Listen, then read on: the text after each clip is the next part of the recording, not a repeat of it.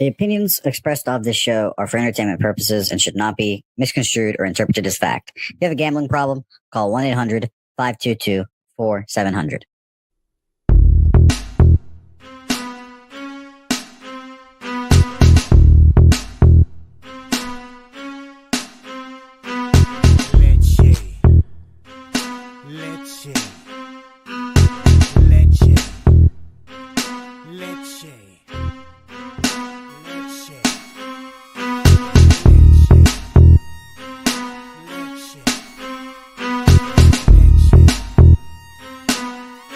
Introducing Pubcoin.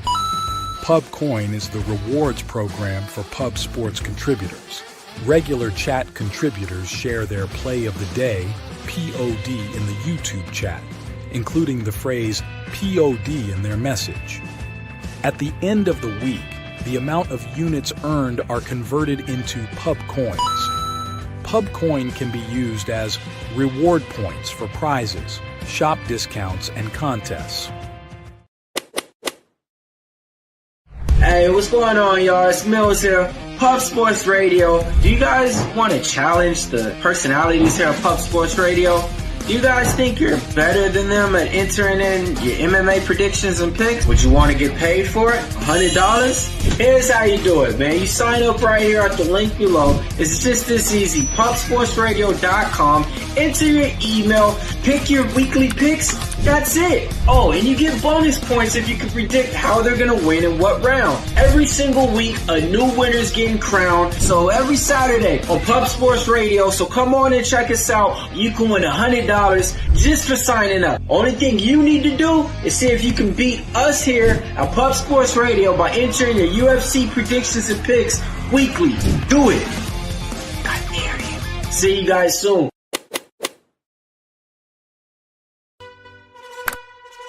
Upgrade your membership to Gold, you will be automatically entered in every horse race, every Wednesday and Friday. It is time to race horses.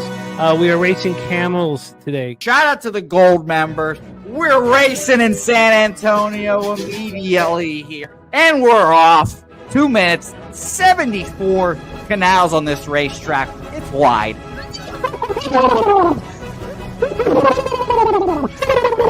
We're racing in San Antonio. Pat Wally moving forwardly. Jeff Slaughter in the mix as well. And as is Randall Sheffield, who's put that beautiful nose out front. But it's actually real grass here, Jimmy. Maybe Kentucky bluegrass. Oldie, no! There he goes. Oldie in the lead now. K. Wolf falls back. The horses love it. Sometimes they stop and eat it on the way to the finish line. That's why your horses start so far in the back. Here. Oh, look at Nussflush Allen bursting out here. J-Dub in the mix. Rude Boy up here as well. Jimmy, take it away. There's Oldie. Oldie is moving to the front. We are past the halfway mark in our 2 mile. And there's Ricky Levy.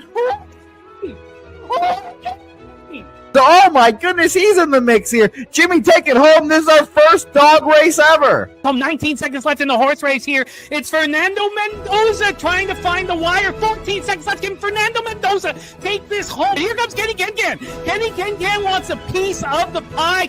Put his schnoz up front. Ricky Bobby, 9 seconds left. Can Donut Silks make a run? Can Res Mall make a run to be $50? You son of a bitch! Here comes Tori Coker. Kenny Kengan, Smoke and Mirrors, Director 97. Home. That is why here comes Jason Meyer, the Eldorado Custodian, Billy Friedrich. Jones one all coming down to the finish. Coin!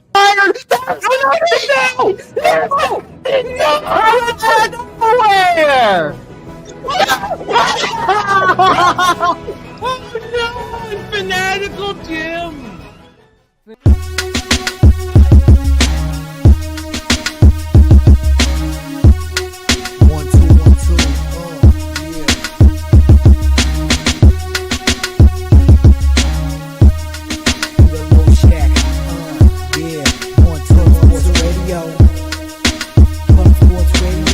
From the corporate Peter Low Shack, legendary sports handicapper, more dapper than a dawn. Father young phenom, known as Jimmy, who declared one day that the bag was here to stay. Information like a PSA, when we all PSR, Pub Sports Radio, is all. Is a man named Slaughter, and he flipped the script. The competition in this shit, they quick to trip. But we say we be pubbing, betting with the bag and you love it. We want a top 10, we above it. Leche.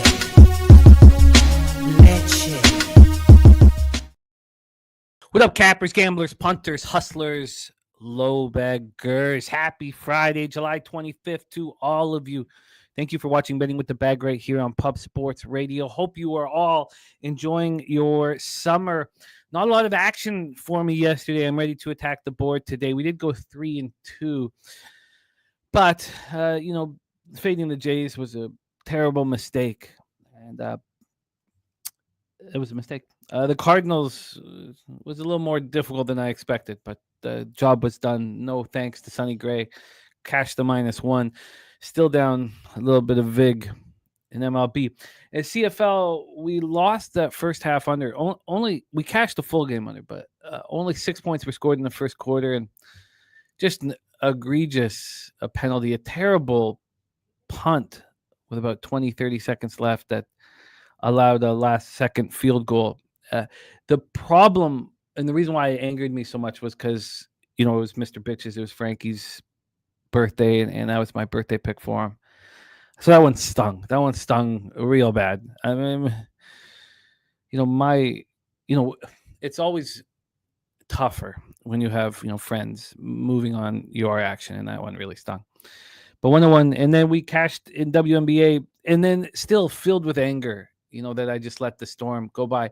It's now, you try to figure out what are your biggest flaws in sports gambling and how can you cut them, right? How can you change them? And then I've done, a decent job at figuring out where my flaws are and cutting them throughout my career or fixing them or at least acknowledging them and being consciously aware of them, And I can't get over this when I'm late to the party, the jealousy or anger when other people have a much better line than me, and I just leave money on the table. It's now I believe it's my biggest flaw. That was a gift. And then also I had the bias because I expected the Storm to bounce back after they lose to the Connecticut Sun. I move on the Storm first quarter and first half before the All-Star break, lose both of those. I did catch a live bet on them, but it still didn't take away the anger or the vividness or recency. They both exist in this one. Of not expecting the Storm to bounce back and them not doing it. It was gifted to us on a silver platter, and that bothers me.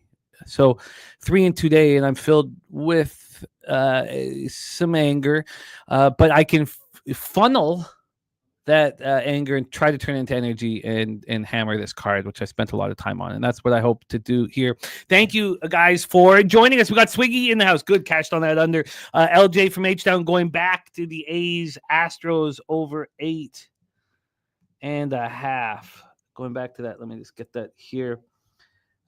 Going back to that spot on the board. A's, Astros. It's a fun card for us to attack. And I've not moved on any MLB, which I have a much higher ROI when I break it down with you guys, which is the plan here. I don't know how I missed this. Sorry, I would like to have that set up on the game here and just take. Here we go. There we go. So we got Springs Gusto. So it's back to LJ's 2 pitchers with ERAs over 4, an angle that you guys know, I don't. It makes me very, very uncomfortable simplifying things to that extent. But if LJ's on it, the chances are high that it will cash. Oldie in the house, Big Daddy Boom, Ronnie Loft, and Justin McKelvey will be joining us again in WNBA. He was great in WNBA yesterday. Also, we're going to get his stacks plays of the day as well. So we'll have the stacks plays of the day for MLB, and then he's going to join us for the WNBA slate, which I've already made 3 bets on in the WNBA slate, and I'm a little nervous about going back to this well that's been so good to me and backing the teams that lose in embarrassing fashion on the first leg of a back-to-back, backing them first quarter in full game, which I'm doing with the Aces, and I'm also on an under in a Dallas Wings game, which is probably not good for your health, but I am on it. We got Slow Jams Arsenal in the house. Wine Time Sports, of course, our star of Fridays here on Betting with the Bag. Wine Time back in action here with us. Wine Time on our show, 109 wins, 93 losses in Major League Baseball, 53.9% plus 15.42 units, ROI plus 7.63%, average line plus 100. Wine Time rocking with us. Of course, Jose Bouquet will be with us. And we have seen you've seen our next guest on some of our live streams, but here making his Betting with the Bag debut, we have Gorki in the house for the best bet in CFL, which we're going to get to very, very soon. There's Black Thor King in the house. Tampa, what's good? Big Daddy Boom ready to go. TJ's action so far: Boston money line, Pittsburgh money line, Philly, New York over 9.5, and Cleveland, Kansas City under 8.5. Let's get that all copied and pasted here. Thank you for sharing your action with us, TJ. TJ will be rocking with us at our big Woodbine event coming up in less than a month. Black Door King wanted to come up too. And, I think it's just a one-day event here. I think we're better using Black Door King, rock on Black Door King on a full weekend event. So it is Pubapalooza 5 for Black Thor King, which is great. But we have had a couple people announce that they are in. Bobano will be joining us at Woodbine. Slatsy coming in from Montreal for the trip. He's on the poster, but again, I don't want to pressure these guys, so I kept it cool. I let him know I wanted him to come, but I didn't put extreme pressure on him, and that works. You don't want to pressure your friends. You want them to choose to come, which is what he's done. It's not easy coming from Montreal, too. Kyle Macedo in the house says Padres line is fishy. I think they might be sitting players. Looking forward to break that down. Kyle, thank you for joining us. We got T-Moss ready to get to work. MLG Beavis ready to go. And Swiggy says CFL is a great warm-up for college since they make high school errors. Toby Lane says the Elks are winning today, guys. I hope so, because I've got them and their team total over, which we'll go over in a second. Jackie Rose shouting out our friend Stacks. Von Polo in the house. I'm very excited to see Von Polo's new show on Pub Culture TV. We have our guy Victor on the ones and twos producing a great combo. Vic and Von Polo. Can't wait to see what these guys get up to. Razor Sharp picks in the house. Razor Sharp picks off a 2-0 day yesterday. Toby Lane says aces tonight. Yes, plus 9.5 and money line. I did get the 10.5. I did get the 10.5. Dylan Med, thank you. I've never grown a facial hair before in my entire life, ever. I'm not sure how long this will last, but it's happening right now. Ronnie Loftus says hard to bet WNBA player props when they miss layups. Slats says Al's outright, baby. There he is. Slats, who's gonna be rocking with us. Feeling good about sitting with Elks plus 11 with Fajardo. Starting also on the Elks team total over 21.5. I'm on that as well. We're gonna go over all of that because we have Gorki with a best bet in that CFL. Sorry. Thank you. I've been told I am blurry. Let's get that fixed. I don't know what's going on. I feel like Will Ferrell in Talladega Nights with the hands near my face. All right, let me know if my camera fixes itself. I hope it does. Let me know if it fixes. It looks like it's fixing itself here. Looks like it is. Okay, thank you for the heads up, Jose Bouquet. All right, Sir Mackey in the house says, let's go Marlins. Great to see all of you guys. Spooner ready to get to work. Kristen Hess in the house. Great to see you, Kristen. This is beautiful. TJ says we have some shared action Wine Time Sports. I'm looking forward to capping this card with Mr. Wine Time Sports. A lot of love here from the chat for our guy, and I can't wait to rock with him again, Justin Mcelvy. We got DC Capper. Bookie Buster play today was a winner with the Toronto Blue Jays. Also, a great call on the Alouettes, DC Capper. Don't think I didn't notice that. Irish King ready to go. Nate Dog 420 in the house. Jonathan Yim. Jonathan, I'll get in touch with you this weekend. Excited to have you rocking with us. Very excited to have you rocking with us at Woodbine, my man. So we got Johnny Yim, Slatsy, Bobano, new additions to our group. Put your hand in front of the camera, okay, and then pull it away. Wow. Oh, it did. Okay. I hope it did work there. Jay Rivera ready to get to work. Mr. Belvedere, form a nice winning day yesterday. I love to see it. He's on the over 54 in Elks, Roughriders, Athletics, Rockies, Pirates for our guy, Mr. Belvedere. Let's get Mr. Belvedere's action here. Very important to study. Yes. Thank you, AM. I needed that information. Are those spirit fingers? I gotta watch. I guess I gotta watch what I say. All right, let's get to work here. Okay, thank you guys. Well, I will keep that very important information on how to get my camera right in mind. Richard Pryor giving us all a high five to get this card started. So, Nine Legacy flank stake play of the day for Mr. Nine Legacy is the Braves money line. Let's get that copy and paste. We got Christopher Tatum in the house, and what up from Pine Bluff, Arkansas. Let's get to work, Christopher. Thank you for joining us, my man. Let's go. Let's roll into CFL right now. Dylan Med laughing at flank steak doesn't know that is the favorite cut of meat for our Jose Bouquet. When he dines, fine dining, he has to find an establishment that serves flank steak because some of the fine establishments don't serve flank steak. They believe flank steak is beneath them, and that angers Jose.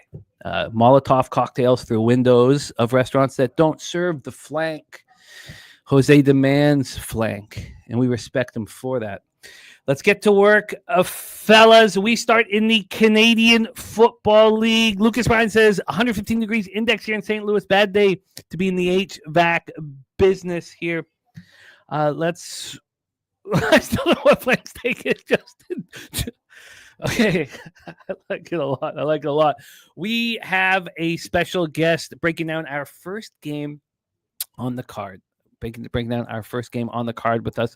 He has been a big part of our channel over the last little while, and we've liked it very, very much. He's also going to be rocking with us at Woodbine at the Stella Artois Lounge. Again, if you want to rock with us, you got to let me know because it's got a reserve seats and all that. It's a very spectacular place to watch the races right at the finish line, 2 stories up. It's absolutely beautiful. So if you are coming, please let me know. AM is on the under 54.5 in tonight's game. Please, without further ado, welcome our friend, and I can't wait to hang out with him in person, our friend Gorki in the house making his debut. Gorki, what's good, man? How are you? What's up, brother? I'm good, but I don't love the fact that we seem to be on opposite sides here in this game specifically, but we'll see. We'll see after this breakdown what happens.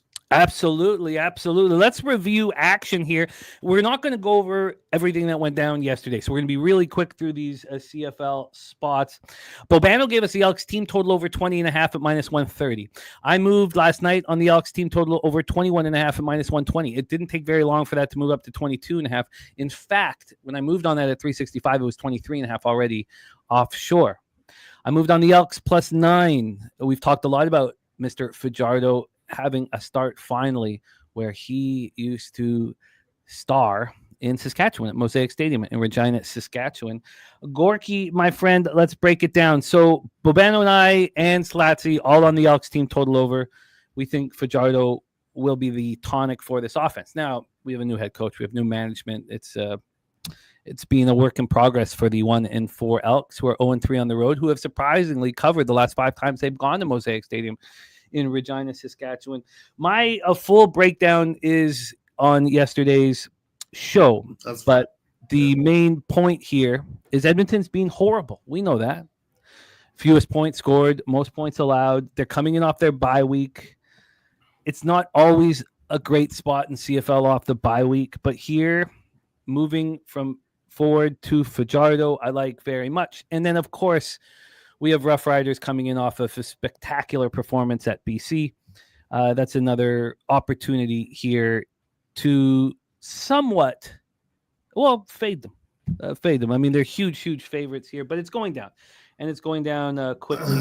Let's take a look at the line history here. This total is a 54.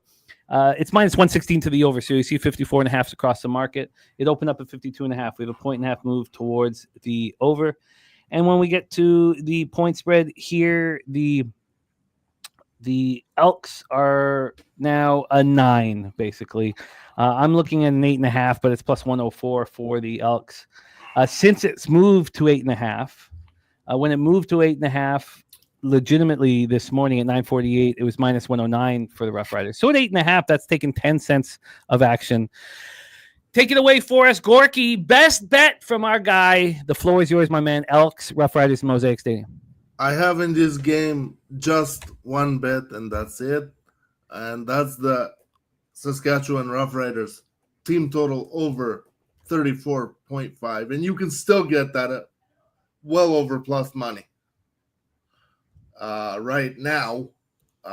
So I would jump on that because the Elks defense hasn't shown me much at all, whereas Trevor Harris looks like a prime Trevor Harris right now. So I think that's a really good angle to look at. Again, I don't like the fact that so many sharp cappers, much sharper than myself, are on the other side. But God bless me, we can all cash. Absolutely. And you're focusing on the team total over. So you've moved that team total up. What is the plus money that you're getting on it? I'm getting right now, and I'm going to tell you in numerical European odds, 225.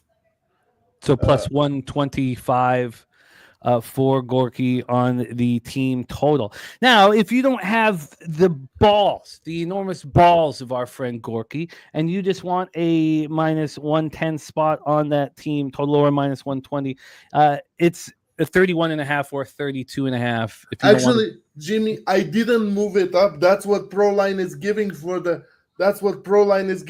team total, brother. I didn't move nothing. Okay. I didn't adjust nothing. This is the number that they gave me.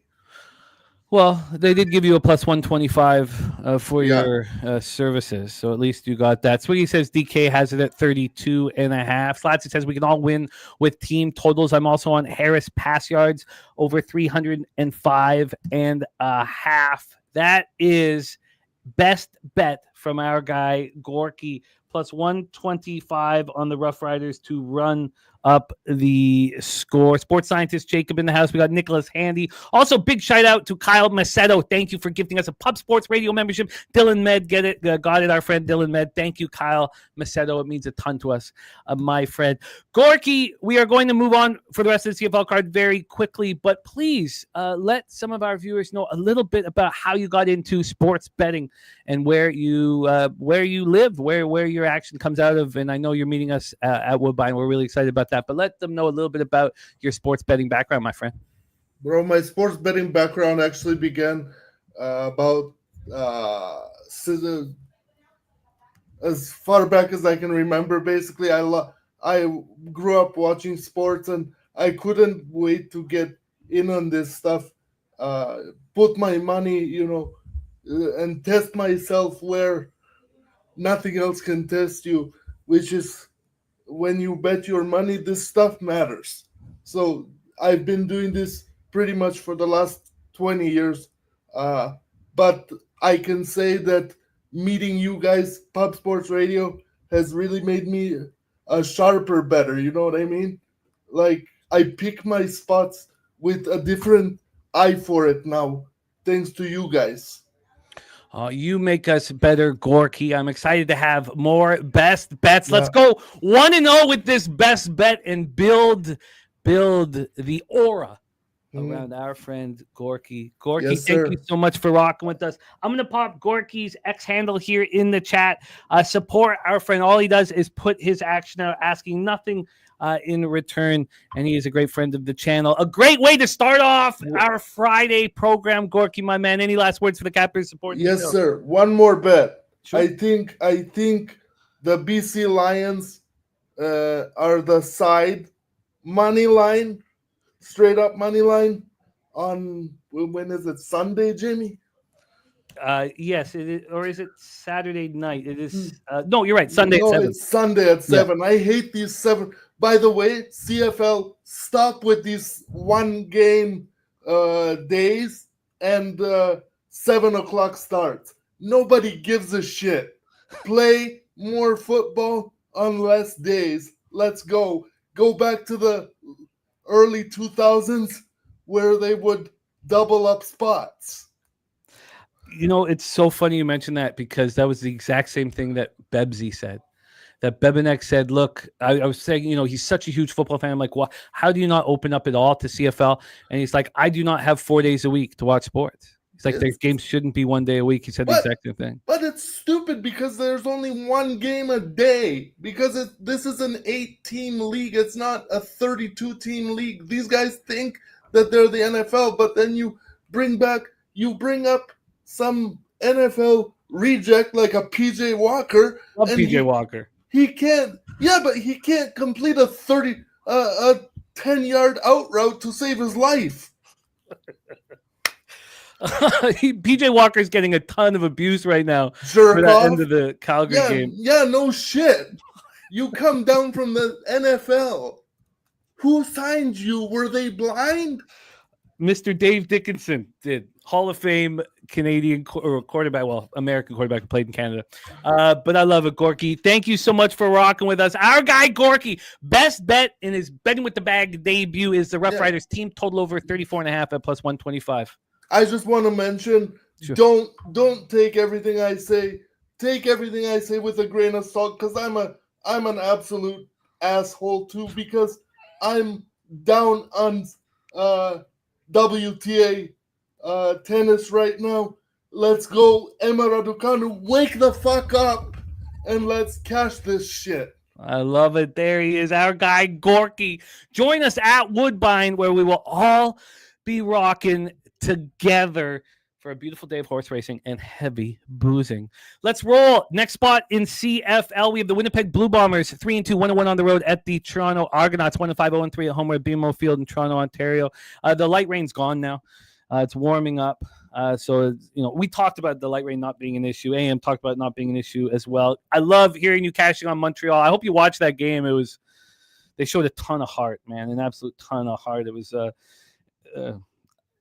I don't think we're going to get an opportunity to, especially with Davis Alexander's injuries, I don't think you can move in the future market on the Alouettes. I think we have to wait and make sure Davis Alexander is healthy.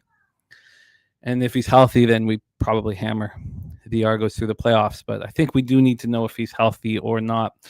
Let's talk about this second spot on the board here in CFL. We're going to be very quick here. The Bombers coming off this horrifying performance at the Stampeders. I saw them lose Collaros to injury. Now, he left in the second quarter with a neck injury. Looked like he'd be out for a while. He's been practicing a full. He's good to go. Arbuckle's back in business. This is a Toronto defense that we expected far more from than what we're getting. And I still think this is, too big of a number. And I expect to end up on the Argos here. So I'm just sitting with it a little longer, but I do expect to back them at the 5. I would like to see it, come down to 4.5. I think this is too many points for the Argos at home. It was a really nice performance. I mean, the fear is just because the Bombers just got embarrassed, but it's just too many points, I believe. So I am quite close to moving here on the Argos. And in fact, I expect to move on the Argos. Arbuckle's being okay. We expect that Oliveira is just going to run wild against this, Boatman defense that's been poor against the run. But Collaros has not been that good when he's healthy. I mean, I think this is just too many points, and I expect to move on the Argonauts at home, but I haven't done that yet. Let's talk about the final game in CFL before we get into Major League Baseball. That's the Hamilton Tiger Cats at BC Lions. BC plays in Vancouver, British Columbia. This I did move on. Now, you just heard from Gorki. He believes the Lions are the right side. I think that this was put out perfectly here. This is an opportunity to fade every article, which is hugely successful. Everybody's on the Tiger Cats, of course. The East leading Tiger Cats. Bobano, the season ticket holder, talked about it's not a legitimate 4 games in a row that they've won. It's not. What is legitimate is they've come to Vancouver and played very well. But it's different. The BC Lions were just embarrassed. Nathan Rourke played poorly. That 33-27 score doesn't do the justice of the football game. They were beaten badly. I think this is a great buy low spot on the BC Lions. And it needed a bigger investment, really, than one unit. Now, the double result was plus 137. We're going to be dealing with these situations in NFL coming up, and again, also in college, but more in NFL That's just not worth it. That risk reward is not worth it. Instead, I took the first half -1.5, and I got that at +100.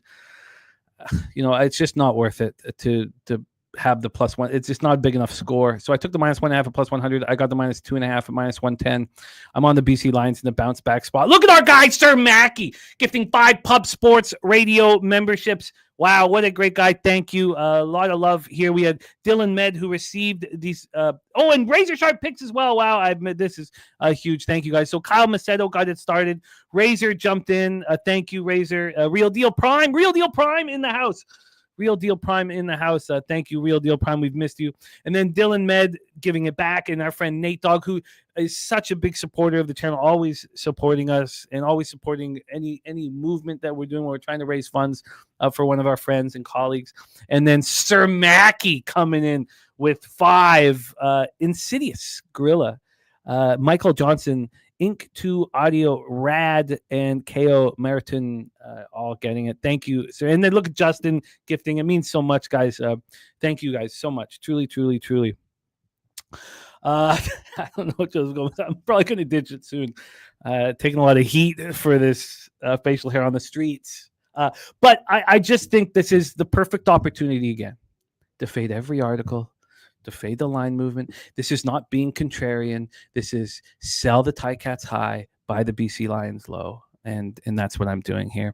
Kong's Clips, Justin McKelvey, you guys, this means a ton to us. Thank you. Gifting memberships and Boog getting it. Love seeing these new names that I don't get to see enough. Northwest 425. Great seeing these new names. It means a ton to us for your support.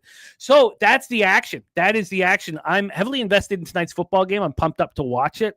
I've got the kids solo tonight, what's going out. So I'm looking forward to set up the kids with a movie and then have my action here. Also, I'm going to play some horses tonight and get into the syrup tonight. Gorki gifting and Black Door King gifting 5 Pub Sports Radio memberships. This is really special. Really special. Thank you guys for the support. It truly, truly means a ton to us. And these are big. And I know this is your hard-earned money.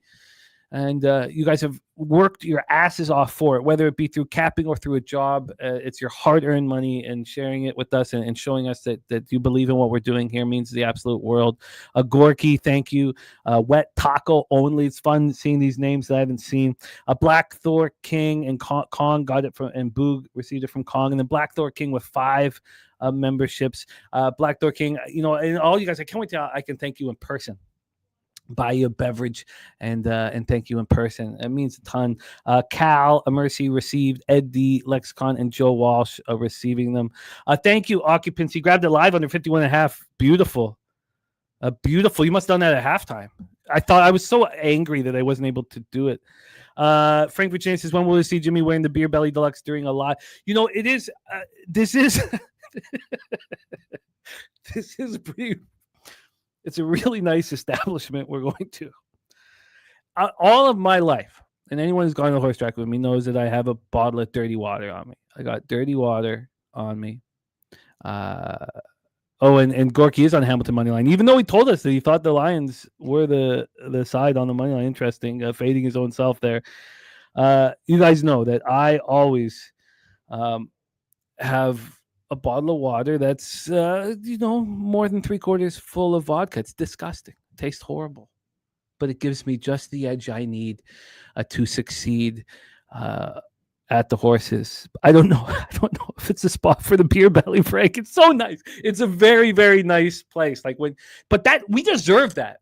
We deserve that. We deserve to be put in the nicest spot in the entire track. We deserve these things, man. We all remember when sports gambling was looked down upon, and it still somewhat is in some circles, but it shouldn't be. We should go to the nicest places and be in the nicest boxes, and we should put ourselves and treat ourselves well, because we spent a lot of our life, unfortunately, having to hide some of these things that we do. Now that's becoming legalized, we don't have to do it as much, and you'll still have some people maybe in your family that don't approve of what we're doing. The one thing for me is if you don't approve of what I'm doing, or you don't think I'm going to succeed in what I'm doing or anything like that, you better keep it to your fucking self. And anyone who doesn't approve knows that. You better keep that shit to yourself. I'm not going to spend 1 second listening to anybody tell me anything negative about what I'm doing, because it brings so much joy. It brings direction. It brings the huge friend base that I didn't have. So look, this is us. Let's fucking drink that Henny, put ourselves in the nicest boxes, and get that cash. Let's talk baseball right now. We have just the man for the job. And Gorki says, BC showed me nothing. Hamilton is an improving defense and great offense. It's Gorki, I love it. I don't like being up against you, but I love the idea that people think the Tiger Cats 4-game winning streak is real and that the Lions aren't a good football team. The Tiger Cats with 2 straight road games and travel. The Lions have a rest day and an advantage and didn't have to travel.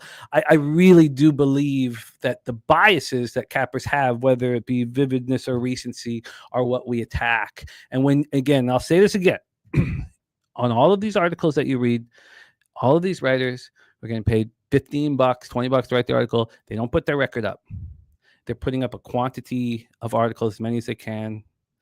They don't put their record up. If you agree with the article, you got to go back and look at what you've done wrong. Let's get into Major League Baseball here right now. Let's roll. Please welcome the man leading by example, our number one MLB capper here on the channel so far this year. We want him to keep climbing. Please welcome from Los Angeles, California, star of Walk-Off Wagers, our guy and yours, Wine Time Sports. Wine Time, what's good, man? How are you? Jimmy the Bag, man, you got me hyped up right there talking about water bottle full of vodka, sports betting, and watching your action, man. That got me going, dude. And we've got a loaded MLB card today, Jim.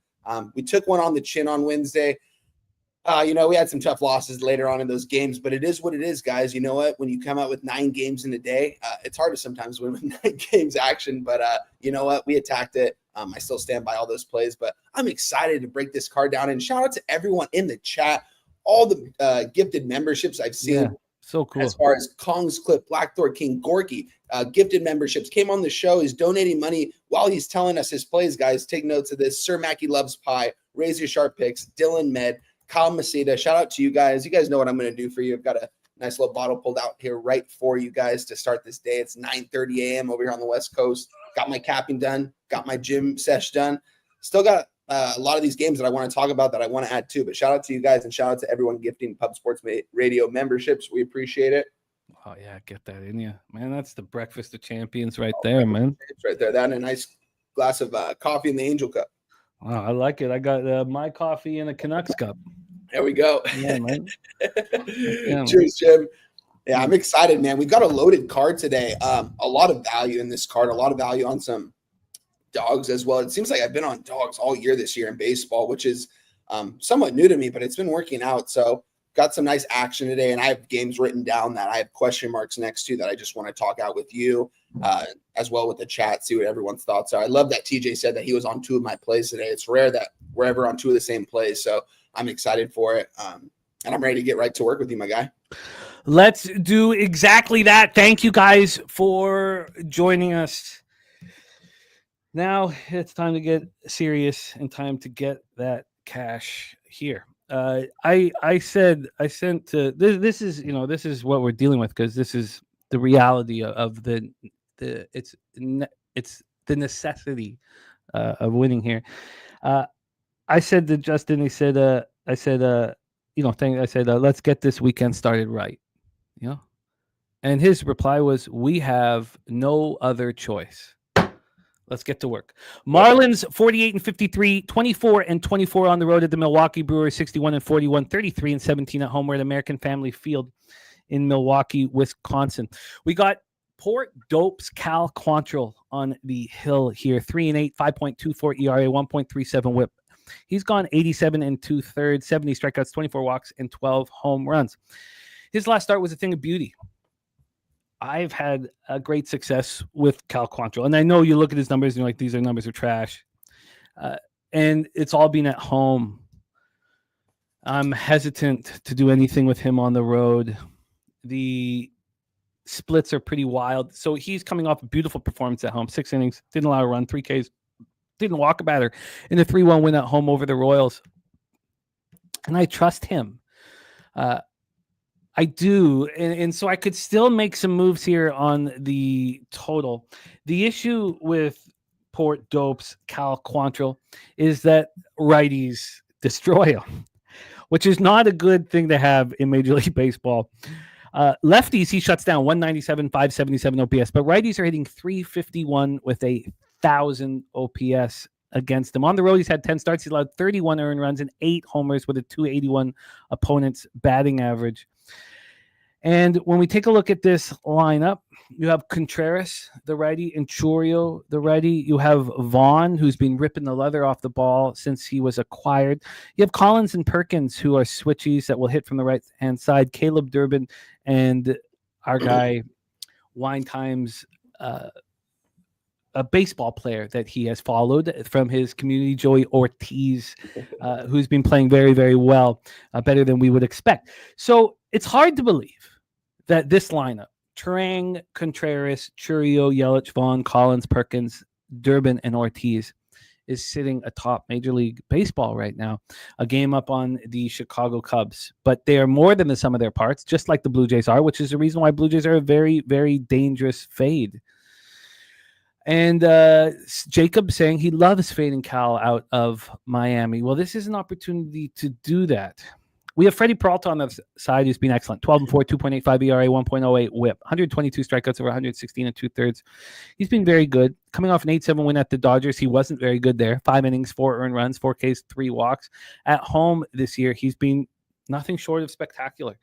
He's allowed 10 earned runs in 10 starts. What more can you ask for? He's allowed 3 home runs in 58 and 2/3, just 42 hits over 58 and 2/3. Opponents hitting 196 against him. His splits are spectacular, perfect, even. Brewers are hitting just 235, 720 versus righties over the last 30 days. And here's the biggest elephant in this room is not, I believe, personally, I don't believe it's what Cal does on the road. It's what the Marlins are doing at the dish. 287 with an 824 OPS versus righties in the last 30 days. That's the best in Major League Baseball. And these two bullpens are very, very good. Marlins bullpen, 2.30 ERA over the last 30 days. Right behind them, 2.31 is the Brewers. So here we go. Let's hand this over to our guy, Wine Time Sports. Let's just set up the line history and the cash flow, and then let's go to town. Money line wise, also, I like a 4-10 start on a Friday. Oh, yeah. 110 for you. Let's get this weekend started. Let's get a game rolling. We have the Brewers right now minus 206. They opened up at minus 227. The Marlins gone from plus 200 to plus 187. A real legit move towards the Miami Marlins. And when we get to the total here for this one, we have an 8. It's minus 109 to the over. This opened up minus 113 to the over. There's been a 4 cents of movement towards the under. Is that enough? Is that enough? 82% of tickets, 82% of cash on the under, 85% of tickets, 88% cash on Peralta. Is this... I'm more concerned if I take a first 3 under or something where I need, and it's an 8, so it's going to be a juice first 3 under. I'm more concerned, like, you would need Peralta to completely shut down the Marlins because Quantrill is a bit of a question mark against the Brewers. With the way the Marlins are hitting, can you trust that? I don't know. Even with what Peralta's done at home. Take it away, One Time, Marlins, Brewers. Yeah, Jim, looking at this game, I didn't want to back anything sideways, but the more I look at this and look at this total of an 8, I think Freddie Peralta goes out there and pitches an absolute gem, and he shuts down this Marlins lineup. And we could see Freddie maybe go 7 innings today. And we know the Brewers have a good bullpen, and they can hold it down the rest of the game. I'm thinking about building this because I don't have it actually available. I'll have to do it. I think I'm going to have to look at what I have to do here, but I want to move on the Marlins team total under 3. I think I'm going to be able to get somewhere around a minus 110 right now, and under 3.5 is minus 145. It's just too juice. I took that juice of a total on Wednesday with the Angels, and it's just taking that much juice on a team total. That kind of hurt me. I don't usually take that much of favorites ever. And the fact that I did that and lost kind of stung a little bit. And so I think that I'd rather take a push on a 3 or a loss and only be paying minus 110 rather than minus 145. So I'm really looking that way here. Don't get me wrong. The Marlins they've been turning it on, man. They're only 5 games under 500 right now. This team, still has some time to do something this season. We'll see if they actually do it, but they've got guys in that order that want to win.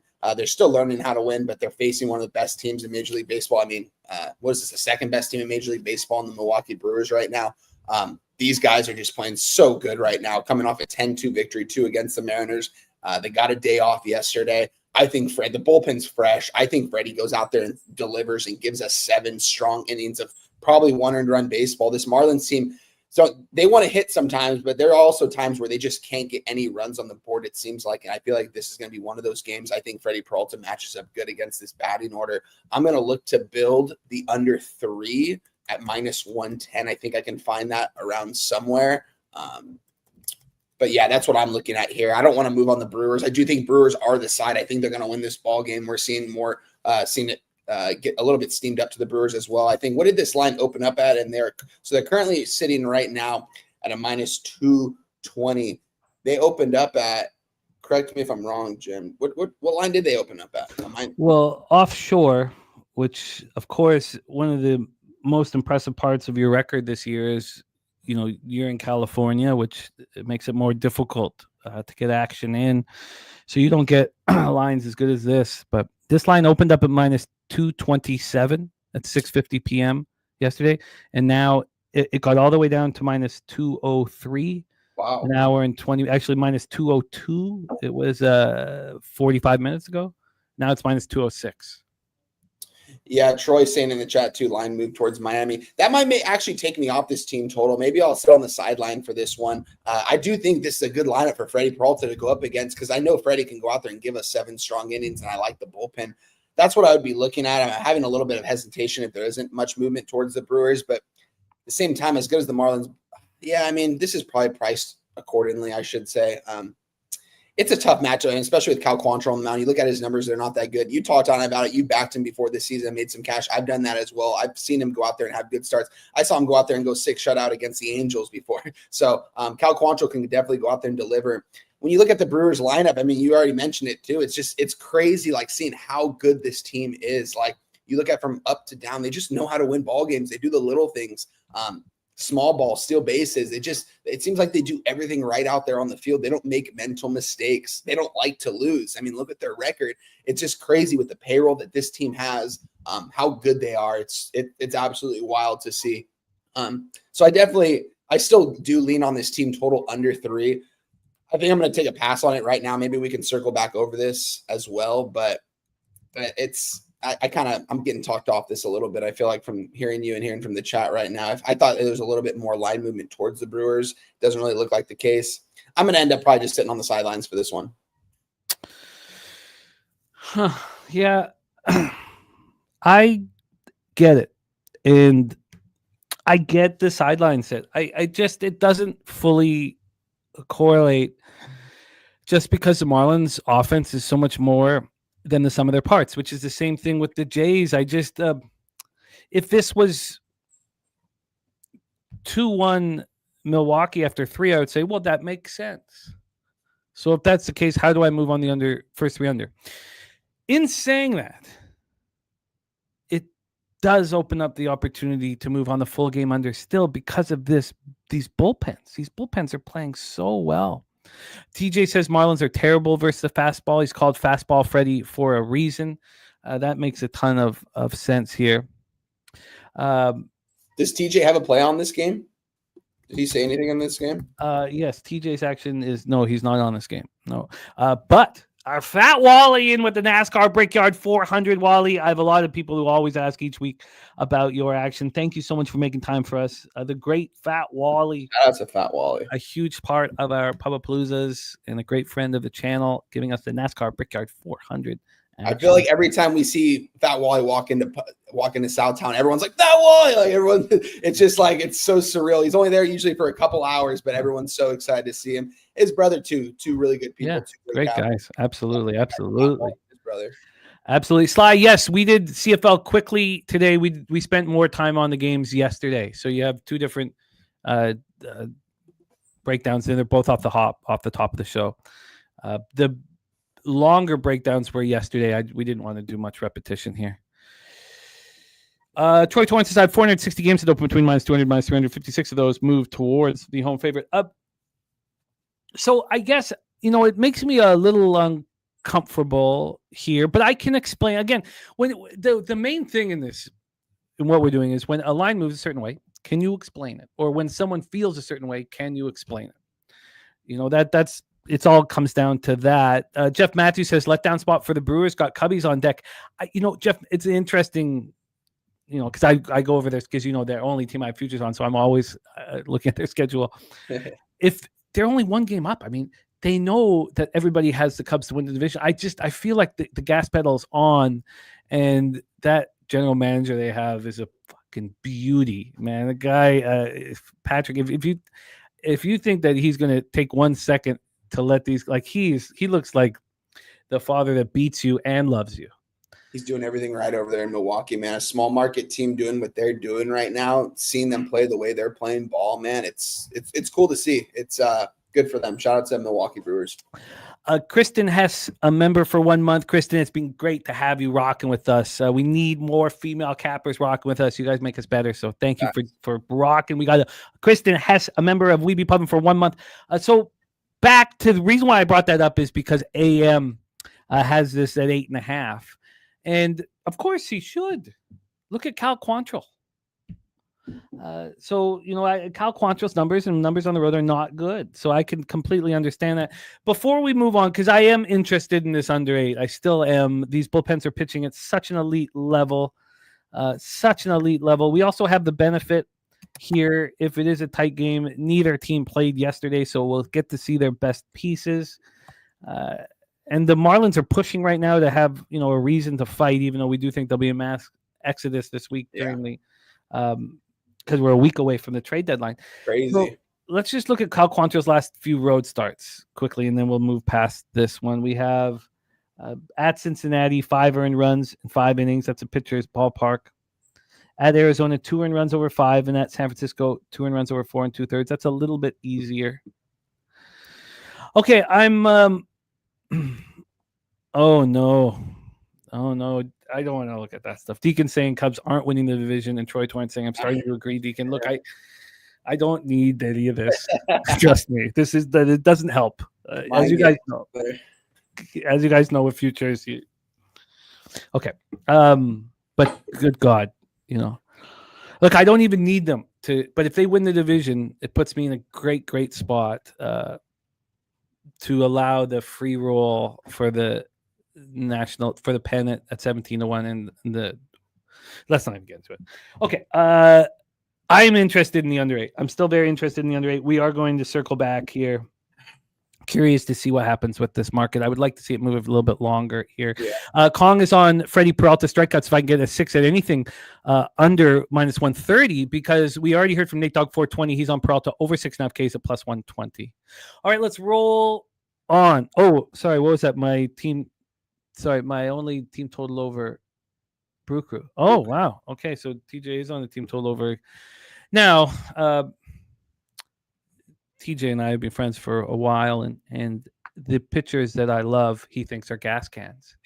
And it's just, something that I have to deal with in a friendship. Look, people aren't always going to agree with you. And look, the numbers tell you that Port Dopes Quantrill is a gas can. Maybe if I didn't have an affinity for his uncle Paul, I wouldn't have these issues. If it wasn't from Port Dope, man, doesn't that sound like a nice place to visit? It does. Fuck, man. Oh, yes, Michael. I didn't post it. He posted it, Michael, my man. But here, I'll pop it here in the chat for you guys again. Here are Fat Wally's NASCAR picks. All right, let's roll on.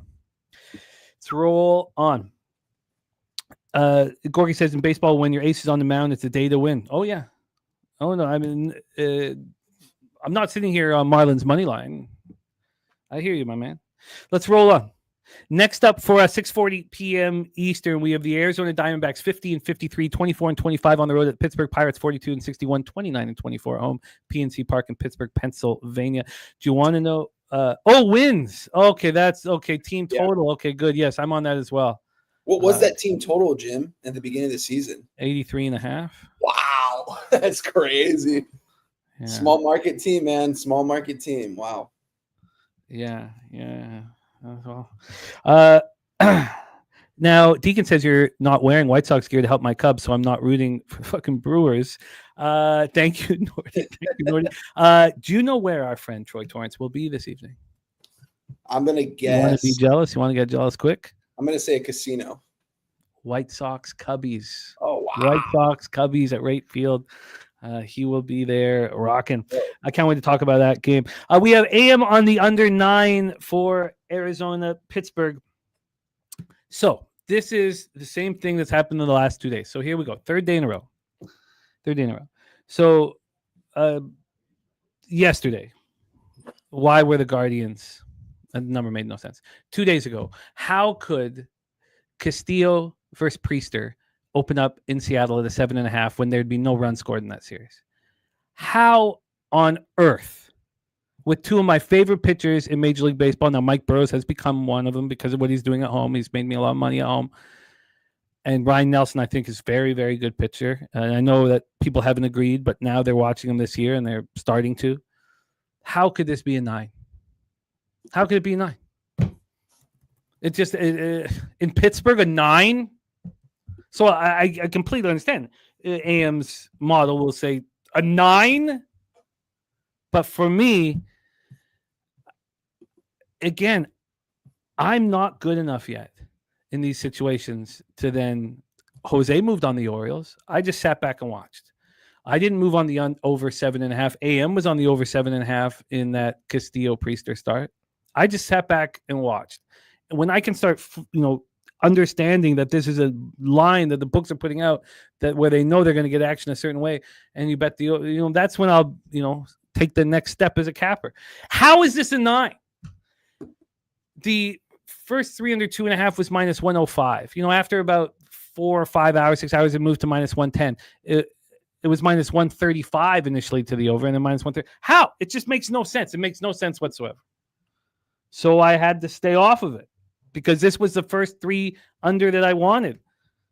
Burrows at home, Ryan Nelson pitching on the road where he's actually struggled this year, but he's looked pretty good of late. So let's get into the line history here. Let's get into the weather.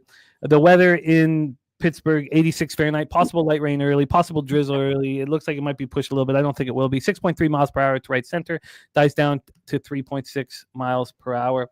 Ballpark Pal has Pittsburgh PNC Park plus 9%, plus 8% homers, plus 8% doubles and triples, plus 2% singles. This was, I could not believe it. And I, unlike everybody else, don't think the books make mistakes. Everyone's like, the books make mistakes too, and all that stuff. Look, the Diamondbacks open up minus, maybe in a very small market sport.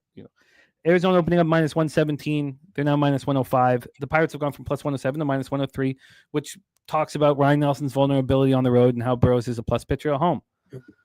Then from a total standpoint here, we have an 8.5. This opened up at 9. Why in the world did it open up at 9?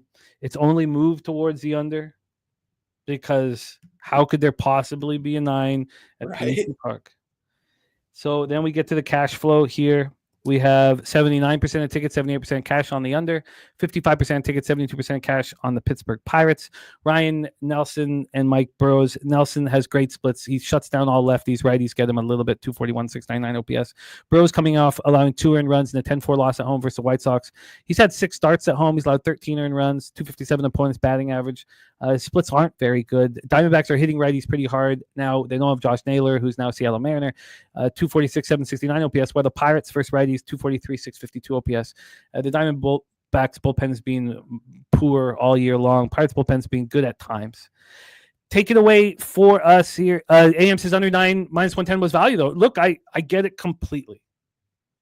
But this is not... you guys know my situation, my issues with it. So take it away for us here at Wine Time. Very, very interesting spot, Diamondbacks Pirates. Yeah, I moved on this spot this morning when I capped this game yesterday. Yeah, could have gotten the Pirates at a better number, and I assumed I was going to get them at a better number. I think the books are kind of telling us too the Diamondbacks are going to be sellers here coming up, which kind of hurts. It's crazy. It kind of makes me, I like this Diamondbacks team going into the season. I had high hopes for this team. I think Gino Suarez will not be playing in the game today. I think he would be traded somewhere before the game. We're seeing the line movement towards the Pirates. I like Mike Burrows. I backed him at times this season. I like this Pirates rotation. I think they've got some pretty good guys in there. If they just could hit the ball, they would be okay. I do think the Pirates are going to hit the ball today. I think they're going to hit Ryan Nelson very hard here. I think we're seeing a high total here of 9 for a reason. You can get it over 9 at plus 100 right now. I would still think about moving on it, but I'm more so looking at the Pirates team total to add with my Pirates action at over 4.5 plus 105. I mean, the books are kind of telling us that they're going to score 5 runs here in this spot, Jim. The Pirates team total at a 4.5 with Ryan Nelson on the mound, who has good numbers this season. I mean, look at his numbers from the outside in. He's got good numbers. The Pirates aren't going to hit this guy. Should probably back the under and the Diamondbacks. Now, I like the Pittsburgh Pirates and their team total over. I'm going to hold off on the team total for right now. I want to wait a little bit. It might hurt me because once a trade does happen, I do think it will affect the line a little bit more. Maybe not team total wise, actually, probably just money line wise. I shouldn't say team total wise. But as of right now, I moved on the Pirates this morning at plus 100. Still, they're around a minus 103 right now at my book. You can get a similar number. I'd still take it. I think the Pirates are going to hit Nelson today. I think the Diamondbacks are heading in the wrong direction the second half of the season, unfortunately. It was a team I was high on going into this season. And you never know. If they don't trade these pieces, they can still make a run. But I do think they're going to start trading some pieces away. And I think the Pirates are alive to win this game. I think Burrows can go out there and give us 5 or 6 innings. I think Burrows probably could get hit too by this lineup because I still do like the Diamondbacks lineup here that they're going to send out there today. But I'm just looking at the books are telling us, I think, that the Pirates are going to score 5 runs today at the very minimum. Their team total is at 4.5 here as a slight underdog. Like, it's just, I don't know. It doesn't make a lot of sense to me.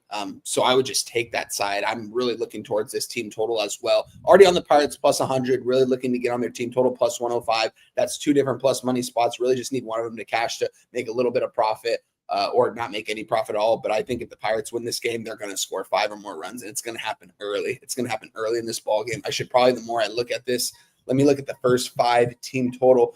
My books are weird. Sometimes they don't give me the number. This is the one game, Jim. What? Oh, I can't make this up. Let me just scroll this down really quick. Jim, the Pittsburgh Pirates and the Arizona Diamondbacks are the only team I don't have a first 5 team total for either side.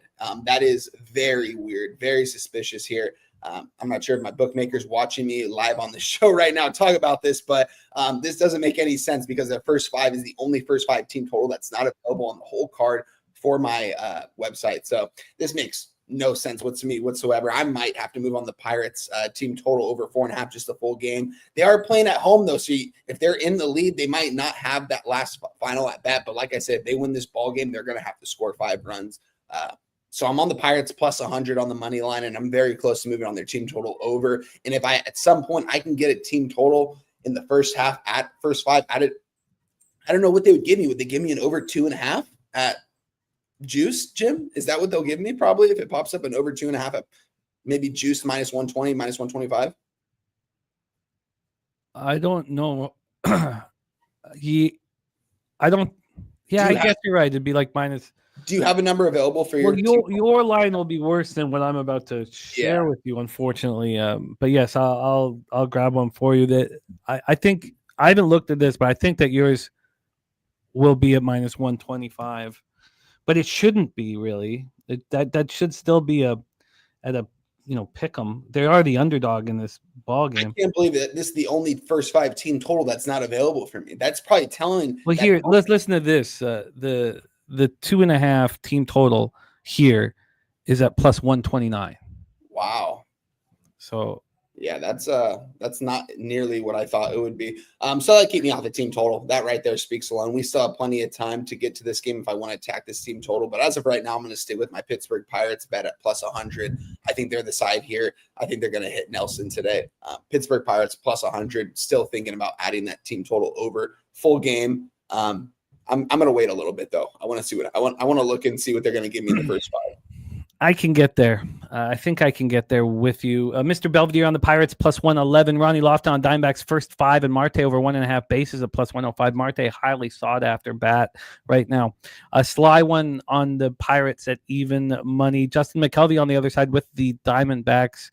We have Sweaty Butcher in the house. What up, Sweaty Butcher, man? Great guy there. Sports scientist Jacob on the Pirates at plus 112. And then we have as well, our guy Joey DFS, planted flag for UFC Abu Dhabi, looking for 6 straight winners with planted flag is Bogdan Guskov, who's also backed by our guy Kong's Clips. They're both on that as well. We also have our guy MMA Locker Room Mills coming off a huge day. Machado and Tatis home runs at plus 800, cashing that. So congratulations and huge score for you. Also, we have, and then that'd make more sense. TJ saying you could build a 2 around minus 135, but if you're in California, you are not. It's very likely you won't have those options. I will not have that option. I'll have to look deep into my book for that one. I don't take a lot of team totals in the first 5. I could maybe. I think I could maybe find it, but yeah, it'll take me some time for sure. TJ says, said on the show for a couple days now, fade Arizona this whole trip. Y'all know I do that sort of stuff. It's not easy sometimes, but I have this whole Arizona road trip circled to fade daily. Spooner says, I like the first 3 under and the Pirates. I can't bet either looking at this market. The Pirates I find, easier to get to, but I mean, 55% of the tickets, 72% of the cash on the Pittsburgh Pirates. And then how much, if that's the case, 55 and 72, well, what are we going to need for, what the hell is it? Our line, like what line, how much movement do we need? I mean, I think we've seen enough, haven't we? I don't know what the hell happened to my odds. I'm going to have to pull it back up, but I think we've seen enough movement towards the Pirates to feel like that's warranted. I agree. I mean, I could have gotten them at a better plus price yesterday, which I wanted to get. I don't know why I didn't move on any games last night when I capped this card. I kind of wanted to sit with it overnight, see what the market told me this morning when I woke up. But I knew it was only going to move towards the Pirates, and the Pirates are most likely going to close at nearly to a minus 110. I think if it continues this way, especially if we do see an Arizona Diamondback get traded out of that order, we'll see if that happens. But 10 cents of movement, I can understand some concern there. Maybe it's not big enough move. I can get that. Drewski says Burrows sucks. I mean, he's very good at home, but again, Wager Detective is called Ryan Nelson the gas can.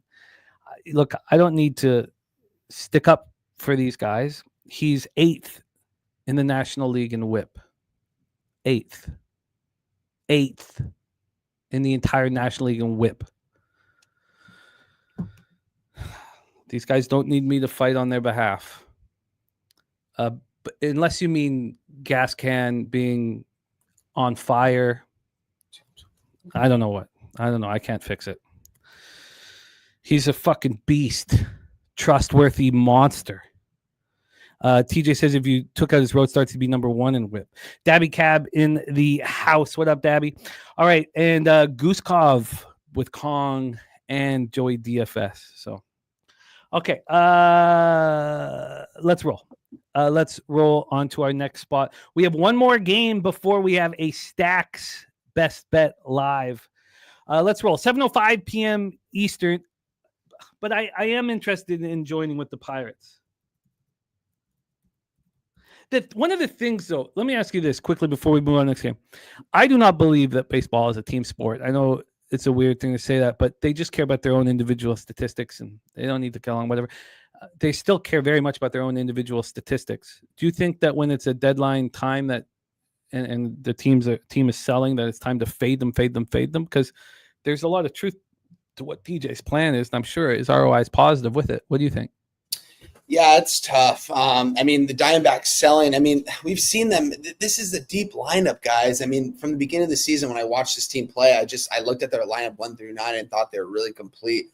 It was really the bullpen these last couple of months of the season, and the starting rotation just not really pitching to where they are, like Zach Gallen and stuff. But I do think these guys, I mean, it's crazy because I think that these guys wanted to stay in Arizona. So that's what's difficult for me, because I think they're still going to go out there and try their hardest. I mean, guys like Geno Suarez, this guy doesn't really want to leave Arizona when they interviewed him. There's a couple guys that kind of want to stay there and see what they can do the rest of the season because they still do have some time left. But that's a tough question. It just depends, I guess, on the individual as a person and as a player. If they're going to go out there and if they want to, keep performing well for their team or for themselves. But baseball is kind of an individual game. I mean, you get paid for your individual stats.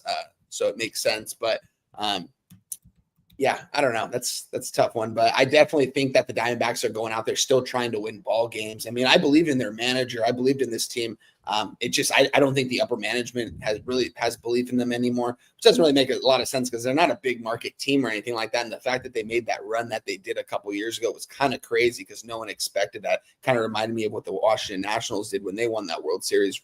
Diamondbacks didn't win the World Series, but they made that crazy run in the playoffs when they were pretty much plus money every single game in that playoff run, which was wild. But yeah, it's difficult. I still like this Diamondbacks team, but I am saying they're sellers because I'm on the Pirates, obviously. So I don't know. That's a tough question, Jim. Yeah, it is a tough question. Okay, let's roll on. Drewski, no, it's all good. We don't need to agree. We don't need to agree on things. This isn't about, yes, this is not a show where we say yes. Yes, I agree. Drewski, you can believe that baseball is more of a team sport than basketball. I can disagree vehemently. It's all good. A wager detective says, yes, I'm not a fan of this kid Nelson historically. I can say, well, last year he was really good, and this year he's great. The numbers prove that. He could have said he's a gas counter, but it doesn't look. At the end of the day, we're trying to become better gamblers, trying to become better cappers, and trying to get that cash together. And we can take different routes to the bag. It doesn't matter. It's part of the interest here. We don't need to agree. Let's move on to our next spot on the board. 7:05 p.m. Eastern. We have the Colorado Rockies, 26-76, 12-38 on the road to the Baltimore Orioles, 45-57, and 22-25 at home. Camden Yards in Baltimore, Maryland. We have Kyle Freeland going up against Dean Kramer. Here we go again. I got it's just fucking nonstop pitchers that I've had to defend nonstop. And I've had to defend Dean Kramer nonstop. Nonstop. Bobano was the last one shitting all over my guy, Mr. Dean Kramer, whom I believe in. Now, he's had this issue where his stuff is really good, and it just doesn't translate statistically. It's starting to now. Let's get into this. He's coming off 4-3 loss at the Rays. He allowed one earned run in that AAA ballpark. Is very impressive. He's pitching very well right now. He's been excellent at home all season long. I've said this over and over and over again. And again, I'm sure we'll hear gas can and all this shit nonstop about Kramer. In 7 appearances, 6 starts at home, he's allowed 10 earned runs. In 45 innings, he's allowed 31 hits. Opponents are hitting 189 against him. He is pitching very, very well. And I wonder if he is a candidate to be moved here at the deadline. Oh, thank you. Sorry. Jose will be here with us in a second. Thank you there. So Kyle Freeland on the other side, 2-10, 5.19 ERA, 1.53 whip. He's pitching better right now. I have a great difficulty figuring out when Freeland is going to be good. I really, really do. He's a tricky pitcher. Drewski says, oh, smash. TJ says, I'm a Dean Kramer truther.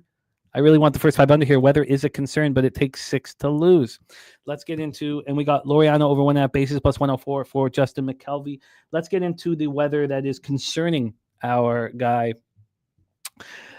TJ. We have 96 Fahrenheit, feels like 101. 6.3 miles per hour, left to right, slightly out. After 2 hours, it's in, but it's hot, very, very hot in Charm City. When we look at the stadium report from Ballpark Pal, we have Oriole Park plus 15%, plus 18% home runs, plus 7% doubles, triples, and plus 8% singles. Sly One has Kramer at a minus 110 for the under 2.5 earned runs. Let's get into the line history here. Line history wise, we have the Orioles at minus 194. They opened up at minus 214. Again, we watched the Orioles play some good baseball against the Guardians. That was a tight series. They're playing better. They're pitching a little bit better. They're still not hitting when they need to, but they did enough to win yesterday. It was in my head. I knew it was in my head. And that made me, remember, your subconscious is an asshole. It's going to mess with you. It made me want to bet the Orioles immediately. just because of what I saw yesterday. And I had to recognize that was happening. There's been a 20-cent move away from the Orioles. The Rockies have gone from plus 189 to plus 176. Then we get into the total. This total here is a 9 minus 119 to the over. This opened up at 9 minus 107 to the under. The over started getting bet. And then at 9 a.m., this became a 9.5. This was a 9.5 until 45 minutes ago when it got back to 9. It's not a real 9. But looking around at the market, all I see are 9s, and it's just heavily juiced to the over. You can get a 9.5 heavily juiced to the under. It's completely up to you here. Mr. Belvedere on the Rockies plus 180. Von Polo says the weather's going to be crazy tonight, very humid. Sports scientist Jacob on Baltimore race to 3 at minus 144. Jay Vegas says 9.5 game total seems very high for a team that can't score runs. Colorado 7 runs in the last 4 games. So Rockies versus righties last 30 days, 246, but no power, 669 OPS. Orioles, same kind of issue, 245, 719 OPS, and both bullpens are bottom 3 in Major League Baseball over the last 30 days. So here we go. Cash flow for this one. We have 76% of tickets, 72% of the cash on the Orioles, and lines moving away from them. 67% of tickets and 54% cash on the under. So bigger bets are coming in on the over. This one is a mess, man. Take it away for us. Wine time, Rockies, Orioles. Yeah, this is a mess indeed. Yeah, it was funny. I capped the card yesterday. I was on the Guardians. I was watching the show at work yesterday, listening to you and just hearing everyone that was in the chat that was on the Guardians. And just the more you were talking about it, I was like, what in God's name did I just do? You know what I mean? Like I knew something was going to happen. Turned my head away. It's 3-0 in the first inning. I was like, wow. It ended up being a close game, but the Orioles did push away. The line told us everything there. The Guardians were hot. The Orioles weren't. And the line was fishy. Orioles took care of business there. This game right here, yeah, the total seems very high here. I guess with both these pitchers on the mound, that's what you have to think. We have a first 5 total right now, currently sitting at an over 5 minus 110. I think the books are telling us that there's going to be a lot of runs scored on this game. I didn't move on this game prior to the show. We're seeing a full game over of 9, juice to the over at minus 125. Team total for the Orioles over 5.5 plus 105. It's weird because the line is slightly moving towards the Rockies, not too much, but it is slightly moving towards them. But we're seeing the team total is just a 2-run difference right here. I don't know. I'm not sure what the books are really trying to tell us in this game. I kind of made it a thing for me a couple weeks ago. I was just going to stay away from Rockies games in general, not backing them, not fading them, not backing the totals, just because my ROI hadn't been good going down the stretch. But looking at this game, seeing a total at 9, just the over, kind of makes me think that the Rockies could hit Kramer as well today in this matchup. Their team total over 3.5 minus 125. That might be something I'm a little bit interested in. They just need to get 4 runs on the board, but they haven't been able to score as of late. Should be a very hot day down there at Camden Yards. So maybe the ball's going to fly today. Maybe we see some runs scored by both these teams, and this is going to go over. To me, this seems like an over spot, Jim. It didn't correlate enough for me with the Rockies. I haven't been putting too much time into capping their games. It's one of the teams I just really haven't. It's going to be nothing for me. I do kind of lean on the team total overs, I guess, for either team because I think runs are going to be scored. So I guess you could say I would also lean towards the over at 9 minus 125. It just doesn't correlate enough for me to actually move on it. We're going to have plenty of action today, and I don't think there's too much value in this game for us to actually move on. Kramer just pitched in a very difficult environment in Tampa and was excellent. Freeland's pitched in difficult environments his whole career in Colorado. Now, it hasn't been 100 degrees. It's just been thin air. So, I feel like Kramer should have another good start here. But this line moving towards the Rockies, maybe it's a ridiculous price for a team that's 3 games under 500 at home. Maybe that's what the market's saying. Whatever the market's saying, it's uncomfortable. Sly one says Kramer will pitch a gem. Irish King, Baltimore minus 3.5. Again, if you're going to sprinkle something, not a full unit, maybe the Baltimore or minus 2.5, minus 3.5. I could see that, but it's nothing I would make official or actually move on with a full unit play. But if you want to sprinkle on something for nice plus money, do you think they could take care of business today? It's a tricky spot, Jim. This is the trickiest game on the card, so it's going to be a hard pass for me. Well, let's bring on our producer of the show here, coming to us from our home studio, the Southtown 101 in San Antonio, Texas, the best bar in Texas. Please welcome the star of Say Hey Plays every Saturday alongside Dabby Cab, our friend, Mr. Jose Bouquet, to the telecast. Jose, how are you? Jimmy, I'm assuming you can hear me and everything. Yes, but you're not using the mic. It's sound a little different. All right. Well, beautiful. Then I will be right back. All right. Okay. He's got the UTSA shirt, though, the University of San Antonio. Shout out to Jose Bouquet. That guy is skipping leg day over and over and over. So I don't think this game is too difficult for us to figure out the angle. In saying that, I don't think I'm quite there yet. And I want to back Kramer. I want to back Freeland. The weather is a concern. Maybe it's not enough of a concern. I can understand why AM's confident with the over. Again, if you look at Freeland and Kramer's body of work over the year, they're weak pitchers. If you look at them over the last 6 weeks, 2 months, they've been quality, especially Kramer. Barry Rozelle, it's not the wind that is the issue here. It's how hot it is.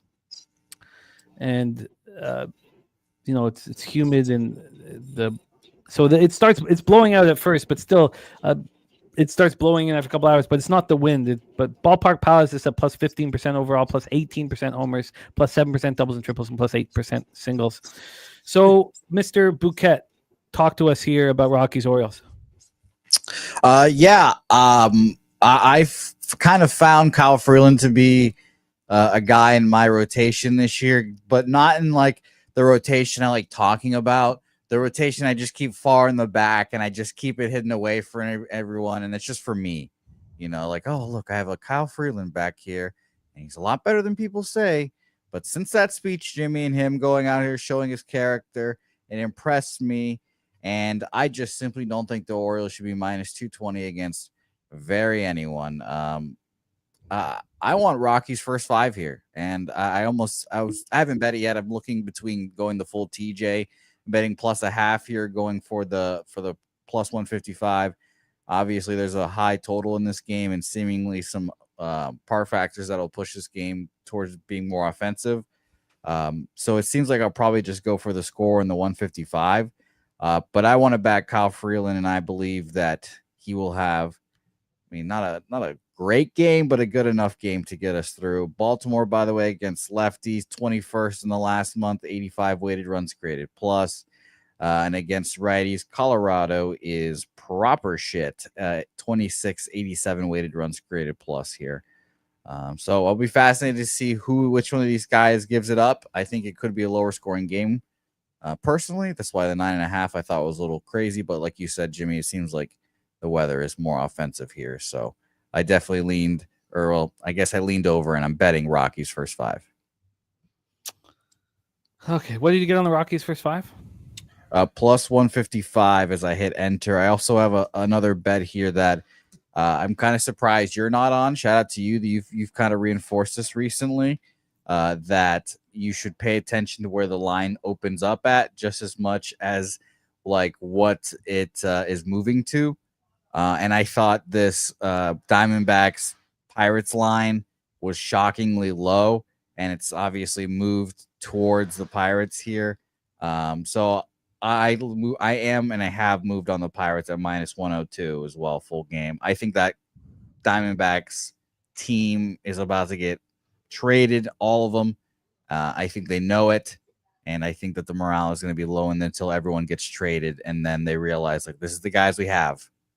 So I think all those guys are just probably thinking about, where are we going to move to? Where are my kids going to go to school? Blah, blah, blah, blah, blah. And they won't be as focused on baseball. So Pirates for me, money line. Pirates money line for Jose, because I felt differently with a team that's 29-24 at home. Yes, Bros has been great at home. 29-24 at home. I'm glad you're focused, Jimmy, but you just missed Jeff popping in there and saying go Astros. So shout out to Jeff Slaughter, who's in here as well. Hey, man, Mr. Slaughter in the house, man. I love it. I love it. So I think that Look, everybody knows the Diamondbacks are trading their pieces. They're a game under 500 on the road against a team that's 5 games over 500 at home. I guess I was surprised that this wasn't a pick 'em to begin with. If I was lining this, I would have lined it minus 140 Diamondbacks. Even on the road, I still think the Diamondbacks are a way superior team than the Pirates. You know, Josh Naylor is not the piece that I believe in all that. Well, I shouldn't say, I don't think he's a big difference maker. And I like Ryan Nelson a lot more than I do old Mikey Burrows. Wow, if you're setting lines, I'm going to have an account.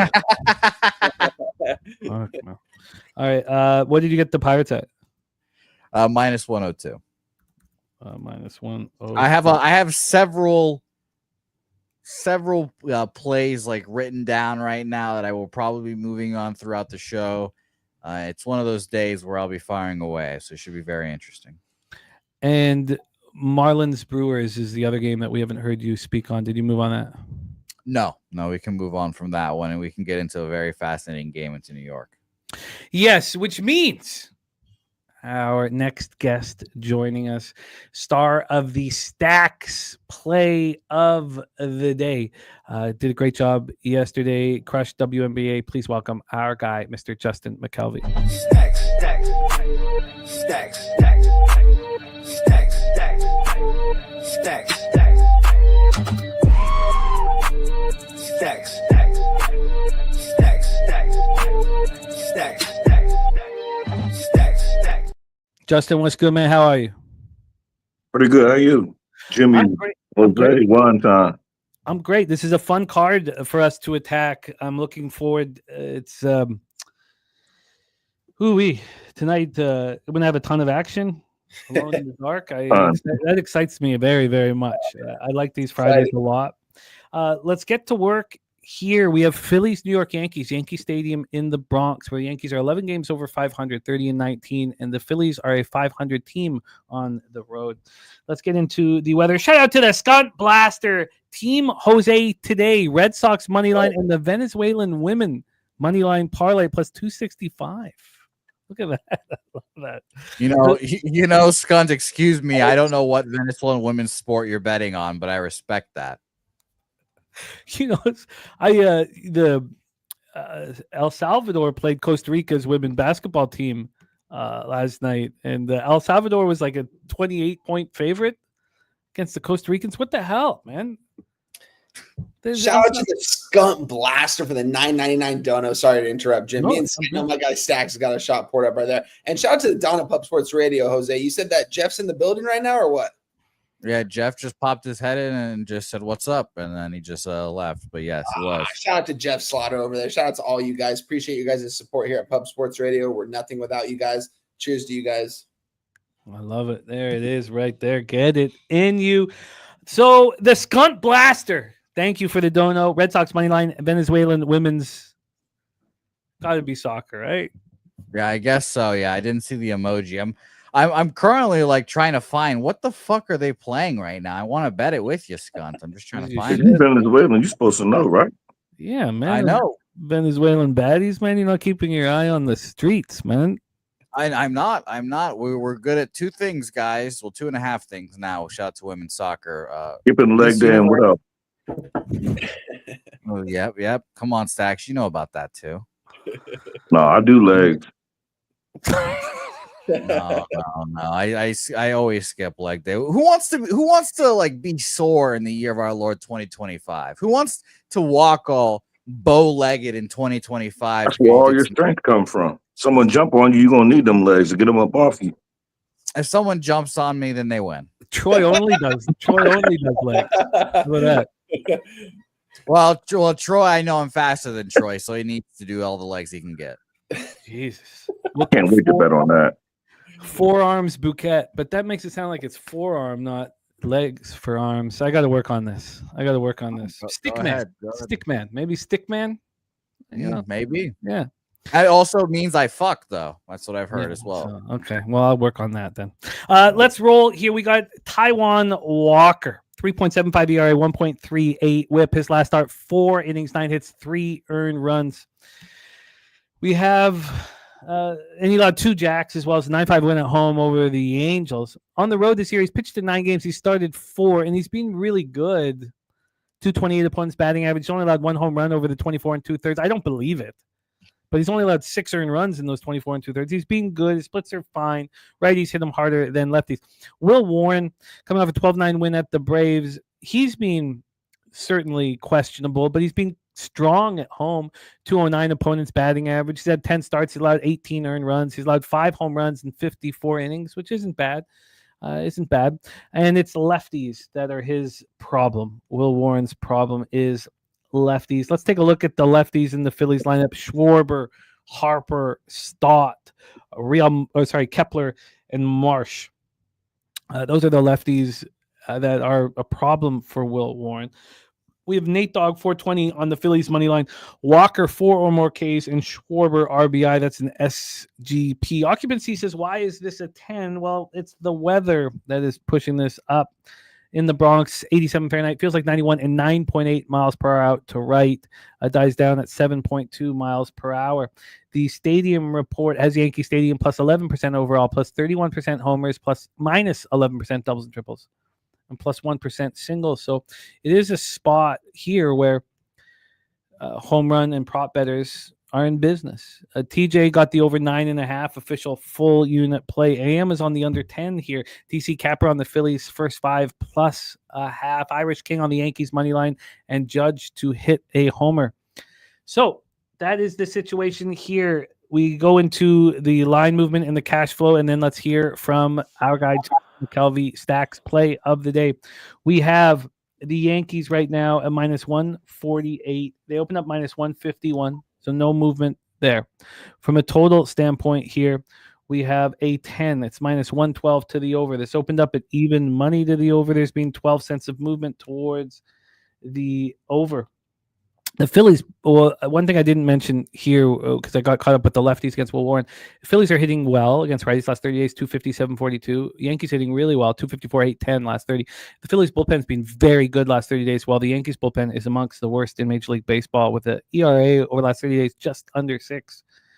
When we get to the cash flow here, so I did the total has gone from 10 at even money, a 12-cent move to the over. We did hear that TJ got in early at that 9.5. We have AM on the under. And when we get to the cash flow here for this spot, we have 57% of the tickets on the Yankees, 61% of the cash on the Phillies. It's 50-50, or the line's not really moving on the side. 57% tickets on the over and 95% of cash on that over. DC Capper is on the over 5.5, first 5. Stacks, play of the day. Take it away. Yeah, to me, this was kind of easy when I looked at some numbers. Stacks play today, number 1 is Yankees team total over 5.5. Got plus 104 for that. When I looked at a couple of batters, I seen Chisholm. He's 7 for 15 off of Walker. Goldsmith is 5 for 13 with a bomb. Stanton's 4 for 12 with a bomb. Judge is 4 for 13 with 4 bombs. And I looked at Taijuan Walker, like his last 3 starts, he ain't even sniffed the 5th inning. So with the weather, even though the Yankees embarrassed me last week, and I swore myself I was done with them, but I couldn't pass this one up. So Yankees team total over 5.5 plus 104. I love it. Home team. If I need it, I'll get the extra at bat. So Jim Duiger on the Phillies money line. Will Johnson on the Yankees money line. Sly One's got Walker at minus 130 to give up over 4.5 hits. Very, very interesting situation. Wine Time Sports, take it away, Phillies, Yankees. Yeah, ballpark got lots of hot weather and good hitting conditions on Friday's slate, including Yankee Stadium, where the wind is angled out towards the short porch. It's looking like it's about 11 to 13 miles out towards right field at about 90 degrees. This is going to be a hot day at Yankee Stadium with 2 of the deeper lineups in all of baseball. I'm on the over, guys. I don't know why I wasn't on this sooner. I'm going to move on the Phillies Yankees over 10 minus 115. I could have gotten a better number before the show. I'm not sure why I didn't move on it then, but I'm going to move on it now. And I'm also really looking with my guy Stacks, I might be looking at this team total. This honestly seems like a triple up spot. I'm not going to do it, but this seems like a team total over for both teams and a full game over. I think both teams are going to hit, especially with Taijuan Walker out there on the Phillies. I think he's going to get out really quick, and they're going to see that bullpen early. And I think the Phillies are going to be able to hit Will Warren too. I still think the Phillies have one of the deepest lineups you'll ever see in baseball. This screams over. Hitter friendly conditions here at Yankee Stadium. Very small, very short field out there in right field, guys. I wonder what the over-under is for total home runs is for this game. I'm moving on the over 10 minus 115, and I'm very close. I might move on both team totals as well. With these two offenses and these two pitchers going out there, these two starting pitchers aren't awful by any means, but I should just say these two offenses going out there in this hitter-friendly weather conditions, all the stars are going to be out there today. They're going to want to hit. This seems like a team total over for both teams and a full game over. For now, I'm going to stick with the full game over 10 minus 115 official play. I'm going to make it right now and tweet it out as we speak. I love this. I might just throw 2 units on this and stay away from the team totals because this seems like a clear cut over, guys. Is this the only 10 on the board as well? No, Dodgers got a 10. They got a 10 as well. Yeah, but I'm gonna stick with this over minus 115. This might be a 2-unit play, or maybe I might double or triple up on both team totals. We'll see. But as of right now, for show purposes, we're gonna give out a 1-unit play at the over 10 minus 115. I'm looking at Jacob. Jacob got 2.5 units. When I get offered, I'm gonna add it. But I ain't gonna make it official. It's not my bet, so I ain't gonna make it official. My Yankees team total is official, but I'm gonna bet this over. Like, I don't know how I slept on. Like, how? I understand. I mean, 10. I don't understand how it doesn't go over.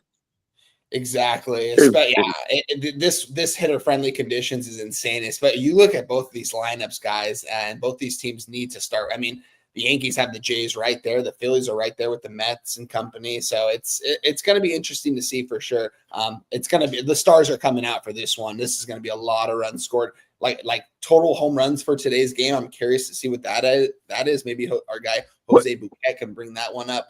I think there's gonna be a lot of big flies today. My fault one time. If either one of y'all can't say it publicly, can y'all text me what books offer the total home runs in a game? I need that. Like, this is not the first time I heard that mentioned. One time I think it was on either Wonton and Spoon show or Jose show. Sure, I don't remember which one, but I need a book that offers that because it's gonna be a home run derby right here. Yeah, very few books. They've been losing on that, so very few books leave it available. By the way, that Dodgers is being moved to the under. It's a 9.5 now, so this is the only 10 on the board. Let's hear from Jose Bouquet. Stacks, Yankees team total over 5.5. Wine time on the full game over 10. A lot of cappers liking this over, except for AM, who's on the under. Same with Drewski, also on the under. Take it away, Jose. Under in the Yankees game? Yeah, they are both on the under in this one. Jose Bouquet, take it away. I'm off the game. I lean Phillies personally, money line wise. And by the way, Scott is naming the book there, so shout out to you, Scott. Deacon Mike has had to request the bet. Like he's saying here, blank used to offer it every game. Now you have to request a prop, and it's rarely posted. So Deacon requested specifically from them. I don't know how he does that. I looked it up. I think you have to tweet at them or something. I don't know exactly. Deacon, you can let me know. But yeah, you have to request it, and I'd be very interested to see what they would put out a number for in this game. I got a bookie. My fault. I got a bookie when I can't remember which one of y'all show it was, but I called him that day and he laughed at me. Like, no, I'm saying literally like belly laughed. That's like, that kind of irritated me. Like, funny. I send the screenshot to mine and he does not like it. He is not plussed about it. My bookie is not doing that. So that's hilarious. Jimmy, that's exactly what he did, Jimmy. What you're doing right now. And I was like, what's so funny? Like, I'm dead ass serious. Like, I said, I heard it earlier. He said, I made it up. He laughed and all types of crazy shit. What an asshole that guy is. No, I'm ready to be like, man, I'll find another bookie. Like, you're a little disrespectful. I'm asking a might serious have to. question. Like, I'm asking a serious, dead ass question. And you laughing at me like, I don't know how to take that. Well, I agree with all of your takes here on the game. I also feel like so we have a spot here, right, where let me just ensure that here quickly. Sorry, yeah. So we have a spot here where we have completely fresh bullpens, even though the Yankees bullpen's been bad.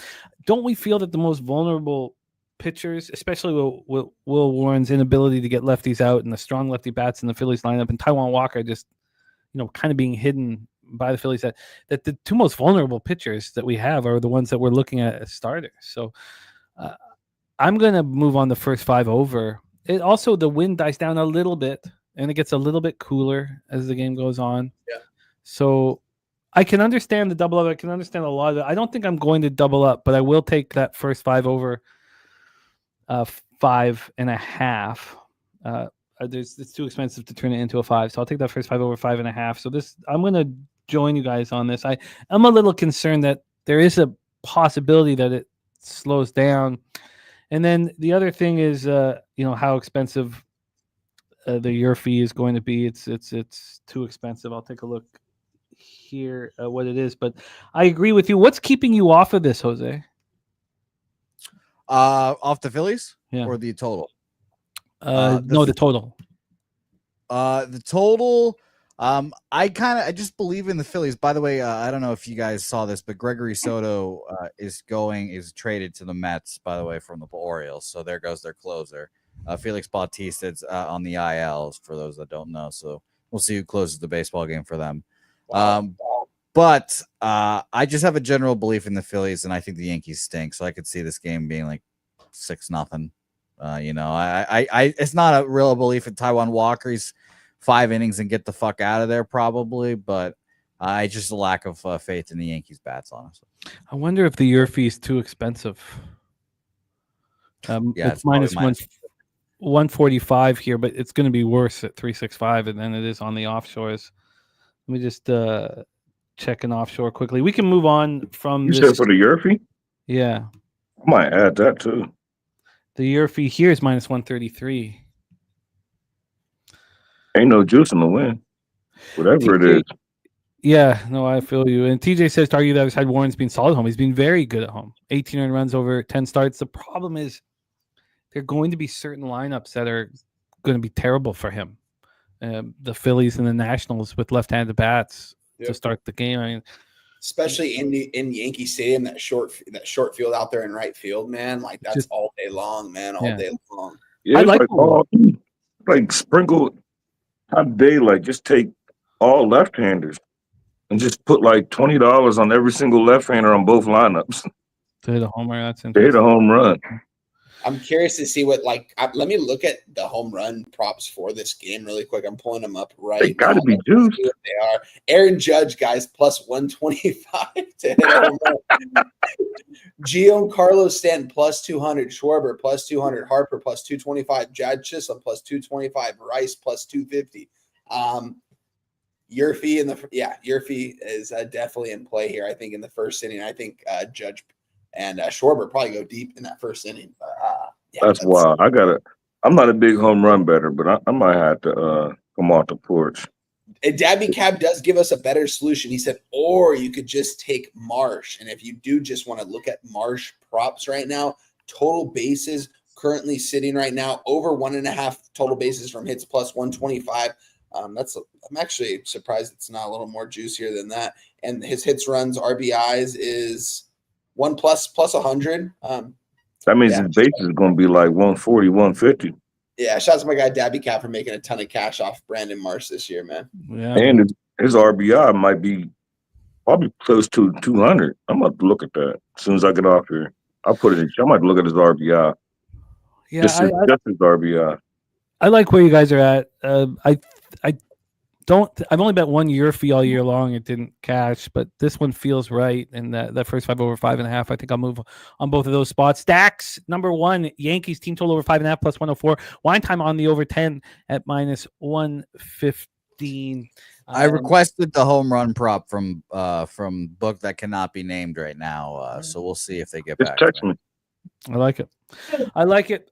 We're going to have our guy Stacks back in business with us. He is on another MLB game, and then he's capping the WNBA card with us. So, Stacks, thank you for rocking with us. Any words before you bounce, my man?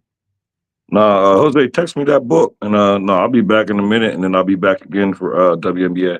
I love it. There is our guy, Justin Mcelvy. We move on.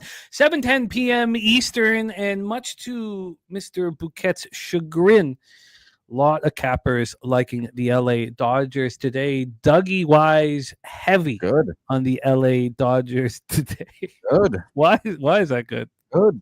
Fucking bet them. Everyone bet them. Go ahead. Everyone bet the Dodgers today. Have fun.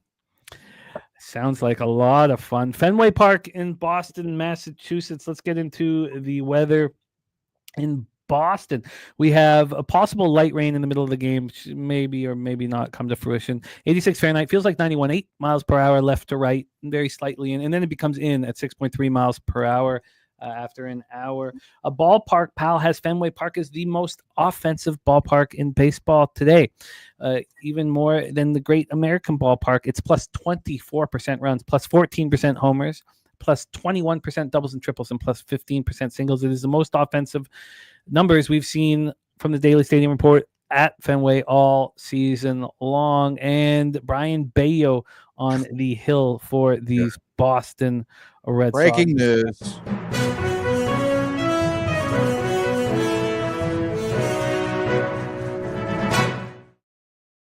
The New York slapdick Yankees trade for Ryan McMahon. Out of modern day high school. It is a quarterback for my buddy Trevon Coley over there, same grade and everything. He could have gone to USC anywhere for football, but he chose to get taken in the second round out of MLB. I never met him or played against him, but shout out to Ryan McMahon. I'm surprised you're talking nice about him because you shit all over Joey Ortiz. Hey, but check out old Joe over there, man. He got it. He's been getting it done for them the last couple of weeks. Ever since I started talking smack, Jose called me out for it live on Walk-Off Wagers, I believe, a week or two ago, and unbelievable, true, man. Yeah, big news, and we're gonna get more of it. So keep them coming, Jose. I had no Eugenio. That by the way, that trade just made no Suarez for the Yankees. So. Yeah, Suarez is an interesting case right now. Did you know that he will probably be the first player to get traded with 35 plus home runs before the trade, or like at all? Like in the history of baseball, no player with 35 home runs have been traded. How many RBIs does he have? Like 80 something? Like, it's crazy. This guy, when people are on base, 2 runners on base, he's the guy you want up because he just hits bombs. It seems like 3-run shots. Like, he doesn't hit no solo shit. You know what I mean? It's always the 3-run shots. Just send him to Detroit so we can all be happy. Let's roll here. My YouTube crashed, so I just popped it back up. I missed action here. We got Robert Cherry in the house. We have cappers backing both sides of the fence here. We have, again, the free bands play today from Dougie Wise is the Dodgers, but TJ is on Boston plus 109. Drewski also on the Dodgers. Jake Burns loving the Red Sox and their team total over today. Sports scientist Jacob also on the Boston Red Sox. Troy Torrance says this is the epitome of a 50-50 situation, plus money or no bet. Nasty Nate says Red Sox smash. Blackthorn King says Dodgers smash. Spot AM is on the over 9.5 at minus 120. Says I don't hate my bet, but my model definitely like the under 10 more, and I was busy when the 10 was available. And he says he will sit with his 9.5. Mr. Belvedere also on the Boston Red Sox. Sly one on the Boston Red Sox. Justin McCelvey on the over 9.5. Interesting that this one has dropped to 9.5. DC Capper also on the Boston Red Sox. So here we go. We have the line history. So we've gone over the weather, very, very offensive weather. We've talked about this total, and this total has gone down to a 9 at some books. Wow. So Will Hill dropped this a full run from 10 to 9.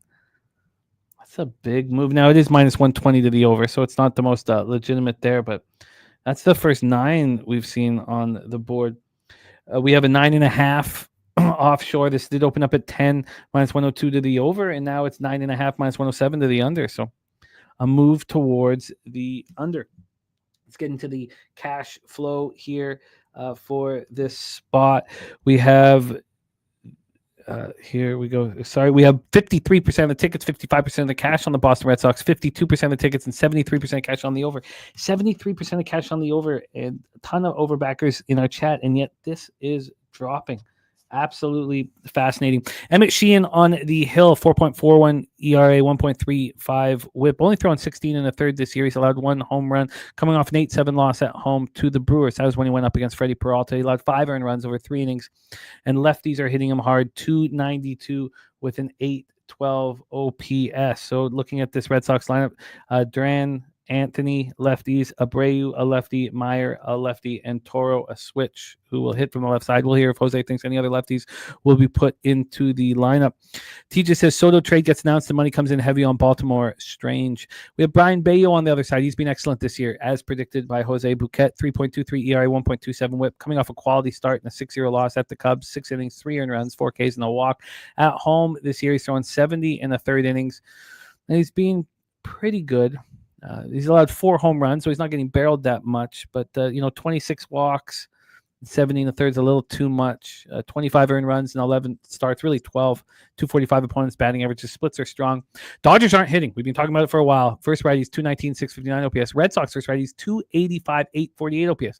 So the Dodgers are hitting righties much harder. Sorry, the Red Sox are hitting righties much harder than the Dodgers. The Red Sox bullpen is almost 2 runs over 9 innings better than the Dodgers bullpen of the last 30 days. Jose Bouquet, your Boston Red Sox in effect. Take it away. This is a series that I have had circled on my calendar for 2 years now. I don't know, 3 years now. How long ago was COVID? 5 years now, I guess. I've been waiting for this series for quite a long time. And the player that I've been waiting to come back to Boston will be playing today, I assume. If not, he's a big pussy, and I don't know. But Mookie Betts returns back to Boston for the first time since he got traded for a bag of balls, and Connor Wong, who is Jesus Christ, the worst player in baseball. Connor Wong, who does not have an extra base hit yet in this baseball season. Connor Wong, who has 1 RBI this year, and it came off a sac fly. So shout out to Connor Wong. I think this series is massive for the Boston Red Sox because they know, again, they are in the middle of a very tough spot in the schedule. Jimmy, you saw last time out, they went balls to the wall to try to go get that win against the Cubs and not get swept. Justin, I am 97% positive that this is Mookie Betts' first trip. This is not their first time playing the Dodgers because they went to LA, but this is first time playing in Boston. Mookie Betts, who, by the way, quietly having the worst year of his career right now. 1.3 WAR, 238 batting average. So, Dabby Cab, you can take those Mookie Betts props, but be careful there. 11 home runs so far this year. 1,425 days. And Mookie Betts is back. Yeah, it's been a long time. And I think this is going to be a very fun game to watch. And it's not that the players, they don't give a fuck about Mookie Betts. None of those guys were on this. Rafael Devers was the last players to play with Mookie Betts, I think. No, it's the fans. The fans are going to come out in force. And the Phillies fans came out and they fired up the Red Sox. And the quotes all throughout the week were like, yeah, well, this felt like a playoff atmosphere. It really got us going, blah, blah, blah. Same thing's going to happen here today. Mookie Betts, a.k.a. Dookie Betts, as Justin McKelvey is calling him in the chat. I think we'll get the fans going. I think they'll be raucous. I think Brian Bayo pitches well, and I think Emmett Sheehan comes into a cauldron of an atmosphere, runs it down his leg. Red Sox money line for me. Why would Mookie possibly sit? He's been like in and out of the lineup. Like he had like an illness and all this shit. I looked up, so he's played his last few games. So I assume he plays, but he's been playing the worst that he's been playing of his career. So who the fuck knows? Well, he started the year with that sickness. He came in at Yep. 145 pounds. I mean, there are some Yep. excuses that he does have, but it's personal reasons. Dougie Wise is saying. See, I saw on ESPN personal reasons, but I assume that was old Dougie Wise because he played on the 23rd. But I have not kept up with Mookie Betts news, unfortunately. So, wow, I think that's an important piece to this puzzle, is whether or not either way, my bet's on the Red Sox because it doesn't matter if he plays or not. It matters that he's in the building. And yeah, Dave Roberts said after Wednesday's win over the Twins that Betts may not be with the team Friday due to personal reasons. Yeah, I heard that again. He might not play, but we'll see. I will be on the Red Sox, depending on pitching match. But I don't know who the pitching matchups are tomorrow and the next day. But I will probably be betting the Red Sox and most of these games here. I just think the home atmosphere is really going to help them here. They were on the road for the first two games on the road, coming off that big winning streak. They were obviously not going to keep it up after the All-Star break, but I think being home here is huge. Wow.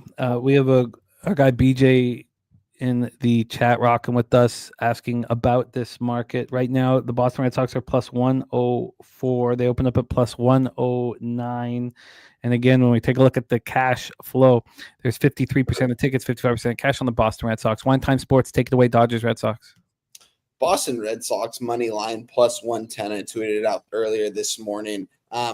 I know Boston Red Sox have been playing some really good ball as of late, but this is still the Dodgers against the Red Sox, and we're seeing this small of a line. This just doesn't make a lot of sense. Dodgers aren't playing good at baseball, and I don't think they're going to get better anytime soon.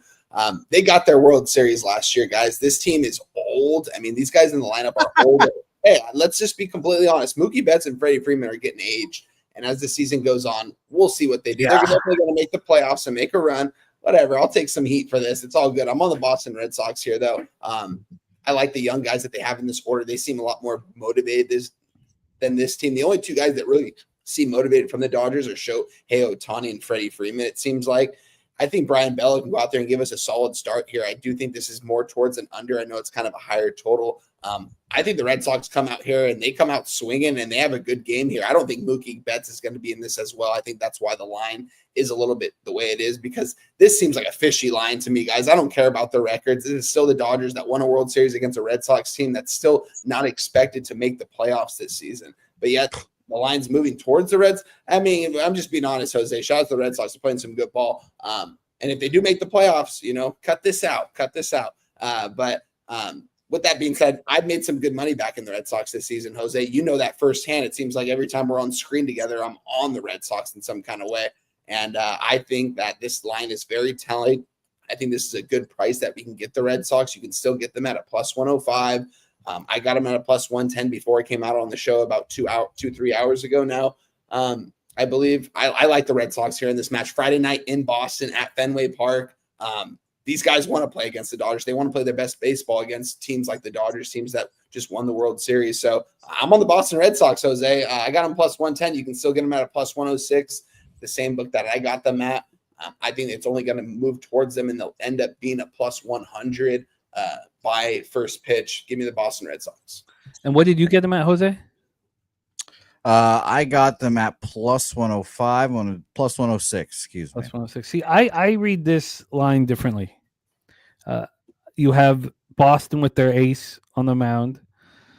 You have a Dodgers team that's scuffling with Emmett Sheehan, who just got lit up and smoked by the Brewers. He's thrown 16 innings this year. He's not to be trusted. You have a Dodgers team that's 3 games over 500. The Red Sox are 12 games over 500 at home. Why are the Red Sox not favored? We already know that note about Mookie not being in the lineup was available on Wednesday.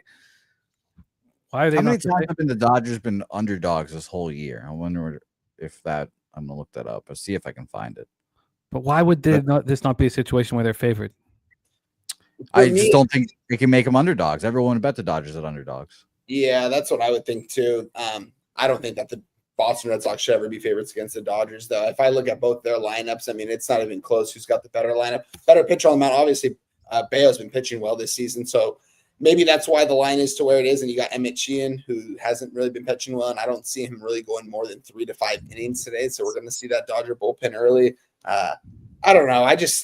I'm on the Red Sox here. I think that they're going to get it done here. I'm not sure about the rest of the series. We'll see how they're priced the next couple of games, but I think the Red Sox are definitely alive here. The Dodgers have been underdogs 1, 2, 3, 4, 5, 6, 7 times this year. Logan Webb versus Dustin May, they lost. Sonny Gray versus Warblitsky, they lost. Yankees landed Knack versus Will Warren. They beat the shit out of the Yankees because they suck. Max Fried versus Tony Gonsolin. They beat him 5-8. Kershaw versus Canning 7-5. Dodgers win. Sasaki versus Swellenbach. I guess Sasaki sucked balls this year to start. And then the last one is Ben Kasparius versus Matt Boyd. And they were, by the way, on the road for all but 2 of those games. I don't know. No, I do not. I do not have the conviction here to go up against you guys, but I read this line very differently. People been losing their shirt back in the Dodgers over the last 3 weeks or a month, and yeah, I see this as I just read it very differently. You have a team that's barely over 500 on the road, missing, Mookie Betts, regardless of his stats. But in saying that, I'm surprised that this has gone towards the under. This is okay. Yeah, let's move on. We have Jose on the Red Sox, wine time on the Red Sox, and I'm very interested in this market because a Dodgers bet isn't too far away from me right now. I'm not going to, say right here, right now that I will bet the Dodgers, but I'm certainly interested in them right now. Certainly interested in them. So, no, Aubrey, I'm not. I'm more a free bet right now. You know what? I want this market to marinate for longer. I want the Mookie Betts to be announced out. See if that changes anything. It's probably in the line. Fascinating game. Let's roll on. Next up for us, we have 7:10 p.m. Eastern action. Tampa Bay Rays 53-50, 22-22 on the road. Cincinnati Reds 53-50, 28-22 at home. We have Great American Ballpark in Cincinnati, Ohio. We already discussed that it's the second most offensive ballpark in baseball today. Usually, if there's no game in Colorado, it will be number 1, but Fenway is number 1. 89 Fahrenheit feels like 99, 2.7 miles per hour to left field, goes down to 1.8, and then it's 0.9 in, but that isn't the issue. Plus 20% runs, plus 40% home runs. Plus 40% home runs in this one. The next highest home run rate is Yankee Stadium at plus 31. And interestingly enough, the next highest after that is Wright Field, plus 27%, where our guy Troy Torrance will be watching the White Sox and Cubbies play this very evening. Plus 40% home runs, plus 4% doubles and triples, and minus 2% singles. We have Zach Littell versus Nick Martinez. And we have Justin saying Dabby's favorite pitcher. Maybe similar to Kyle Freeland. I don't know when Nick Martinez is going to, look spectacular, when he's going to be a gas can. I also expect him to be a gas can. TJ said, I saw this opener and said Cincinnati would close as favorite. Still couldn't bet them, but lean that way heavy.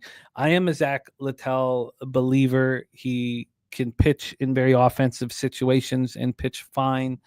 The issue for Nick Martinez is actually being at home this year. He's looked very good on the road. I don't know entirely exactly why that has been happening. Let's get into the line history here for this one. We have the Reds right now at minus 109. They opened up at even money. So we've had a 9-cent move towards Nick Martinez and the Cincinnati Reds, despite me believing that there's an advantage that the Rays have on the hill. We have a total of 9.5. It's minus 109 to the under. This opened up minus 112 to the under. There's been a 2-cent move to the over 9.5. We get to the cash flow here for the spot. Let's get this one up here. We have 59% of the tickets and 51% of the cash on the under, 52% of the tickets and 56% of the cash on the Rays. So a real 50-50 situation here. BJ talking about that McMahon pickup. Jose talked about that. I'm not sure. I need to sit with that longer. Jeffrey Blue says I will be. Oh, that's the Yankees game. Betting the Yankees to score first and the Phillies. Oh, score in the first and the Phillies to score in the first. Interesting. Okay. Also taking them both hit home runs in the first. Interesting, Jeffrey Blue. Interesting way of taking, of course, Jeffrey Blue of the Blue Balls play of the day. So here we go. Rays versus righties. 274, 763 last 30 days, while the Reds are 251, 693, and the Reds have a real bullpen advantage. This Tampa Bay Rays bullpen has not looked good over the last month. Here we go. Wine Time Sports. Tampa Bay Rays, Cincinnati Reds. Take it away. Yeah, guys. I mean, you guys know firsthand how high I've been on this Rays team this year. I just don't know about them anymore at this point in the season. It really seems like they're heading in the wrong direction. Not a good direction by any means. And the more I look at this, I kind of want to back the Cincinnati Reds here. I mean, I've backed Zach Littell at times this season, and I like Zach Littell. I think he's a good pitcher from the X and O standpoint. Made some money off him as well this season. It's just this Rays team as a whole. I'm not really sure what's going on right now, but they're just not playing their best baseball the last month or so. Losing the series to the Chicago White Sox. I believe they lost the series to the Baltimore Orioles before that as well. It's a tough game right here. I think this line is priced very appropriate. Minus 105 both ways for me on both of these books. Although I did have the Rays opening up as the favorite and the Reds as the underdog. I was kind of close to taking the Reds last night as an underdog and waking up today, seeing it minus 105 both ways. Still currently at the book. Got a 9.5 at juice to the under at minus 115 here. It's a tough matchup here. I think these are two pretty even teams. I haven't been high on this Reds team by any means, but the way the Rays are playing baseball lately, I'm not sure if I could really back them at this number. Maybe they get it going again. I do believe they actually do have some good hitters in that lineup. We've seen them develop, and I do like their manager, and I like their starting pitching. It's just the bullpen, guys. It's just been atrocious. I don't know what happened to that bullpen, guys. They've been so known for that. I don't know if they can get much worse in the bullpen, though. So I think they can only get better there as the season goes on. At least that's what I could think. But it's a tough game. I think you could really pick either side, and this is a coin flip type of game. They have the exact same records, too. I would lean towards the Reds slightly because they were an underdog, and now they are a favorite at minus 105 both ways. Just not enough correlates for me in this game. I haven't been really watching these Rays games closely like I was when they were on that winning streak, when I was actually backing them. It seems like these last couple weeks I've completely stayed off the Rays. I got my futures in for them, and after that I just haven't really been backing them, which was a really good move by me because they went on a losing streak, as you would expect after a team being that hot the way they were. Small market team over there in the Tampa Bay Rays. I do believe by the end of the season they're going to be right there in the wild card race. Just depends on if this bullpen can improve. I don't think they get worse. I don't think you can get much worse. And they actually have good arms in this bullpen, guys, that I believe in, that I've seen. I just believe in everything that they have over there in Tampa Bay and that pitching staff. So we'll see what happens here. It's going to be a pass for me, guys. I don't want anything to do with this. This is a coin flip type of game for me. Will be a fun game to watch for sure, because this series is a big series for both these teams going forward if they're going to make a playoff push. It does feel coin flippy here. Jose, you have an angle on Rays Reds? I do not know. I'm staying off this game. I don't believe in the Rays, so I definitely leaned Reds, if we're being honest. But I'll just echo the market again for us here. There's 52% of the bets and 56% of the money on the Rays. I thought it was a pretty even line. It sucks that this is an even line, because if these two teams are pretty similar, then I know my Reds futures are fucked, because I don't think they're going to make the playoffs, and I don't think the Rays are going to make the playoffs either. So I lean Reds, but I stayed off the game. Beavis saying that Taj Bradley getting sent down after the White Sox lit him up is funny. I'm very interested to see how he handles that. Yeah, that's crazy. I'm going to be surprised if he's not traded.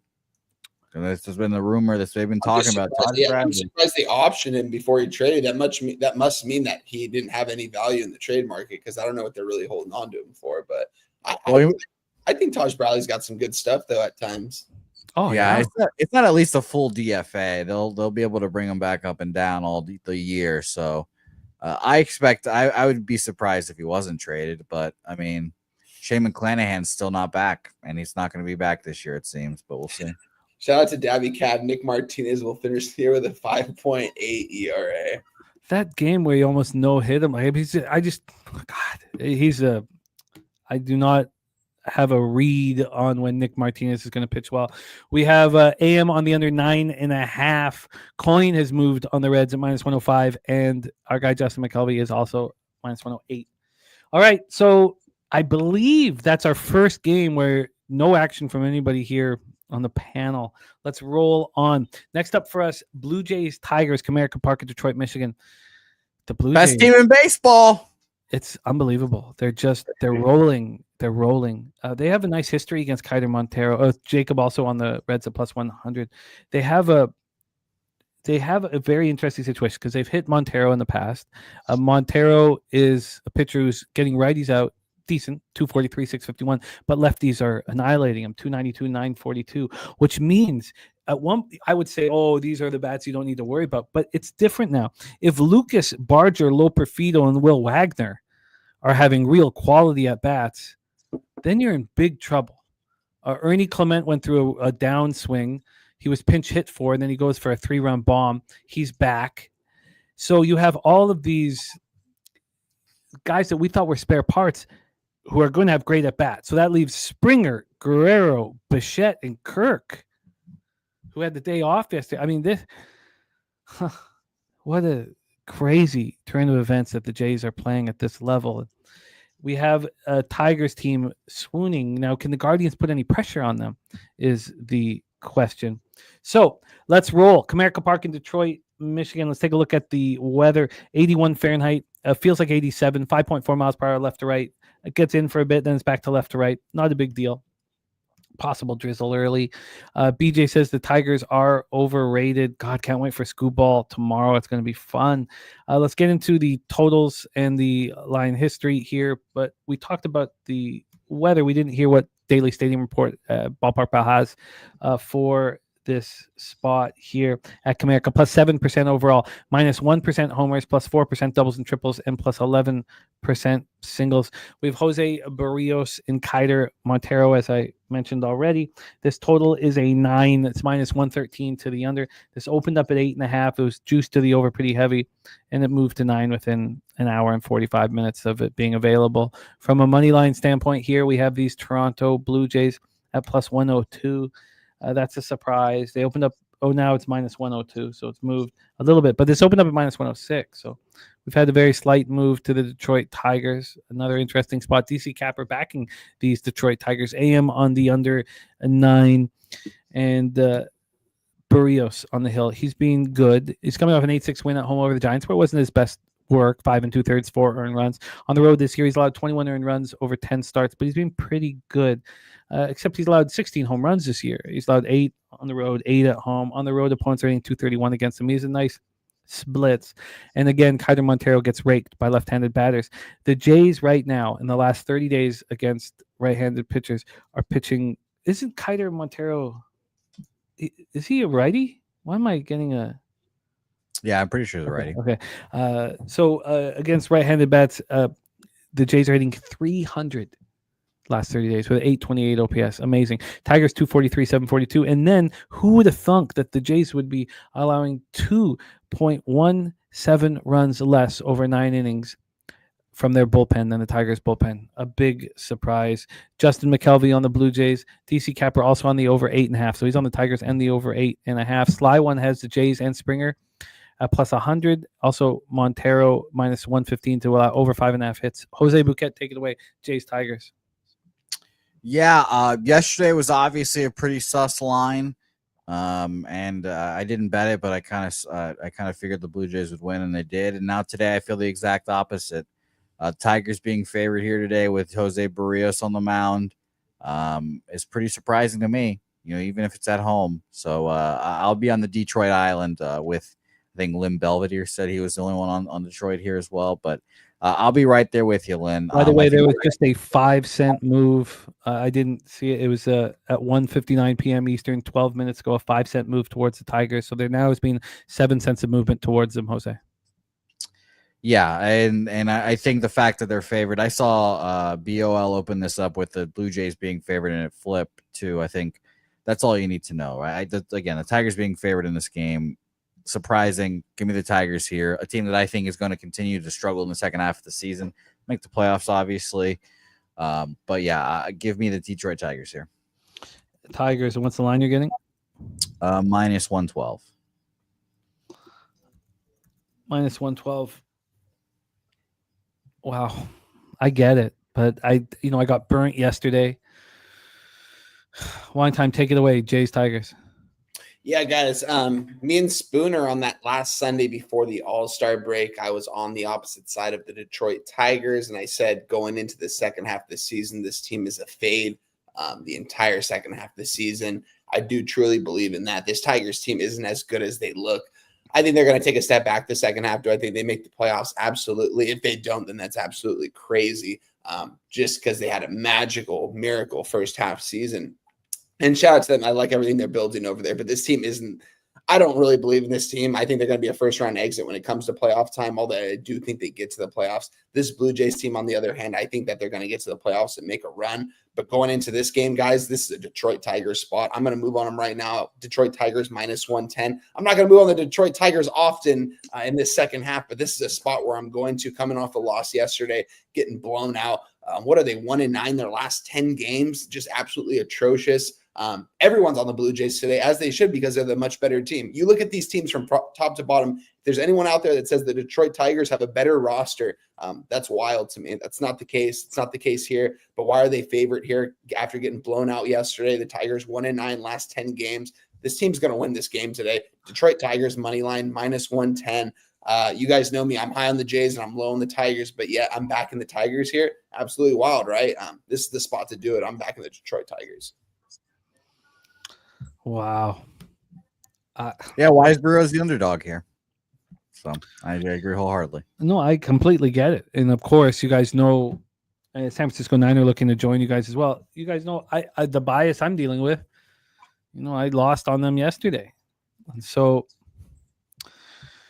Sly One says everyone was on Tigers yesterday, not me, Jays again today. But Mr. Belvedere says Tiger time. I understand why you guys are making this move. I just don't know if I can get there. I'm going to have to sit with this longer. Let's roll on. Both Jose Wine Time, Mr. Belvedere, DC Capper are on the Tigers. TJ says Tigers have to be the side, but they're not getting my money. Beavis moved on the Jays.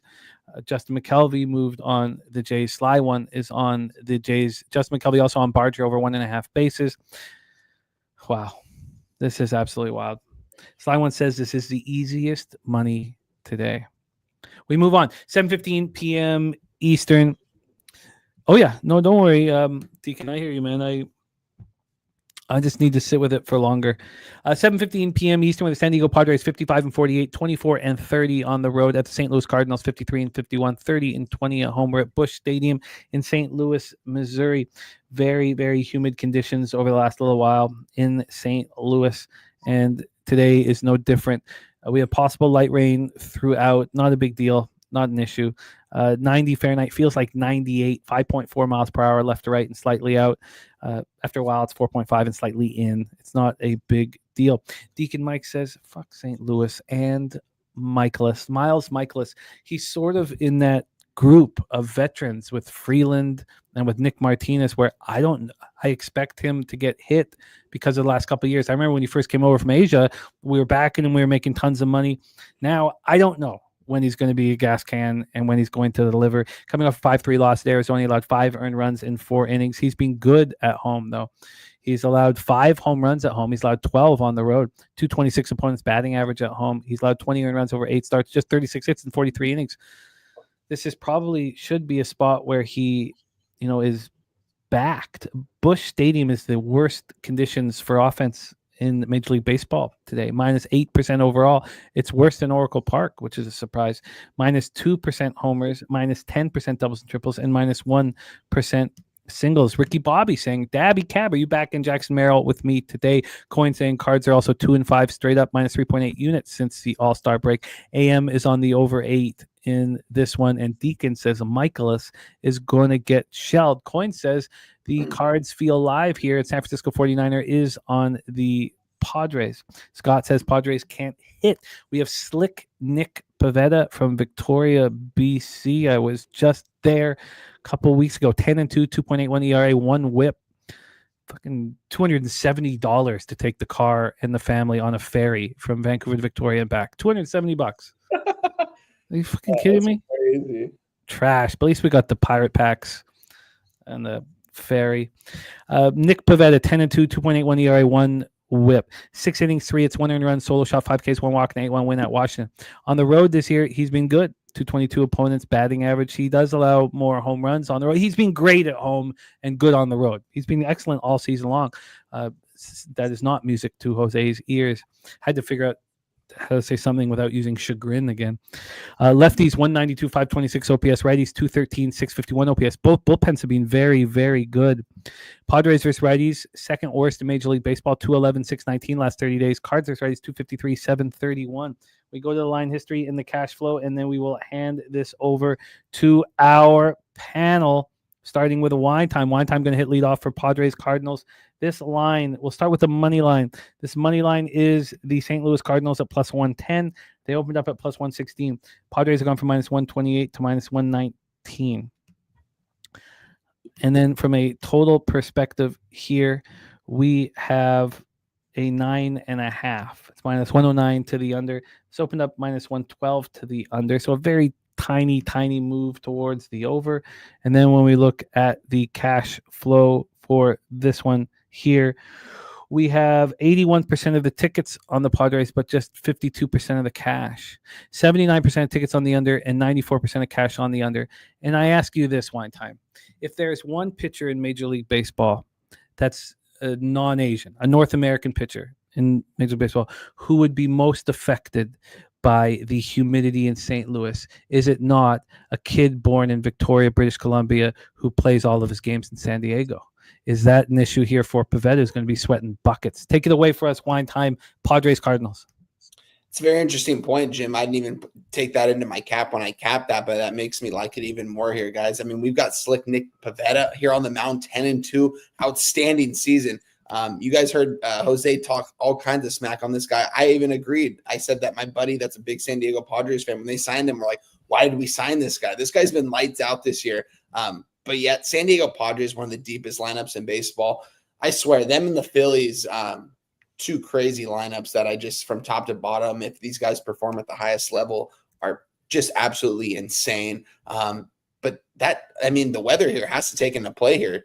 Nick Pivetta, I think that he's going to struggle here. Miles Nicholas has obviously adjusted to this, and he's an older veteran that's been around for a while. I don't like to back Miles Nicholas a lot, but Miles Michaelis a lot, but he has made us some cash in our pockets at point this season, especially when you're looking at the line here right now. I got them at plus 115 before I came on the show. They're still a plus 115 on the same book. Not much of a difference here. I still think that the Cardinals are live here in this game to hit Nick Pivetta. That's telling me that Nick Pivetta is not going to probably throw too many innings today. And this is just crazy. Like Miles Michaelis, barely an underdog against Nick Pivetta. Cardinals, don't get me wrong, 2 games over 500. I don't know if the Cardinals are going to be a playoff team. I think they're going to hang around 500, and they're probably going to just miss the playoffs. I don't think they're going to make a run by any means. But I think that they're definitely live in this game as slight dogs here. I think the books are telling us what they want to tell us here, that Miles is going to somewhat deliver, and this might be a little bit too hot weather for Nick Pivetta, who does pitch in San Diego a lot of the time. So where it's also very breezy because you're right by the beach. Out in St. Louis, man, I can't imagine how hot it is right there, man. I can't imagine. It's 80 degrees out here. It's hot. You know what I mean? But with that being said here, I think that the Cardinals are very live to win this game. The line's priced what it is for a reason. You look at both of these lineups, it's not even close who has a better lineup. The Padres have a 10 times better lineup than the St. Louis Cardinals. St. Louis Cardinals get this game here today, though, as slight underdogs. I won't probably move on them again the rest of the series. They took care of business yesterday. So I'm on the. I think the Cardinals are definitely live to win this game. I got them in at a plus 115. You can still get the same number. This line's fishy to me, so I'm taking the St. Louis Cardinals. I think Michaelis is actually going to go out there and pitch decently well today. Yeah, I agree. The Padres here on 365, I always like to see, are they more expensive first five because they have a much better pitcher on the mound statistically. Minus 135 full game, minus 140 first five. So it's 5-cent difference in price. When we go over to a sharp offshore, we have them at Cardinals plus 110 full game, and then first five plus 116. So 6 cents different there. I'm with you. I think the Cardinals are the spot. Dougie was saying maybe Cards first five because we do fear the back end of the Padres bullpen. This Cards bullpen's pitching really well. They were saying, I was, of course, on the Cardinals yesterday watching the game and listening to the play-by-play. They were saying, the Padres are on the humidity tour, but this is by far the most humid that they've been in all year. They were all talking about it all as if it was a real issue. And Spooner says, Michael is from Jupiter, Florida, says, I'm not sure what the humidity is like in that atmosphere. I see. That means Jupiter, a different planet, maybe.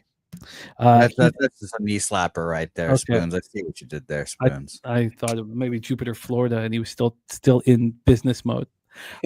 Here we go. Jose Bouquet, take it away here for us. Padres, Cardinals. Yeah, I'll keep it short, sweet. I agree with everything Wine Time said. I'm on the Cardinals plus 114, fishy line. Nick Pivetta is still a douche, so I'm on the Cardinals. Plus 14 for Jose. What did you get, Wine Time? Plus 115. Wine Time on the Cards, plus 115. I agree with this. I expect the second home of Robert Kraft. I'm a big Kraft fan after he got jerked. Just because you're an old man doesn't mean you can't go to some fucking strip mall and get jerked, Okay. A lot of old men, they're dead inside. 85 years old. You're like, hey, buddy, you want to go get jerked? They don't even know what jerk means. They're half asleep. I hope that when I'm 85, I still remember what being jerked feels like. Well, I promise you, I will. Cards plus not will jerk you, but will know what it feels like. I thought that was the case for a second. No. But my good friend Jimmy wouldn't. Shout out to TJ. Yeah, TJ, there's got to be some good jerk parlor there. Woodbine. Again, jerk. We do have the best Caribbean food outside of the Caribbean islands, man. Up here, we the best jerk chicken you'll ever get. And when you guys get to come to Woodbine, you're gonna find it magic. Now, where we are is kind of isolated a little bit, but when you walk around, you will hear Bumbaclot over 100 times on Saturday, August 23rd. Mo Harris says he's been getting jerk since 13. You took the words right out of my mouth. Shout out to Mo. Good work, Mo. Good work. Keep up the good work. Okay, I'm going to join you guys on the St. Louis Cardinals. It's funny how our guy Swig said there was a great intro to the game. The outro of the game might not have been quite at that level. I think it kind of fell apart a bit. Pub Sports TV in the house. Please support Pub Sports TV. We have our UFC contest up and at 'em 12 p.m. tomorrow. Remember, it's an early contest. So we're in Abu Dhabi. So it's 12 p.m. free to play, $100 to the winner. Let's roll on and talk about Wright Field in Chicago, Illinois, where our Troy Torrance will be watching the baseball game. I wonder what side Troy's going to be on. Teacher says watch so 80% for the intro and 20% for the outro. Okay, that's nice here. That is nice. Okay, no worries, Justin. We got you, man. Wright Field in Chicago, Illinois, man. That is a terrible stadium.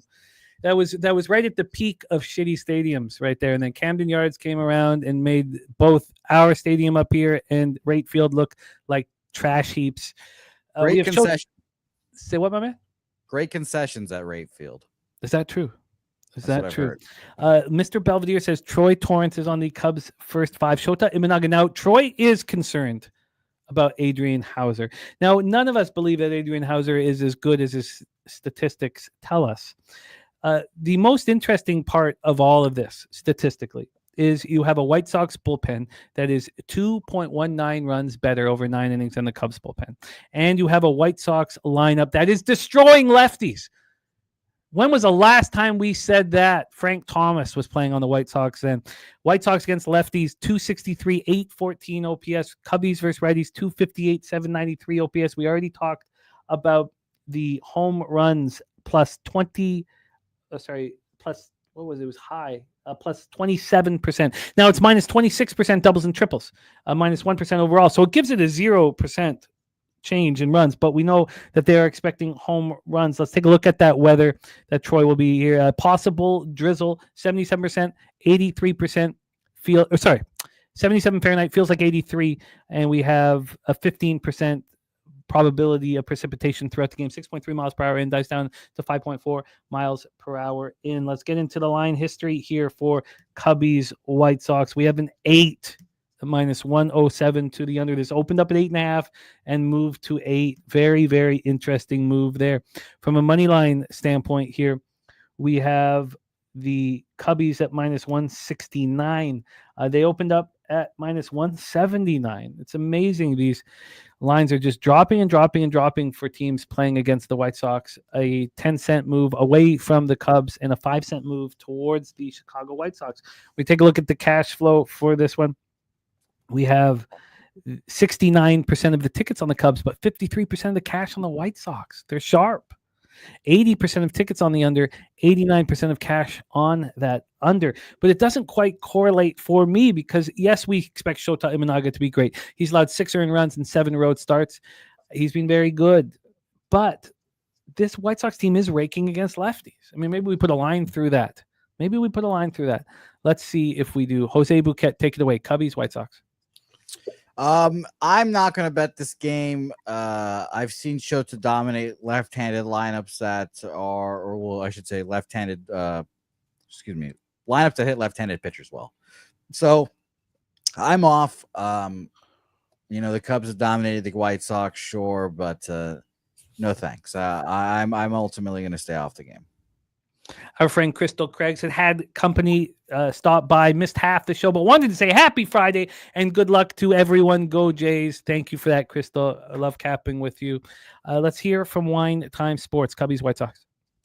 Yeah, this definitely has me leaning towards the White Sox, looking at this game, seeing that the line is slightly moving towards the White Sox. I'm not going to do it, though, here. I do like both these pitchers here out on the mound, though, going today. I do think that we could maybe get there on an under. This was one of the totals going into this game, going into this card. When I capped with you guys, I didn't even think I was going to move on that over in the Yankees game. I thought I was going to end up moving on the under in this game after talking to you guys, but the way you're saying that they're doing against lefties, the White Sox are hitting lately, I don't know if I want to get there quite yet. This might end up being a pass for me.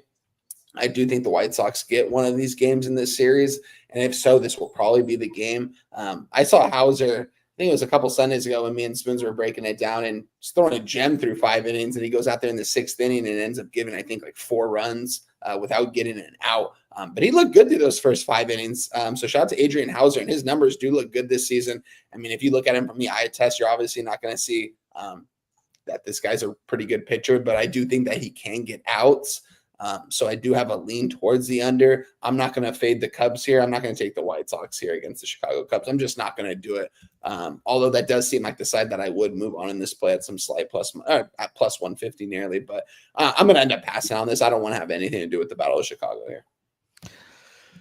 It's a tricky situation, I think. You have Shota Imanaga, who's allowed 6 earned runs and 7 starts on the road. You have Hauser, who's been lights out at home. He's allowed 2 earned runs and 4 starts.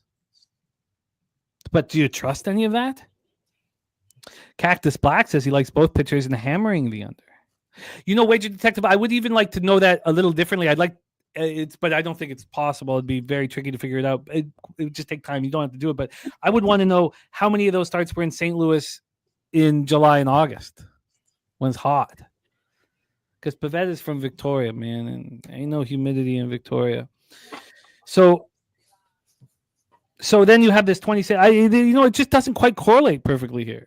But if you just trust what Shota does on the road and what Hauser does at home, forget about the 26% plus home run situation of focus that's the only thing that these teams can do is hit homers. Well, what team has homer hitters in their lineup? The Cubs, not the White Sox. If it's minus 26 or minus 27%, whatever it is, doubles and triples, that helps the Cubs. It hurts the White Sox. And then do you trust Hauser at home? Do you think that White Sox versus lefties 263, 814 isn't that reticent because of Shota and Managa's skill set and ability? 2.40 ERA, 0.92 whip. He has allowed 11 home runs, though, in 75 innings. 2 of them have come on the road. 9 of them have come at Wrigley. This one is a lot to think about. I can understand why you guys are on the fence here. Clearly, we have sharps on the White Sox, but it takes a lot of balls. Yeah. I've taken the White Sox this year, guys. It's just at this point in the season, I don't know if I want to get there with them or the Colorado Rockies. It's a tough game. Like I said, going into this card, this was one of the totals that I looked at, and I was like, I really want to move on this under, and I still might. I kind of want to see what the market does, I guess, in these next couple hours. We still have a long ways away, and see what the weather actually is going to be like a couple hours before game time. But we'll see. It's going to be a pass for me as of right now, but I do like this under 8, but it's going to be a pass. Yeah, I would want to stick on that with that first 3, but that's going to be really expensive here. And I would be out of curiosity. I would like to know what it is, because it's not against the realm of possibilities for me to move on this first 3 under. The first 3 under is, blew past it. Sorry. The first 3 under, which should be really expensive, is not expensive. Under 2.5 minus 125. It should be more expensive than that. But that could also be, I imagine when I look back, it'll be minus 135 at the end of the day, because it takes a while for 365 to move the first 3s when the full game's moving. And Cactus Black on the nerf fee as well. Okay. I have some interest in the first 3 under. I don't know if I'll get there. Let's roll on. Next up for us, 8:05 p.m. Eastern, with the Atlanta Braves 44-57, 18-31 on the road at the Texas Rangers, 53-50, 31-20 at home at Globe Life Field, Arlington, Texas. The roof will be closed.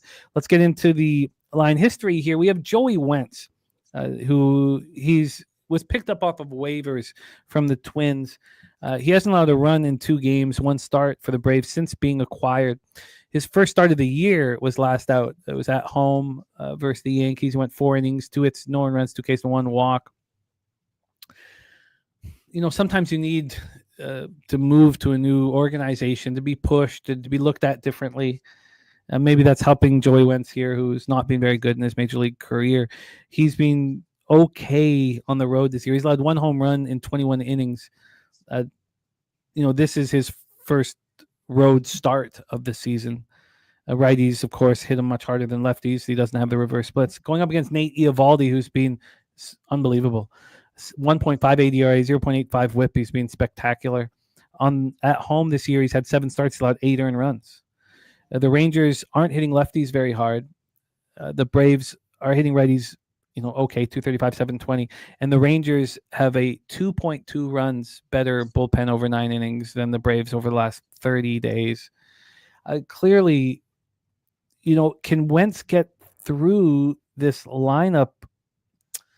Because if he can, we know that Eovaldi's going to shut them down. If Wentz can be okay, the righties that Wentz will be facing, Hellman at center field, Simeon, Garcia, Young, Langford, Higashioka, Freeman, Duran. The only lefty in the lineup will be Corey Seager. That doesn't bode well. So if that's the case, if you have Eovaldi that we know is going to shove, we know he's going to pitch well at home, then why on earth is this a minus 144? I mean, it makes no sense whatsoever. The Rangers opened up minus 166 and now minus 144. We've had this huge move to the Braves when we know that Eovaldi is going to pitch well. You could say, well, the market's telling us that he's not. I don't think that's what the market's telling us. I think the market's telling us that Wentz is going to pitch well. This total opened up at 8.5. It lasted there for a minute. 1 minute before they moved it to 8. Since it's moved to 8, when it first moved to 8, it was plus 102 to the under. Now it's minus 114 to the under. This is a controlled environment. Sports scientist Jacob on the under 8.5. Great job. Spooner says Eovaldi coming off missing a start for back stiffness. It's significant to me that he didn't make a start when he was penciled in for Wednesday. Back stiffness is a symptom of a bigger problem, in my opinion.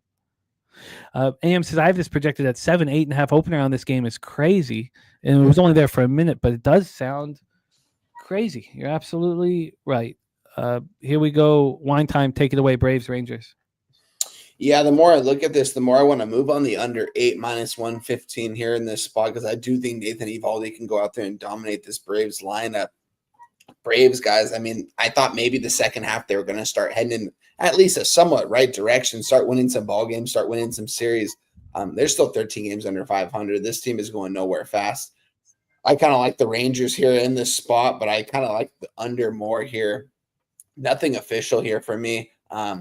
I might move on this, though, because it did open up at an 8.5 slightly for a little bit. Now we're seeing not a juice, but a minus 115, 8 to the under makes me think that Nathan Eovaldi is going to go out there and probably dominate this Braves order. If we're looking at the Braves team total right now, a 3.5 juice to the under at minus 120. And then the Rangers team total 4.5 really juicy under at minus 140. I think the books are telling us that there aren't going to be a lot of runs scored and that both these pitchers can go out there and pitch well and the bullpens are going to do well. We're going to need more so from the Braves because I don't know how long Wentz is going to actually go out there and throw 4, 5, or 6 innings. We're going to need that bullpen to show up, which I do have some concerns about. But looking from the outside in, I kind of want to move on this under 8. I know I wanted to move on the 8 in the previous game, but this kind of seems like the better spot here, in my opinion. I don't want to make it official quite yet. This is going to be something. These totals are going to be stuff that I'll move on throughout the day after I cap the card a little bit more after this and take everything that we set in, as you would say, Jim, and hear what everyone says in the chat and see when the lineups get posted because we still do have quite a bit of time. This game's not for another 5 or so hours for me. But I want to move on the under 8 minus 115 because I think eventually this is going to get to a minus 120. I don't think it will ever get to a 7.5, but I think it will be more juice to the under at 8. So I kind of do like the under here. Listen to this. Over 9 innings this year, Joey Wentz has allowed 4.13 more runs over 9 innings than Nathan Eovaldi. And yet there's no price difference between backing the Rangers full game and first 5, despite the Rangers having, well, I guess that's part of it. I guess it's part of it. The Rangers bullpen is so it's really telling us that both these starting pitchers are going to pitch well, right? It's fucking nuts. So yes, they're saying that Joey Wentz is going to pitch well here, or Spooner nailed it. Something's wrong with Eovaldi. Whew. Jose Bouquet, can you make sense of all this?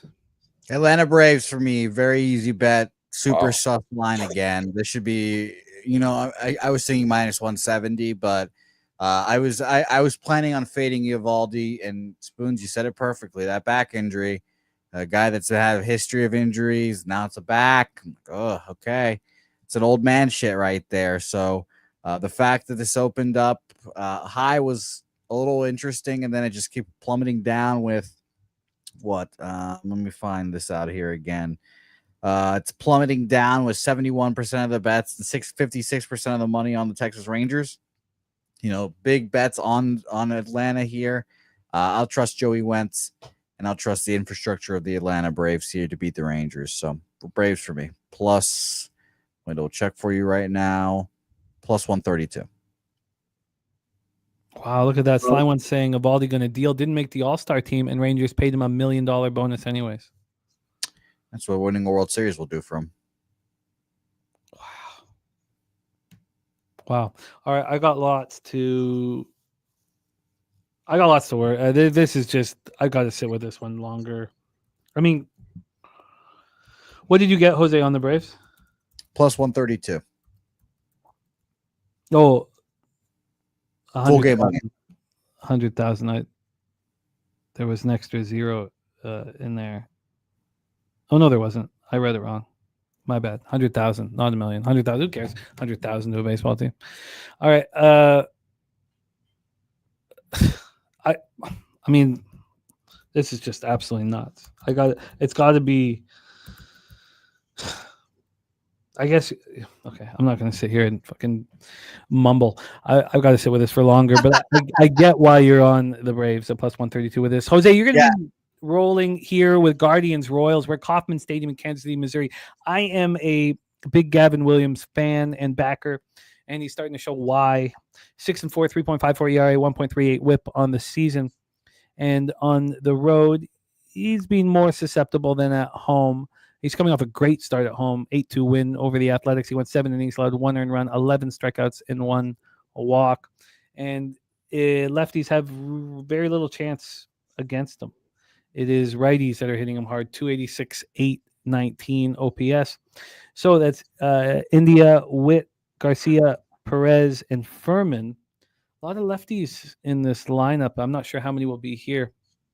TJ said grab the under 8.5 early. I don't love that. There are a couple still available. AM on the under 8.5 in this one as well, with Gavin Williams going up against Michael Wacha. Wacha coming off another nice performance. It was a 3-1 loss at the Marlins. He's been very trustworthy this year, especially at home. At home, he's had 10 starts. He's allowed just 17 earned runs, 233 opponents batting average. The Guardians aren't hitting righties, 195, 648, and the Royals are not. Sorry, I've got the wrong stat there. I've got the Royals versus lefties. I don't know why the hell I did that. Guardians bullpen has been quite a bit better than the Royals bullpen of late. So AM says, why was this an 8.5? I have this projected at 7 again. I think that is fair. I think that's a fair thing to say. It doesn't make sense why this was 8.5. It's not an 8.5 anymore. This has moved from 8.5 to 8. So is it a weather issue as to why this is an 8.5? In Kansas City, it's 83 Fahrenheit. Feels like 91. 5.4 miles per hour, right to left, slightly in. After a couple hours, it's fully in. And then Ballpark Pal has Kauffman here at plus 7%, minus 12% homers, plus 12% doubles and triples, and plus 11% singles. I think it's fair. I mean, why was the Pirates game at 9? Why is this one at 8.5? I think it doesn't really make sense here. When we take a look at the money line, we have the Royals at minus 108. They opened up minus 117. The Guardians have gone from plus 106 to plus 100. Kyle Macedo says Michaelis has been terrible. Yeah, and yet the line's moving towards the Cardinals. It's a pretty fascinating situation, Kyle. And if I'm walking into a trap, then so be it, because I am going to join them on the Cardinals in some form. I haven't decided exactly how. Take it away for us, Jose Bouquet, Guardians Royals. Yeah, this is an interesting game in the division. I don't really believe in the Guardians still.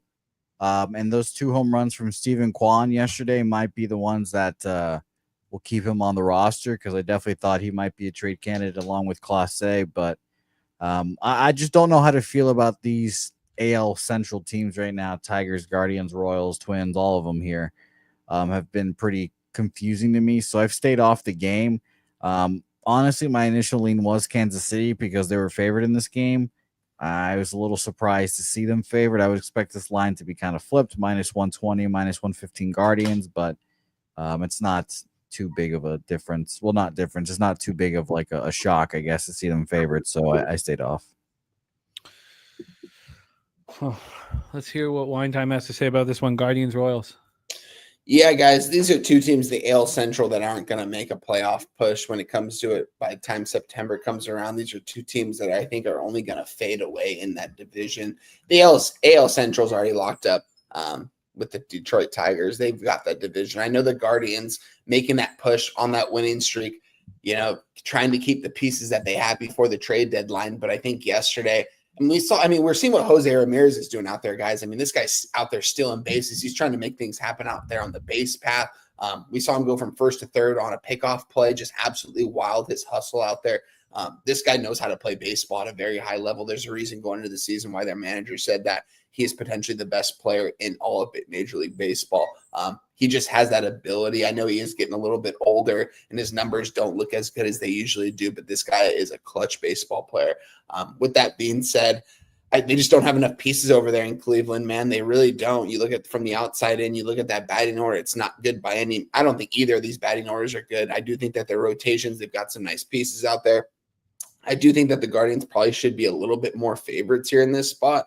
Seeing them open up where they were and seeing them now currently around the same price. I think I just want, of course, it signed me out. Let me pull this up, see what it is pulling up here for me on my book in the Royals. Let's see. Pull it up really quick. Apologize, guys. Royals Guardians, sorry. Minus 110 now. I mean, this line has flipped. I mean, the Royals are now the favorite here in this spot. I mean, it's Royals or pass at this point, and it might be a Royals bet because I think that's telling us something. I think the Guardians had that nice little run, and they're going to start losing some ball games, and they're going to start trading away some pieces in that lineup, in that bullpen. So we'll see here. It's going to be a pass for me, guys, because it's just, this is a coin flip type of game, but I do have a lean towards the Royals because I mean, this line has flipped. I mean, I think I don't ever remember seeing the Royals at a minus 109 here in this spot, and the Guardians almost an underdog here. So with that being said, I'm going to end up staying away from it, but this is a Royal spot. It seems like it's going to be a pass as of right now. I'm going to take some time after the show. Maybe I end up moving on this spot, but pass for now. It's interesting. This opened up yesterday afternoon, 2:58 p.m., where we used to play poker with the Guardians at plus 100 and the Royals minus 110. At that point, there was a 6 or 7 cent move at all the books towards the Royals. So when the offshore that we use for our line, our market moves, when they opened this up with the Royals at minus 117. Oh, wow. So the Guardians were plus 106. That was at 706. So I had that completely backwards then. I was looking at different books to see if any of the other books. Now, it is true that was the high watermark for the Royals as soon as it opened, because that initial move was towards the Royals in the afternoon yesterday. But then then it just moved towards the Guardians. So the Guardians are plus 100 right now. I think this is just a coin flippy situation. It is. TJ says I show movement to Cleveland at sharper books, small, but said circa went minus 117, minus 112. Super book a 5 cent move also. Yes, I'm with that here as well. But in saying that, I don't know if there's enough for a move to be made. I like Gavin Williams and I like Michael Wacha. What does concern me about the first 3 under is I don't understand why they opened it up at 8.5, and then you have doubles and triples plus 12% and singles plus 11%. That's not that much, but it's enough for me to think this is a coin flippy spot. I do trust Wacha, and I don't trust Gavin Williams as much on the road. I'm going to need to sit with that for longer. Let's roll on to 8:10 p.m. Eastern, 8:10 p.m. Eastern, and we have our guy, LJ from H-Town, running it back here. He was on the over in Astros Athletics yesterday. Didn't come to fruition for him, but he's going right back to it. And shout out to our guy, LJ from H-Town. Yo. Sports Radio's the crew, that's a fact. LJ from H-Town on the over 8.5 here. We're in Dyken Park, Houston, Texas for Springs, the lefty. Last start wasn't very good. 8-2 loss at the Guardians. He allowed 5 earned runs over 4 innings. He's not being that good on the road. He's been fine. Here. By the way, Ron Crawford saying Royals are 5-14, 26.3% in their last 19 games at home. Yeah, he's been fine, but not great. 12 games played on the road, 11 starts. Now, 56 hits and 61 in the third is really good, but he has allowed 8 home runs. He has walked 22 batters. Lefties, 256, 739. Righties, 226, 709. Ryan Gusto getting a chance to start here. He's been coming out of the pen last little while. His last appearance was July 20th, an inning. So that was just 5 days ago. 11-3 win of the Mariners. An inning, didn't allow he allowed a hit, but didn't allow a run. His last start was July 6th, a 6th inning performance, and he was great. 6 innings, allowed 1 earned run, and a 5-1 win at the Dodgers. So that was very impressive.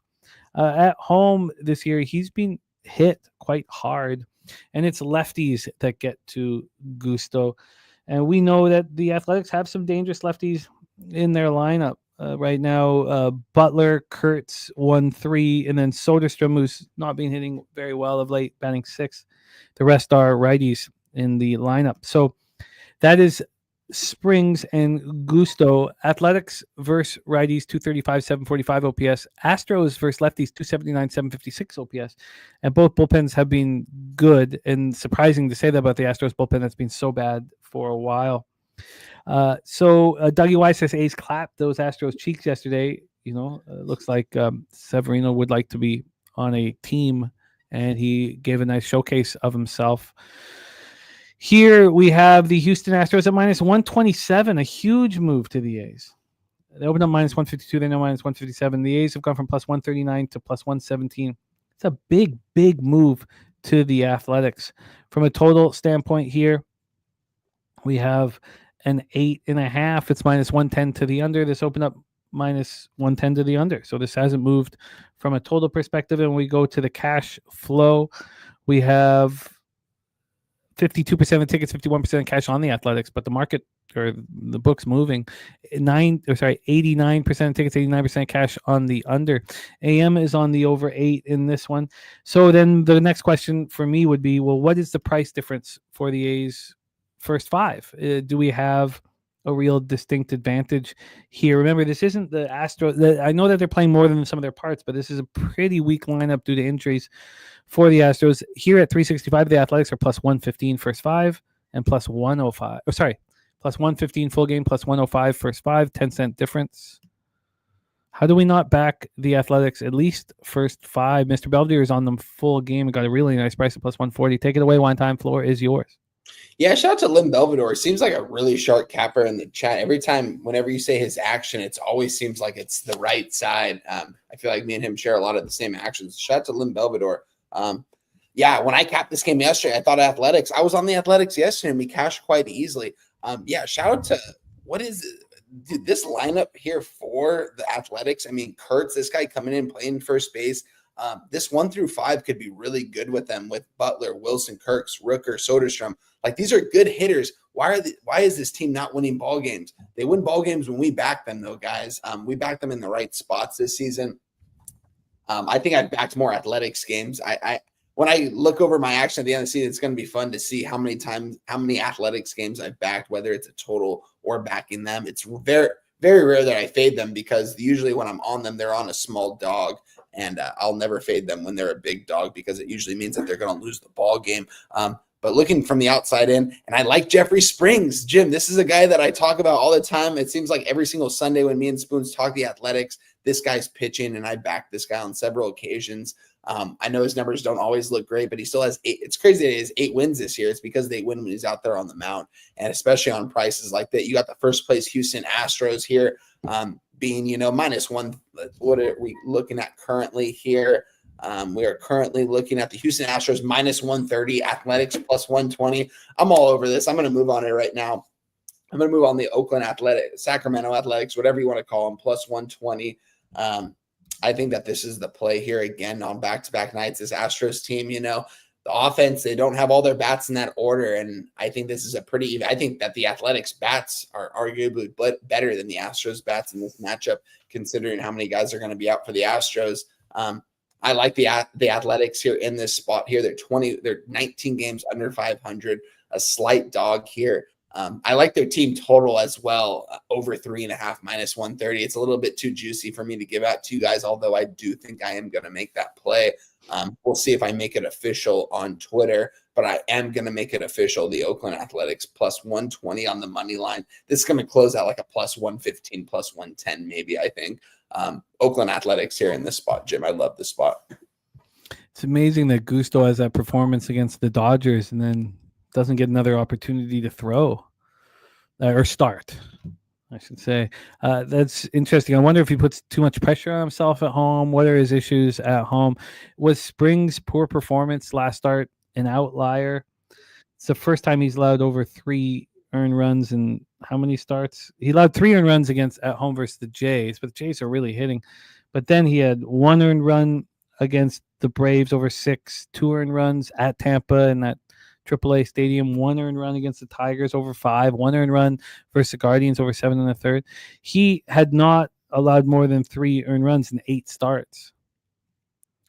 So maybe it was just an outlier. Shout out to Todd Clinton in the house. Todd, my friend. I apologize for that first half that I was confident in. The full game did cash, but I hate that you rocked with that too, Todd. I apologize. By the way, Todd, I know that you love our guy Fat Wally's NASCAR action. I'll pop it here in the chat for you. But that field goal with 0 seconds left. A punt with 28 seconds left in the half bounced. It was just a terrible bounce. Bounced about 20 yards, and then there was a no yards penalty, which on the stamp. So that punt gave us 6 yards from the 40 to the 40. I couldn't have been angrier. So I apologize that. Joe Yergin says Astros one of the top teams in the league. A's bottom 8. This is a short home price. Yeah, Joe. And again, there's different ways of looking at it. You look at it, go look at this great advantage I have with the Astros at such a short price, or do you say, well, this is a very fishy short home price, and it's opening up their arms to Astros action.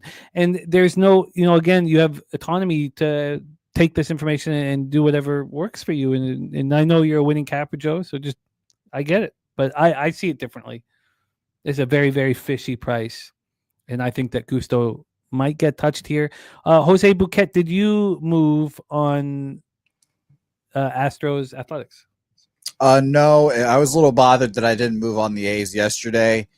I heard you just mention that you think this is a short price for the Astros. I mean, obviously yesterday was, in my opinion, the short price. I mean, minus 125 I thought was ridiculous, and I didn't move on. It was a little annoying, but minus 140 felt a little more fair to me with Gusto personally, but I stayed off this game. Let's roll on here. I'm going to be moving on it. Yeah, Todd, it was horrific, that first half, but it looked like it was going to work here. Drewski says you like Bills Eagles Super Bowl matchup at plus 1,700 on DraftKings. I think you should get paid more, honestly. Yeah, picking that Super Bowl, but I mean, these are the two favorites, right? So, but still, I think you should get paid a little more. I agree. It is. Yeah, I need to sit with that. Let me sit with that for a little longer. I don't dislike it, but put another 0 on there, and then I would bet it. So let's roll on to our next bottom board. Again, LJ from H-Town on the Trill OG play day is the over 8.5 here. And I want the A's first 5 on this one. Let's roll on to 8:10 p.m. Eastern. Our next bottom board, Nats Twins, and we welcome back our guy Justin McKelvey. Stacks play of the day, number 2 here in Nats Twins. So he'll get us started. We're at Target Field in Minneapolis, Minnesota. Let's get into the weather here in Minnesota. 84 Fahrenheit, feels like 85, 6.3 miles per hour, right to left and slightly in, dies down at 4.5 miles per hour. The stadium report here for Target, plus 6% overall runs, minus 2% homers, plus 9% doubles and triples, and plus 3% singles. We have Mackenzie Gore coming off getting lit up and smoked at home in his first start post All-Star break. 2 1/3, 8 hits, 8 earned runs, 2 homers, 2 Ks, 3 walks. It was ugly. He's been great on the road all season long. Great on the road all season long. Lefties, 237, 696 against them. Righties, 251, 701. And I guess great on the road's a little much. I guess that's a little much. Yeah, he's just being decent on the road. The thing here, the thing here is Zebby Matthews. He missed a month with a shoulder strain. 25-year-old kid. And so he has a minor league start, and he's lights out. Strikes out 9, shuts out in 4 frames, and then comes in to the thin air Colorado. A very tough place to pitch, and he gets touched for 5 earned runs over 4 innings. It's interesting for Zebby. Zebby's throwing 23 innings at the major league level. We know he's a very highly thought of prospect, 31 strikeouts in 23 innings, and yet he's only had 1 start at home. 1 start. And, he struck out 9 in 4 innings in that 1 start, allowed 2 earned runs. And I wonder if this is a great opportunity for him, honestly. Nats are hitting 258, 716 versus righties. The Twins are raking lefties right now. there's not a team hitting lefties harder or have a higher OPS versus lefties than the Twins over the last 30 days, 257, 833 OPS. And the Twins have a big bullpen advantage over the Nats. So let's take a look at the line history and then hear the stacks play of the day. This total is 8.5. It's minus 110 to the under. This opened up at 8.5, minus 113 to the under, and actually moved to 8 at 3:30 this morning. It lasted there for about 45 minutes before the over started getting hit. Overall, though, even despite it going to 8, there's been a 2-cent move on the over 8.5 since it came out. And then on the money line here, we have the Minnesota Twins at minus 148. A big move towards them, opening up minus 129. It's come back from a high of minus 155. Well, I tell you what, I agree with it. And I think that Zebby Matthews pitches really well here. But I also think there's a possibility for Gore to bounce back. Let's hear from our guy Stacks. Play the day number 2. Take it away, Justin, my man. I actually disagree with the way you just ended that. I think both pitchers get crushed here. Stacks play today number 2 is Twins Nationals over 8.5. I actually got an 8, and then I bet it again at 8.5. The Twins against the lefties, they're number 1 or 2. And the Nationals, they crush righties. Gore got crushed the last time against the Padres. Some people say it might be an outlier, but you get him on the road, I think it gets crushed again. But the backup, if not, I'm definitely don't think Zebby deals. So however you look at this, I see a lot of runs. I see at least 11 runs. So over 8.5. Stacks play today number 2. Over 8 and 8.5. I bet them both. Over 8 and over 8.5 for Stacks number 2. Yeah, you're right. I do think that Zebby. I think the reason why this is moving towards the Twins is because I think Zebby shows why he's such a highly thought of pitcher. I mean, we've only had one home start for him. Now, can he throw? Can he get through 5 innings? I don't know. But the Twins here at 365 are way cheaper first 5. So look at this difference. The Nats are plus 135 full game. They're plus 110 first 5. 25-cent difference for. So that kind of goes against my idea of Zebby pitching really well. We have Mackenzie Gore, who was pitching so well before getting lit up and smoked for 8 earned runs versus the Padres over 2 1/3. He was in the All-Star game. Got 3 outs, took 9 pitches to get 3 ground ball outs. Then if you look at what he was doing, he had the one bad start at the Dodgers, but other than that, he's had one start where before getting lit up for 8 earned runs, he's had one start where he allowed more than 2 earned runs. One start in 8, 11, or 10. 1 out of 10 before getting lit up here. This is an interesting one. I need more. I need to hear more. I understand about what you're saying about Gore, but there's no worries about the Twins against lefties. No, I mean, it was the first thing I said. Twins 257, 833 OPS versus lefties. There's no doubt. There's no doubt that they're hitting lefties very, very hard here. No doubt about it. Let's hear from Wine Time and from Jose, and then maybe I can put this together. Stacks is on the over 8.5 with a ton of confidence. Wine Time, what do you think here? Nats Twins. Yeah, this is a tough matchup for me here. Going into this game, you guys know how much I like Mackenzie Gore, but it definitely does seem like maybe both these pitchers are maybe vulnerable today, but I definitely think that the Twins are the spot here, being the price that they are. I know the Nationals are 20 games under 500, but this is also Mackenzie Gore on the mound, a guy that has really good stuff. This guy is going to be a future. I mean, the Nationals, what do? They fire Dave Martinez. They fire their GM. They want to stop winning games the rest of the season because they were obviously trying to win games still. And they want to rebuild. And I mean, when you have James Wood, CJ Abrams, and Mackenzie Gore to start you off on that rebuild, it's a pretty damn good start. We're going to see if they can get some extra bats in this next offseason. That will be interesting to see. But I do think that the Twins are live in this game. This isn't going to be a play that I make by any means here in this game. And I hate to go a little bit off topic, Jose, but I did just check a current line that we bet already this season. Jose, if you were to guess what the Baylor-Auburn line is right now, what do you think it is, my friend? Baylor -1 now. It is currently a Baylor -1. We bet the +3 -125. We bet the over 56.5 -110. It's now up to a 57.5. It will be probably closer to a 60 before opening kick on August 29th, Friday night in Baylor, Texas. It's going to be a wild atmosphere out there, and we crushed the line movement. I'm sorry to go a little bit off topic, but I was just checking the line and I saw that, and that made me feel a little bit also good. bet that with y'all. So let's go, Stacks. Love to hear that, man. I didn't get a 3. I got a 2.5. I might have caught it late, but I still love to hear. For it was a 2.5 -110, and it was a +3 -125. And when I was talking about it with Moose, we were just saying, let's just get the +3 just to have that extra half point in the pocket, pay a little bit of the juice. I thought it was going to be a PK by August 29th, but it's already a -1. Still a lot of time left before that actually happens. Sorry to go off track, but Jose, take it away. I'm going to be off this game.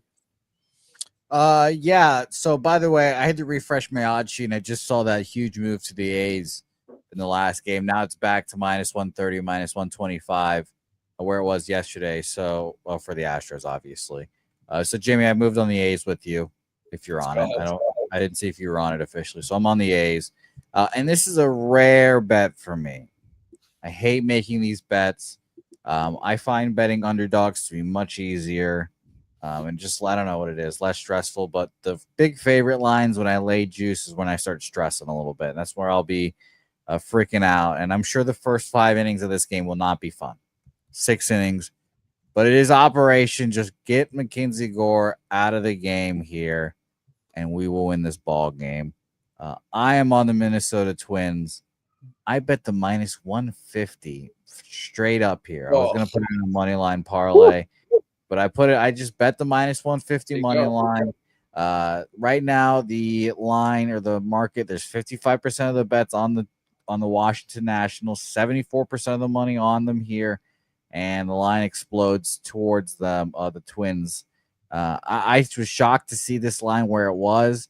Penny opened this up at -130. It's up to -148. Where we used to play poker, opened up -116, and that was yesterday, by the way. If you want to look at their line at 8 a.m., it was -147, now -151. So, I just have faith in the line movement and semi-reverse line movement, and I didn't want to put it in a parlay because I'm like, the parlays have not been feeling good, and I'll just bet everything straight today. Nice and clean day. So I'm on the Minnesota Twins straight up money line. It's gross, but I'm on it. Oh, yeah. Uh-oh. Huh?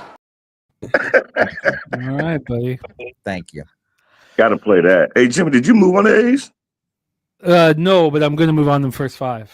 I moved on +120 money line. I tweeted it out officially.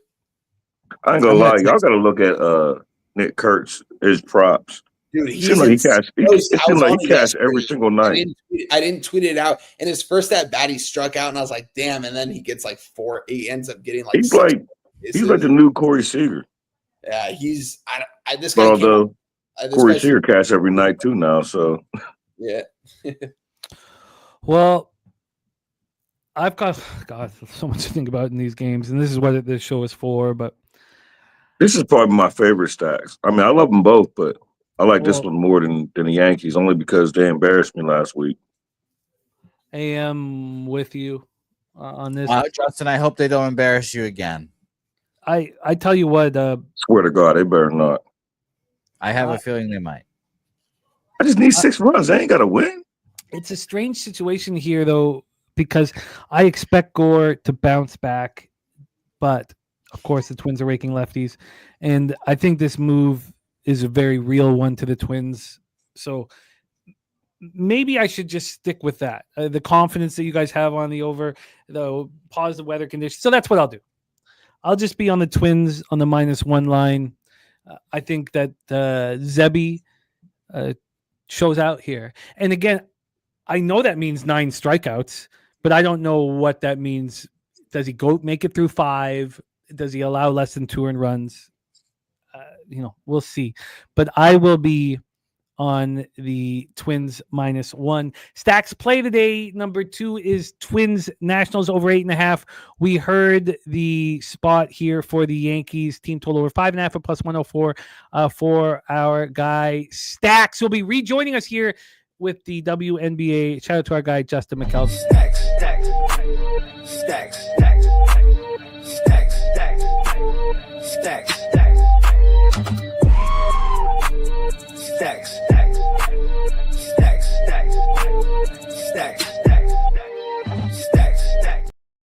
Vipe rolling with me on Minnesota -1. Sir Mackey says Bengals Super Bowl champions. Well, they have as always, they have an angry superstar on the sidelines. It just, I can understand, and I think you're getting a nice number, but God, it feels like Mark Schott is their owner. Let's roll on to our next spot on the board at 9:38 p.m. Eastern with the Seattle Mariners 54-48, 26-24 on the road to the LA Angels 49-53, 24-23 at home. Target Field. Oh shit, I have Target again. Sorry, we are in LA Stadium. Let's take a look here at The house that Wine Time built. +1% overall Angel Stadium, +13% homers, -6% doubles and triples, and -2% singles. Let's take a look at the weather here. 74 Fahrenheit, feels like 71, 9.8 miles per hour out. Gets down to 8.9 miles per hour. Beavis says back to the well with the Mariners money line. It was pretty annoying to see this go under yesterday, which all my X's and O's said would happen, but 9 to 9.5, and I was like, look, I stayed away from it. Here we have Brian Wu going up against Jose Soriano. Soriano coming off a nice start, 8-2 win at the Phillies. He's struggled at home. It doesn't really make sense why he has struggled at home. Opponent's hitting .279 against him. He's allowed 8 home runs, 32 earned runs in 10 starts. His splits are good. He's got great stuff from the eye test. Wu coming off allowing 5 runs, 4 earned in an 11-3 loss at home versus the Astros. He's been much better at home than on the road lately. We know that he has forearm issues that kind of creep up all the time. Is he dealing with some fatigue? Mariners are righties 259, 749 OPS. Angels are righties 267, 801, and both bullpens have struggled.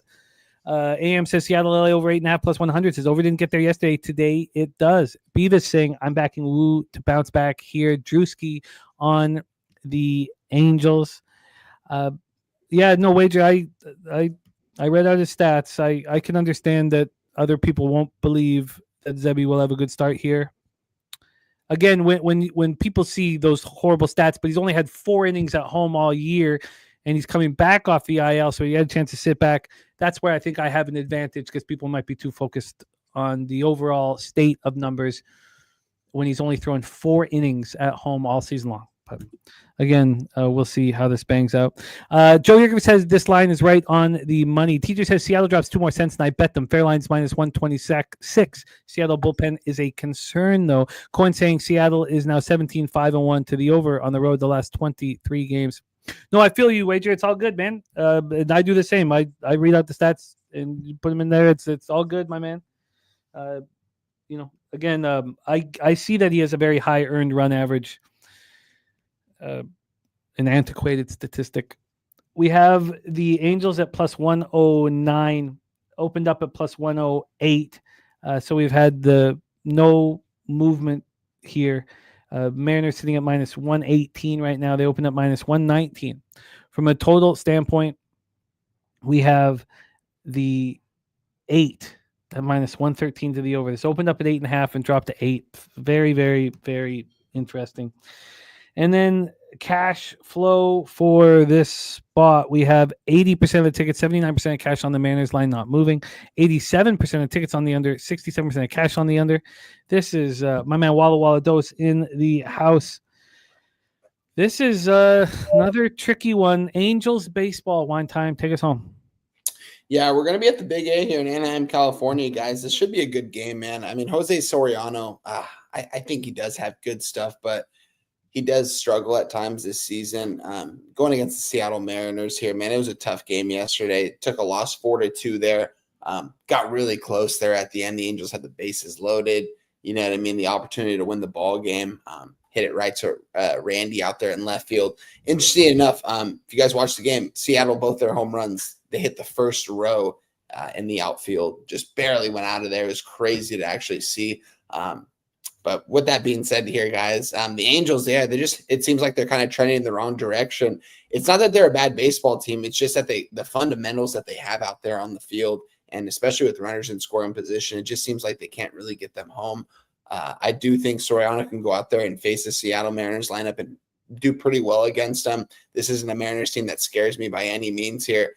Who has the better lineup here? I'm going to tell you the Angels. Who has the better pitcher on the mound?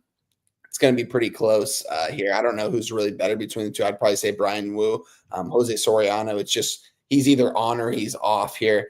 It's a big game for both teams because the Mariners are trying to win the division. Still, they're trying to catch up to the Astros, and the Angels are just trying to get into that wild card spot. Are they going to be buyers or sellers at the trade deadline? I don't think they're going to be neither. I think it's going to be the same typical BS that they just hold on to the current players they have and see what they do the rest of the season.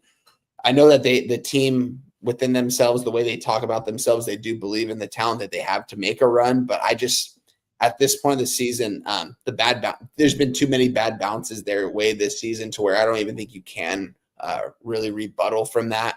It's going to be interesting to see if they lose this game. I think their season is over. I'm off this game entirely. I didn't want to move on this game. It is Zach Neto bobblehead night. So it should be a pretty packed house there at the Big A because, I mean, I was watching the game with my buddy and his son who came over last night. His son's 8 years old, and I asked him who his favorite player is on the team. He said Zach Neto, and I was like, I mean, I'm not going to lie. If I was your age, I would say the same thing, Mike Trout still is my favorite player on the team, but it's going to be a big night for Zach out there. I mean, he does hit leadoff, and I do expect him to have a big night. He's a gamer out there. He's one of the best shortstops in baseball right now.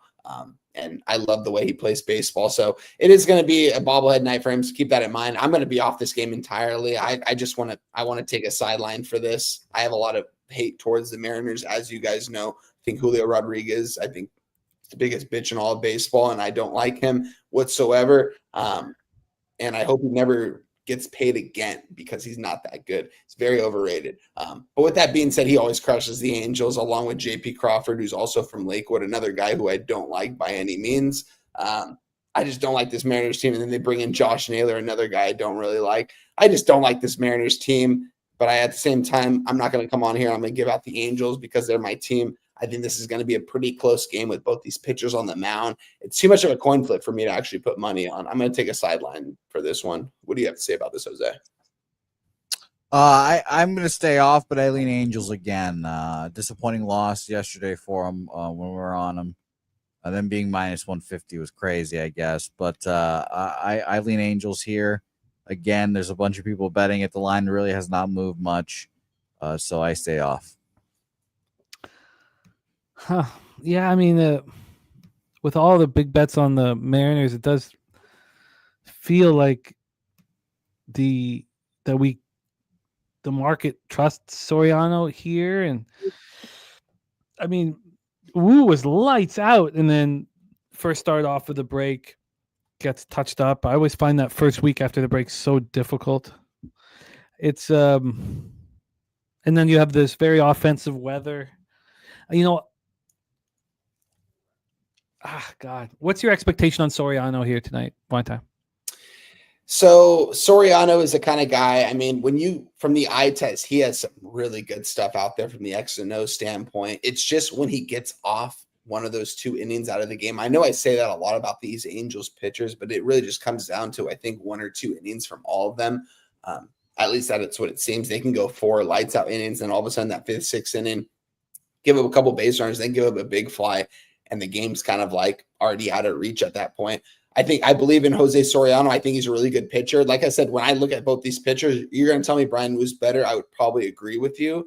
But by next season, I don't know. Soriano, he's had some blowups this season where he gave up a lot of runs on minimal innings to where his ERA kind of inflated to where it was. I think he can go out there and pitch well. It's going to be a beautiful night tonight. I mean, right now, I'm looking outside right now. It's looking about 73, 74 with the sun out. In Anaheim, it will probably be about 10 degrees a little bit hotter because I'm closer to the beach, so I got that breeze.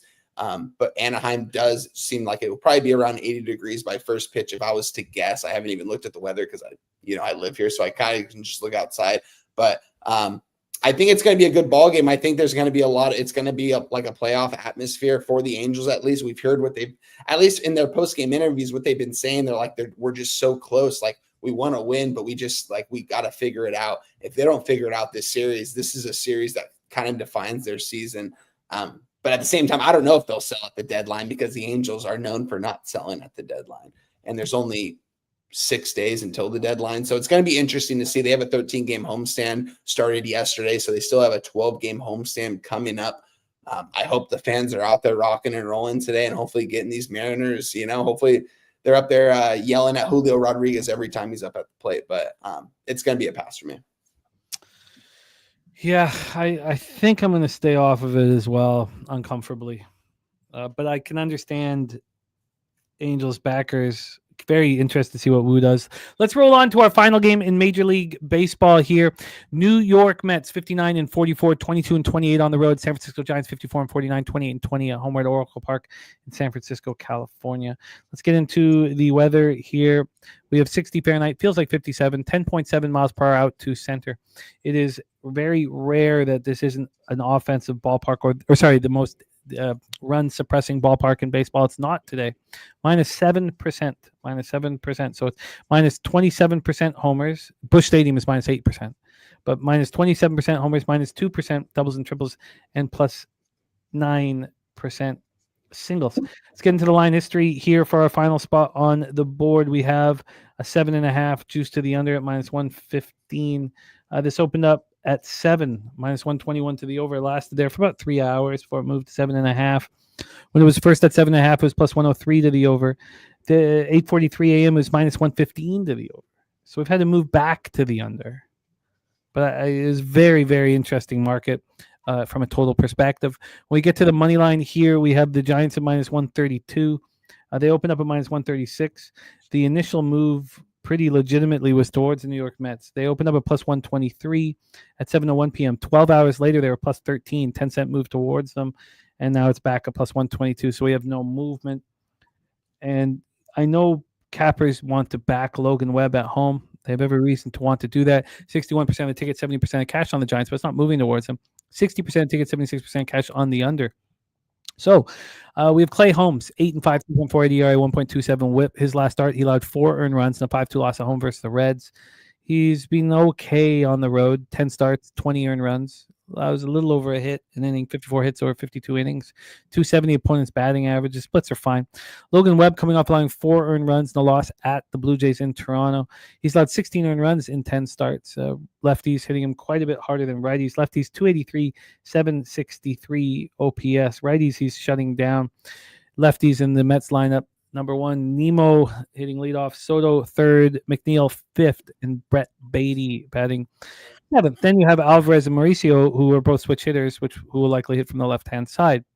Drewski on the first 5 under 3.5. I get it. The bullpens have both struggled. ERA's just a taint hair under 5 for the last 30 days for both squads, and both teams hitting pretty much the same against righties. 243, 723 for the Mets, 245, 720 for the Giants. Jose Bouquet, take it away. New York Mets, San Francisco Giants.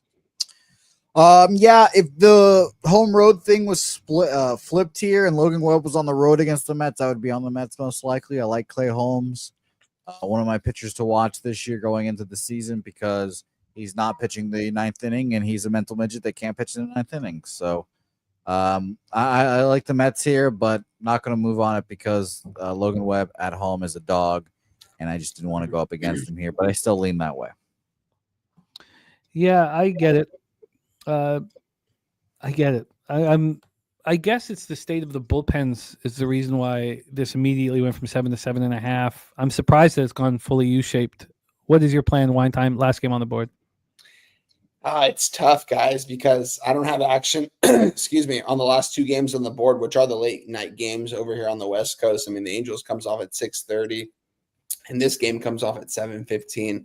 And I don't have a play in either of the last 2, so I'm itching to get something in on one of these games. And I kind of wanted to get to the window here with the New York Mets here against Logan Webb, but Logan Webb has just been pitching really well this year, and I just don't think enough things correlated for me in this game. Kind of wanted to move on the under as well with both these pitchers on the mound, but it hasn't really moved towards that way. We're currently sitting at a 7.5 at a -120. Open up at around a -120, depending on -115, -120, depending on where you look.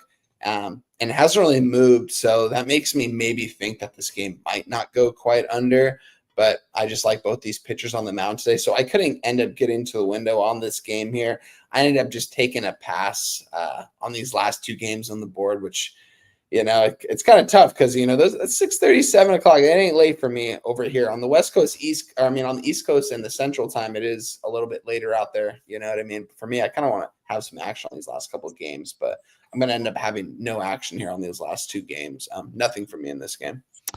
I can't get there either. I don't mind the 7.5. I would, if this was a 7, it'd be more telling, obviously, which is where it opened. And then the first 5 being at 4 is a surprise. You have 2 pitchers with very nice numbers. You would expect to see a 3.5 here. It's a 4, throws me for a loop. Not only that, but this opened up -101 to the over. Now it's -104 to the over. I mean, a very slight move to the over at 4. This is, it just doesn't correlate, which I had hoped, because Logan Webb does print money at home, whether it be backing him or backing the under, and I can do neither in this spot. I find neither appealing. Let's do a review of all action in Major League Baseball before we have our guy Justin Mcelvy join us for WNBA. And our first pitch is still 44 minutes away for Game 1, and I expect to be on the under still. Yeah. I might get there with you, Jim. Well, I wanted more of a sign. I thought we'd be sitting here now and then we'd get we've had no movement on anything in that game. It seems like, at least on my book right now, the team total is the same. The total is the same at an 8 -105. With 80% of the tickets and 87% of the cash on the under, is it enough of a move? I think it's okay still. There's been 5 cents of movement. Yes, you'd want more, but it's not like they'd put this at a 7.5, especially with, Cal Quantrill on the bump.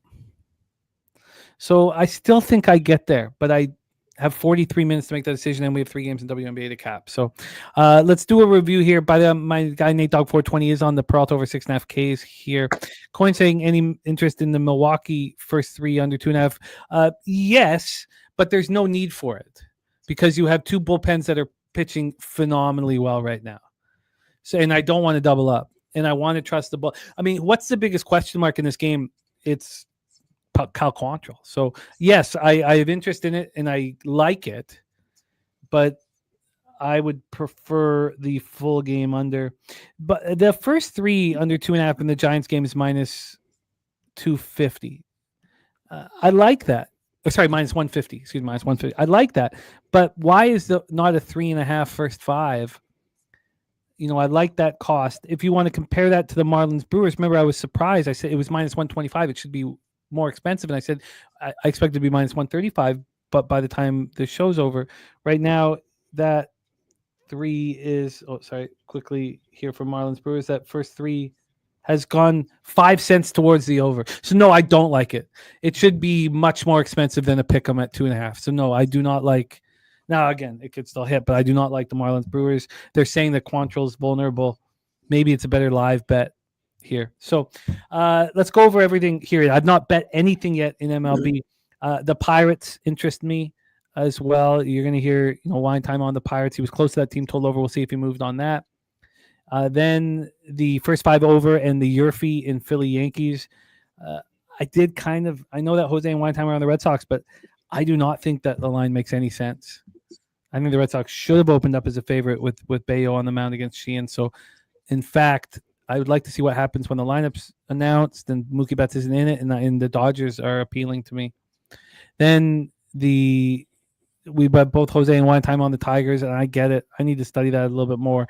But the Cards I will be on. That is a spot that Jose and Wine time are both on. Jose and Wine time have a lot of the same action. I'm looking at that first 3 under in Cubs. Well, it's great. I didn't know that. Yeah, I didn't notice. No, I like it. I mean, it's not a bad thing at all. It helps me when I go over everything again.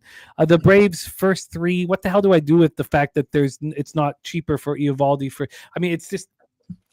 it's absolutely bananas to me that you have a pitcher who allows over 4 runs less over 9 innings, and there's no difference in the price of first 5. I mean, it's just absolutely nuts. The Athletics first 5, I will be betting. The Twins -1, I will be betting. I will have Wager Detective in my head throughout that ball game, and that is my action. Wine Time Sports, take it away. Your plan of attack here in Major League Baseball today. Yeah, guys, we gave out the Pirates money line plus 100 on today's card. As of right now, when I wrote it down earlier, the team total was over 4.5 plus 105. It's now plus 100. I think the time to move on it is now on this team total. I'm going to take some time to sit with it for the next 30 minutes to an hour, probably go over a couple more things before I move on it. I do have a total on this. Is just the fishy thing for me, Jim, is because the number that you read me off earlier, I'm getting to Pirates team total over 2.5 plus 130. But yet their full game first 5 team total is 4.5 plus 100, which maybe makes me think maybe Nelson goes out there and throws 5 good innings. Maybe in that 6th inning is where he's vulnerable. And then that's when the bullpen comes into place. And we know when the bullpen comes into place for the Diamondbacks, it's never a good thing. So that's something I'm going to sit with, definitely. We also tweeted out the Cardinals money line plus 115. You can still get the similar price to what they were. We also tweeted out the Red Sox money line plus 110. Those were the 3 plays we came into the show with. The ones that we added are going to be the Athletics money line plus 120. I'm looking very heavily at this team total over 3.5 minus 130. I know it's juiced. And if they win the game and lose a team total, I'm going to lose a little bit of juice. But I think if the Athletics do win this game, they're going to need to score at least 4 runs. So this might be a double up spot for me if we're being frank here. I'm also on the Phillies Yanks over 10 minus 115. I added that play as well. And we also added the Tigers money line minus 110. I saw the Tigers. It's only moving towards them right now. I think they're almost a minus 115 right now. Let me pull this up here. Detroit Tigers are currently sitting at, is this not, why do I not have this pulled up right now? Detroit Tigers, minus 112. So a little 2 cents towards them. So nothing crazy there in that spot. So those are my 6 plays for today, guys. The Pirates money line, Cardinals money line, Red Sox money line, Phillies Yanks over 10, Tigers money line, and Athletics money line. A lot of dogs in there. A couple spots I just want to go over before we get out of here and you guys talk about WNBA with my guy Stacks. I was looking at the Reds money line. Definitely a spot coming into this card I wanted to move on. I just couldn't really get there. Nothing correlated. Still enough for me in that spot. Also looking at the Phillies Yanks, both their team totals over. We'll see. That's going to come later in the day if I do move on that. Another spot, the Rangers Braves under 8 minus 115. I have question marks around that. Couple spots we're looking at that we quite haven't moved on yet, but I might move on as the day goes on. So we'll see. So make sure you're following me on Twitter at Wine Time Sports. Catch us on Sunday, walk-off wagers. Me and my guy Spoons Bets, Morgan Spooner. We're going to cap the entire MLB card every single Sunday, 8 a.m. over here on the West Coast, 11 a.m. over there on the East Coast, and 10 a.m. over there on the Central Time for my guy Jose Bouquet, who's also on the 1s and 2s for that show. Big part of the show, so shout out to my guy there. And we're going to continue to just deliver for you guys every single week, break this card down as much as we can. Can't wait to start talking college football here. A couple weeks showing up. I know me and my guy Dabby Cab, we've been talking a lot these last couple weeks about some early content that we could probably give to the channel before college football season comes out, guys. So we're going to be posting about that here pretty soon once we actually get it into place, and also be on the lookout for that and support us there. It's going to be a really good college football season. We're going to give you guys some really good content this season on Saturdays throughout the week here on Betting with the Bag. It's going to be a really good time. I'm looking forward to it, man. It's going to be a busy time here in a month. So enjoy. If you guys don't really bet baseball a whole lot, enjoy this kind of off time as you can, because we're going to be loaded in a couple months, and it's going to be crazy. These shows are going to be like 5 hours long. So just because we got so much to talk about and so much value out there on the board. So I'm looking forward to it, guys. I am going to just be enjoying the rest of my day off. I got to go hit the grocery store here pretty soon. So I'm excited to hear you guys cap the WNBA, though. I'll definitely have you be listening to you guys. Appreciate you, Jimmy the Bag. Appreciate you, Jose Bouquet, as always, for having me on the show. Wouldn't want to be anywhere else but here with you guys. So I'm excited to always cap this card with you guys. But we got to get paid. That's the most important thing. Coming off 3 straight losing days here on X. And today's the day where we're going to win. So I'm looking forward to it, guys. Shout out to everyone in the chat. Appreciate everyone's support here on this whole entire show. We got so many donations in the beginning. Means a ton to the show. Hit the like button on your way out and hit the subscribe button, guys. Love you guys. I'll see you guys probably tomorrow on Saturday with Say Hey plays with my guy, Jose Bouquet. There he is. Wine Time Sports in the house. Makes me nervous that Mr. Belvedere is passing in WNBA. Okay, I just bet the under 8 at -105. Sent it in. It was -104 offshore. I sent it in. Which game? In Miami, Milwaukee. So that one's popping off in 35 minutes. I didn't want to be right. I want to take my time here. Well, wine time delayed for you perfectly there, so you were all set. Yeah, I'm all set. Which is great because I want to take my. I don't want to be thinking about anything else when we cap WNBA. 3 wins in a row for me, trying to fix the season. Not an easy task, and can't believe I left the Storm on the table here. This fucking infuriates me. Jose Bouquet, please review your action. Not far away from double-digit units. Once again, my friend, take it away. Yeah, up 7 units, and there's a lot of units on the line here today, so it'll be a particularly stressful day. I don't have a child to ask me this, but it's definitely going to be a daddy, why are you pacing around shirtless, sweating at 7 p.m., and I cannot wait for that. But my action... Cutting the first 5 unders, Jose, has made me a better father. Good. Yeah. Good. I'm glad that we could just make that arrangement between ourselves. By the way, there was a first 5 under that TJ bet that it made a whole lot of sense, and I was like, oh god, it's calling to me like the mask, but I can't do it. It was the Colorado one. Colorado first 5 under was semi-interesting to me because I think that Freeland pitch as well. But I'm on Pirates money line -102, Rockies first 5 money line +155. Detroit money line -115. By the way, these are all money lines. Everything is full game money line besides the Rockies one. Boston +106. Cardinals +114. Braves +132. Minnesota Twins -151.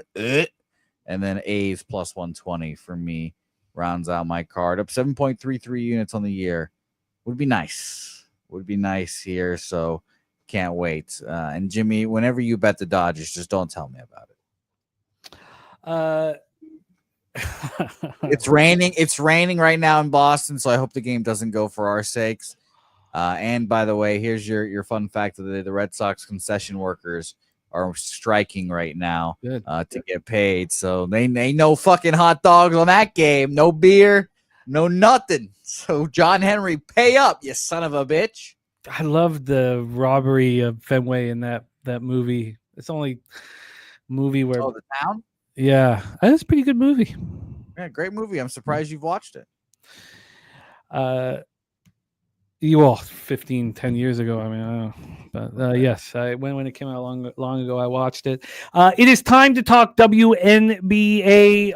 Jose will be joining us now. We are not racing today, but we have all new stuff going on for our members. We're putting it all together. You guys will know all about it. So we're not racing today, but there is some exciting stuff going on here at Pub. We want all of our ducks in a row before football, before things get really serious, as if investing $3 to $5K a day in the baseball card isn't really serious. Yeah. And hey, some people are already making football bets. Don't forget. And by the way, we're bringing on this next person. This fucking guy thinks that his fucking Pittsburgh Steelers are gonna beat the Jets in week 1. I can't wait. For this Jets to just stomp all over Aaron Rodgers' old decrepit ass. And as long as that game stays under, it's going to be great. But it definitely might be a case, Jimmy, where one of these come up. Everybody in the audience, now listen to me carefully, is being given a special package, and I don't want you to open it. Do not open it. Cameras are on you, so do not open until I tell you. All right, open your boxes. Open your boxes. 1, 2, 3. You get a steak. You get a steak. You get a steak. You get a steak. You get a steak. Everybody gets a steak. You're on, Justin. You're fucking on. I can't wait. First of all, yo me steaks. I just got to figure out how many, and I don't want flank steak. Second of all, I don't know. Flank's kind of the best cut, people are saying. well, y'all give them to my dog, so that's cool. Second of all, they're not my Pittsburgh Steelers. Let's be clear. That's my team. Justin, you fucking love him. He told me the Steelers are gonna beat the Jets' ass. He said. I did say that. I did say that. And they're your Pittsburgh Steelers now. That's like the only truth part that he said. Everything else is cap. You know, this is the first time where I'm actually starting to get excited about NFL. It's not that I'm not excited about NFL. It's just there's so much work that goes into it, and just hearing you guys going back and forth, I'm starting to feel that. That's probably the only time I'm betting the Steelers the whole season. I just think it's a good spot for them. Off. This guy's unbelievable. Well, he was unbelievable in WNBA yesterday, 3-1, and we need more of it. Bye, Jose. We need. Yeah, can you do me a favor and pull me because my laptop died? So can you pull me, please? Yes, I can. Thank you. Thank you. I can pull myself. Justin. That's not you. Sorry. There we go. There he goes. Mr. Bouquet doing great work here. Almost at double digit units on the season, which is very difficult, very, very difficult task. Mr. Belvedere with a fan fact. Jose also likes tube steak. Is what he's saying here. Tube steak too? Tube steak. What is that, like a TV dinner? I imagine that it is that he's inferring that Jose likes man love. That's what I think is happening. Let's get to work here in the WNBA, my friend. We have 3 games on the board, and this first one I find extremely interesting. I'm going back to the well in a couple. So I'm starting to see the mistakes that I'm making in the WNBA, and they revolve around injuries. It's very different than the NBA around injuries, and I get it. But another thing that because there's been little success, although we're on a 3-game winning streak. One of the successes is backing teams off poor and embarrassing performances, which made me so angry than not being on the Storm. So obviously I wanted the Phoenix Mercury in this spot at the New York Liberty. We have Jose with some internet issues. Let me get that going for us. So now the issue here, and I want you to touch on it. I'm going to set this up, Justin, but the issue here is that Phoenix beat New York in New York and beat them in Phoenix. And, 2 meetings this year against the Liberty. They beat them 89-81 on June 19th. Then they beat them again 106-91 on June 27th. That stopped me from betting the Mercury.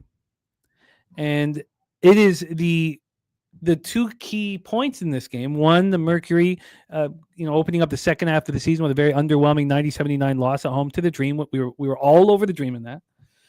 We had Sabali and Clay Cooper returning to the starting lineup. They'd been out since July 3rd, and we saw that they weren't ready. Sabali had 13 points. Cooper had 10. DeWanda Bonner stepped up with 18.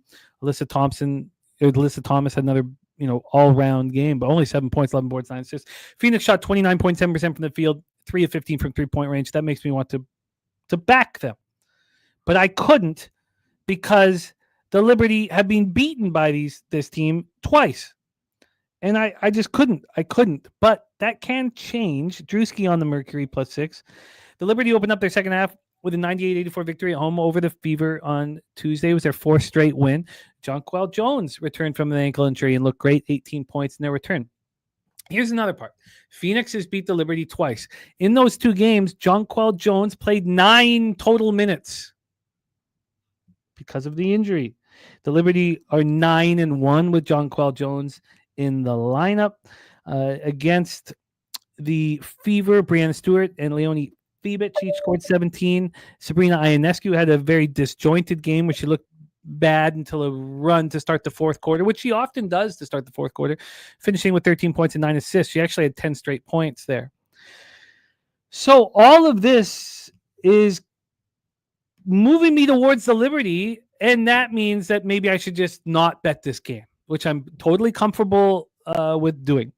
Right now, the Liberty are -6 at some books, -6.5 at other books. The main book to me, they're a -6. They opened up at -5.5.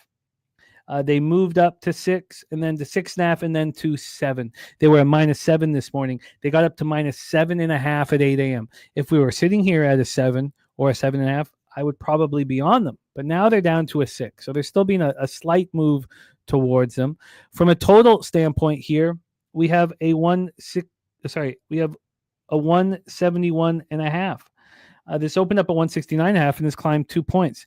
AM is on the under here in this one. Sweetie's saying it was Liberty -10 last night. I didn't. Wow, what book, Swig? No, it wasn't. I've never seen that. Let's just go to the book that goes out first. This opened up at 6, got up to 7.5, down to 5. So I've not seen it more than 7.5. Can you let us know what book, Swiggy? So here we have AM on the under 169.5. Says the line moved against me, but I don't agree.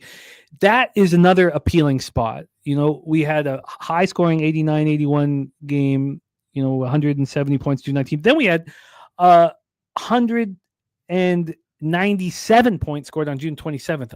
I would like to fade that. Usually when you see 2 overs in a row, it doesn't work like that. So let's take a look at the cash, or in the third game. Let's take a look at the cash flow for this spot. I find this game such a fun cap, which makes me want to have action on it, but it's okay if I don't. 53% of the ticket, 63% cash on the Phoenix Mercury, 59% ticket, 63% cash on the under. Take it away, my man, Justin. I'm all ears. I find this a very interesting game. When I look at the WNBA, this is like my first year going official. I've been capping it for 3 years, and this is like my first year making it official. And I realized I struggled in the beginning of this year and the previous 2 years. I feel like I was overcomplicating. There's only 13 teams. For me, it's easier to cap now, and I look at it like this. And I usually don't be on the spot. Like, I'm going to be on the Mercury +6.5, and I'm mad that when I seen it that it opened, and on 3 different books, I don't know what I'm not allowed to say. So I'll just say that I seen it on 3 different books. The most I ever seen was 7.5. And then once I was capping it, it dropped. And I was mad that I missed the number. And the way I look at it, like the Liberty coming off a big win, a huge win the other day. And then the Mercury got the band back together. First game back, they sold. We all called it. We called it with the dream. My dream went down there and pounded on them. So I feel like this is the get back spot, not to get back against the Liberty, but to get back on track. Because I think this is the team. I think this is a team to be reckoned with as far as futures. Maybe not the chip, but they're gonna make a run. They're gonna make a run. So, and I look at it like I did sprinkle the money line. I'm not making that official. The only reason why I'm not making it official is because the Liberty do have double revenge against them. So this is the 3rd time, so they might win. I just don't see them how they cover this game. Any sport that we like, we always like game 2 or we like game 3. All the players came back the first game and we jumped all over it. We said it yesterday. I went against that last night with Connecticut, and look what happened. I sat here and told y'all Marina Mabry was coming back. She came back, and we always fade the star coming back. This is game 2. I like the Mercury. I think the Mercury going to win this game, but I love them +6.5. I'll make it official or best number you could get. I just feel like it's going to be a close game. I don't have a play on the total. I don't even have a lean on the total. But I love the Mercury in this game, +6.5. Actually, I think I put it on your Twitter early this morning, like 3 or 4 o'clock this morning. I put it on your Twitter. This is the spot. So I like the Mercury +6.5. Everybody back together, game 2. They're coming off a embarrassing loss. There's no way. Well, I ain't going to say no way because I ain't calling it the L word, but I just can't see them losing by more than a touchdown. I can't see it at all. No, I completely get it. It's just there's two forces at play here.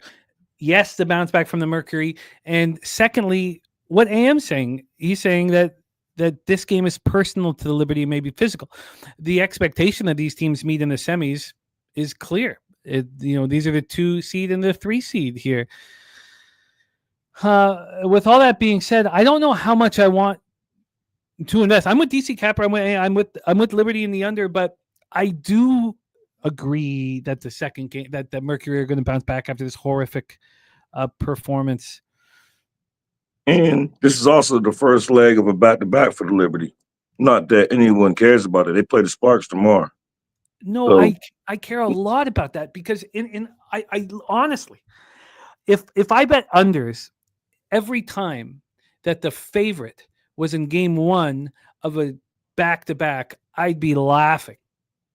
They have to control and care about who is playing when they have to come back and hammer again tomorrow. Drewski on the over here. I mean, we've had 2 overs, and the last one went huge over. And I feel like the Liberty want to send a message on this homestand. And I've got, again, a lot to think about. And I feel like the Mercury want to send a message. I feel like the Mercury saying, we all back together. We beat on y'all twice already. So coming to playoffs, like, yeah, y'all did it last year, but this is our year. Like, we'll beat you every time we see y'all. We healthy. This is the second game back. Like, I think it's an excellent spot for the Mercury. Excellent. But I know a lot of people are against me. So, I mean, you see I didn't make a stacks play today, though. Yeah, this is going to be a lot of work. And and Wager Detective, that game going so far over and back-to-back overs in the series makes me want to bet the under. And then if you like the under, you would have to. I would think you would have to like the Mercury if you like the under, unless you're just saying this is the total knockdowns. They like Mercury gonna get blown out. It's not that I think they're gonna get blown out. I do think it is a state. I guess you're right. I'm not saying you're wrong. It's a statement game for both teams. Right. But the Liberty have lost to the Mercury twice, and I do think they want to send a message. And so, yeah. One thing I always fell victim to is double rematch. And my thing is, I had to break it down and simplify things and stop making them so difficult. Like, and the way I look at it is, if I kick your ass twice, what the hell makes you think I ain't gonna kick your ass a third time? Like, I ain't gonna say me, I always look at double revenge like, oh yeah, third time revenge. But there's no such thing as third time revenge. I beat you twice, why can't I beat you 3 times? And this time, I'm not even asking them to win. I'm just asking y'all to keep it close. Make very valid. Dougie Wise play of the day is the Dodgers, and it's going to be a fun spot. Let's roll on. Next up for us, Las Vegas Aces, Minnesota Lynx. And just like I've been saying, how I would like to, if I bet the under anytime a favorite is on the first leg of a back-to-back, they feel the same way about when a team is on the second leg of a back-to-back after being embarrassed in leg 1. So this came and cashed for me on the Atlanta Dream, and I'm going right back to the well, and I don't like doing that. It's not necessarily what I want to do, but the squad for the Aces did not look good last night. Jackie Young went for 19. Asia Wilson, who's been unbelievable in that 3-game winning streak, it was averaging just under 32 points a game. She goes for 20. Nalissa Smith 10 and 10. They didn't play well, and I think they're going to get right back to it. Drewski on the Aces plus 10. I got the 10.5, and then it was 9.5.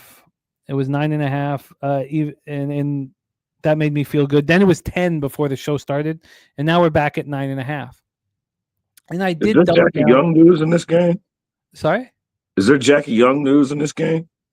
Let me double check. You're always a concern on the second. I heard late something about Jackie. Like actually during this show on my other phone, I seen something or heard something. I had the other phone, but I missed it. And I tried to go back and catch it. No, I don't have anything here. Okay. Because that worried me. Of course, that is always a concern. Always a concern making this sort of a bet, thinking that you're going to beat the line, which I didn't. Well, I did the same thing with Atlanta. This going back to the well, it doesn't historically give me a positive ROI. But I got the 10.5, and I got the plus 2.5 first quarter at minus 105. It's never comfortable fading a team that's undefeated at home. And the Aces are just 5-8 on the road, but they did not look good. And they did not look good last night, and I expect a bounce back performance. At offshore, this opened up at 10 at 4:57 a.m. this morning. Now I know the other books came out much earlier. Then it moved to 9.5. Then it moved to 9. That was all within the first hour. Then back to 9.5, back to 9, bouncing back and forth. Then it was a 10 for a long period of time. Now it's 9.5. So we only have here a half-point move towards the Aces. Now let's take a look at the total here. We have Aubrey saying Lynx by double digits. Again, if Vegas had beaten the Fever last night, I would be right with you. This total is a 162.5. It opened up at 160.5. We have a 2-point move to the over. And when we get to the cash flow for game 2 on our WNBA board, we have 50% of the tickets, 50-50 on the total, but 58% cash on the under. Yeah, it's climbing.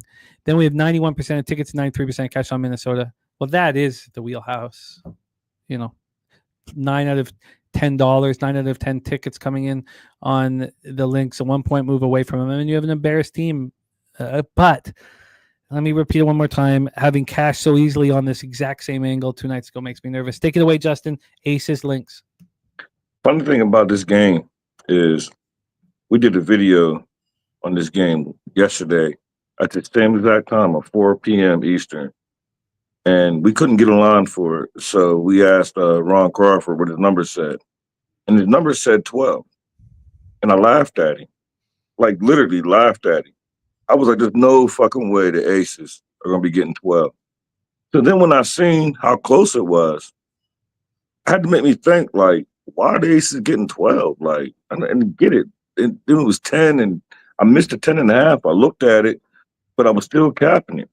And then I looked at it and started thinking, like, this isn't the same Aces team that deserve a 10, a 9, or any of these numbers that I've seen. I feel like after the All-Star, actually before the All-Star break, I feel like the Aces hit that switch. Now, even though you hit that switch, you're going to have a bad game. They had a bad game. They laid an egg against the Fever for whatever reason.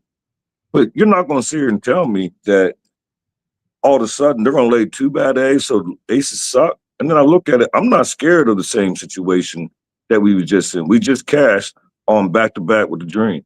This is the same thing. The Aces back-to-back. The Dream was on a back-to-back off a loss. We cashed with the spread and the money line in your first quarter. It's the same exact situation. That don't make me nervous. It makes me confident. I feel like I sprinkled. I'm not going to make that official either. I want to bad. I want to. But I'm not going to make it official, but I did put a quarter unit on the plus 400. But I'm making it official the number I got, or, yeah, whatever number you can get, but I got plus 10 is what I bet. Plus 10 and plus 400 I got, but plus 10 I'll make official.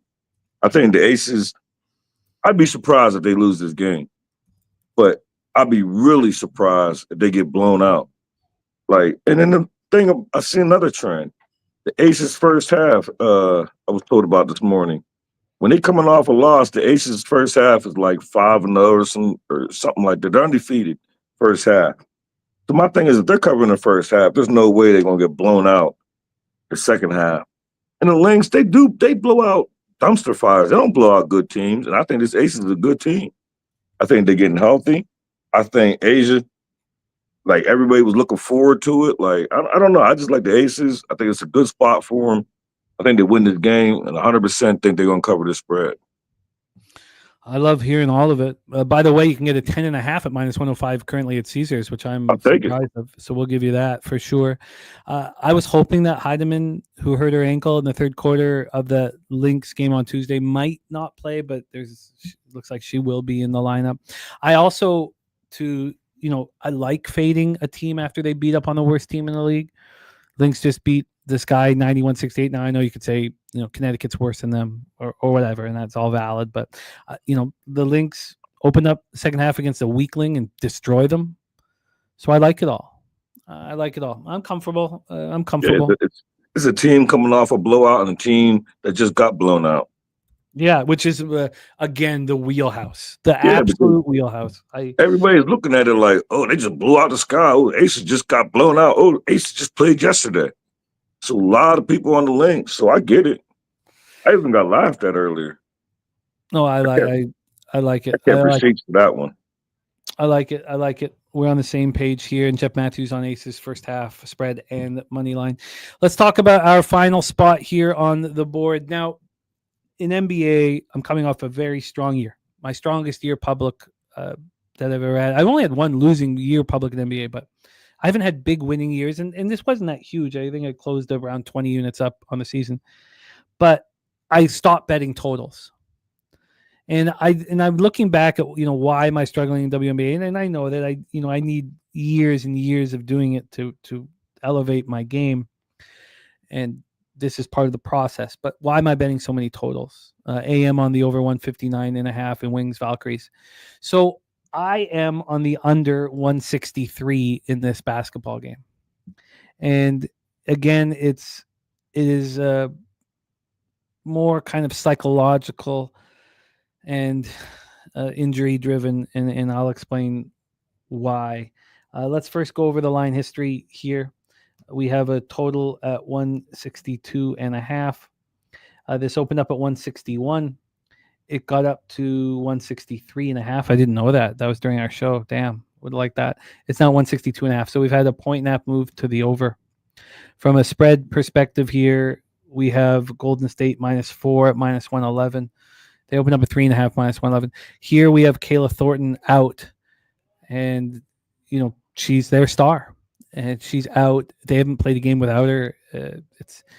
They finished the first half with 3 losses and the very extremely ugly last one, 67-58 loss at Seattle. They shot 31.7% from the field and 22.6% from 3.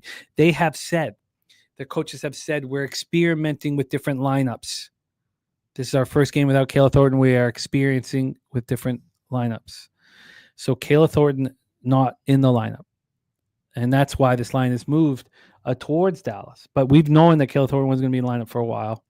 This opened up at 5.5, went down to 3.5. Now it's at 4. So then we have Dallas. What happened in their victory here? Their big victory over Seattle, 87-63. It's not, Paige Becker's 19 straight double-digit game to begin her career. It's not any of that. It's not Ogunbowale going for 20, hitting 4 threes. It's not that. Becker's 6 assists, tie Caitlin Clark WNBA record fast player to reach 300 points and 100 assists. To me, it is this. It is that the Dallas Wings finally played defense. They played defense for the first time this season. All the coaches telling them about nonstop. The coaches saying nonstop. We finally played defense. Look what happened. Look at the score. Defense. Now this is a team that plays very weak defense. And look, I'm not saying that they're going to step up and be some defensive juggernaut now, but it's in their ears. We're playing better because we're playing defense. Christopher Same says, can we do a WNBA live stream? Yeah, absolutely we can, my man. And there's going to be more live streams coming up, especially here before we get into full NFL live streams that are coming. Of course, we'll be live Thursday, Sunday, and Monday every week here in 5 weeks or so. So with that being said, I moved on the under. I've made the mistake of expecting a team to rise up without their star player in the WNBA. It's crushed me. And I do not want the Dallas Wings, after they defeat Seattle by 24 points and sit around thinking about how good we are. I do want them to play defense here, and I do expect the Valkyries to struggle offensively. So I'm on the under 163. I don't like that AM is on the over 159.5, but at this point we could both cash if it's right at the right number. Take it away for us, Justin. Our final game of the week here on Betting with the Bag, our final game on our Friday show, the Dallas Wings at Golden State Valkyries. Take it away. I'm debating. I bet it, so I'm going to make it official. I've been debating all day if I was going to make it official. And I've seen so many different things.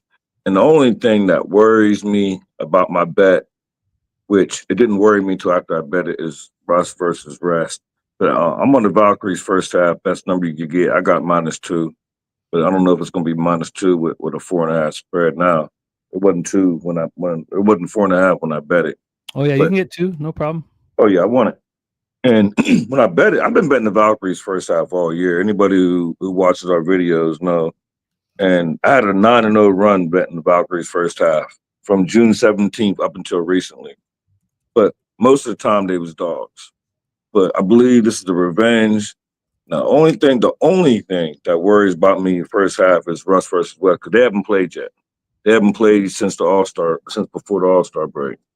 So that's a whole lot of rust. So, and I'm not gonna make it official. By the way, they just announced 45 minutes ago that not only is Kayla Thornton out tonight, she's out for the rest of the season. Ooh. I didn't know she was going to be out for the season. I knew she was out tonight. Done for the year. Announced 45 minutes ago.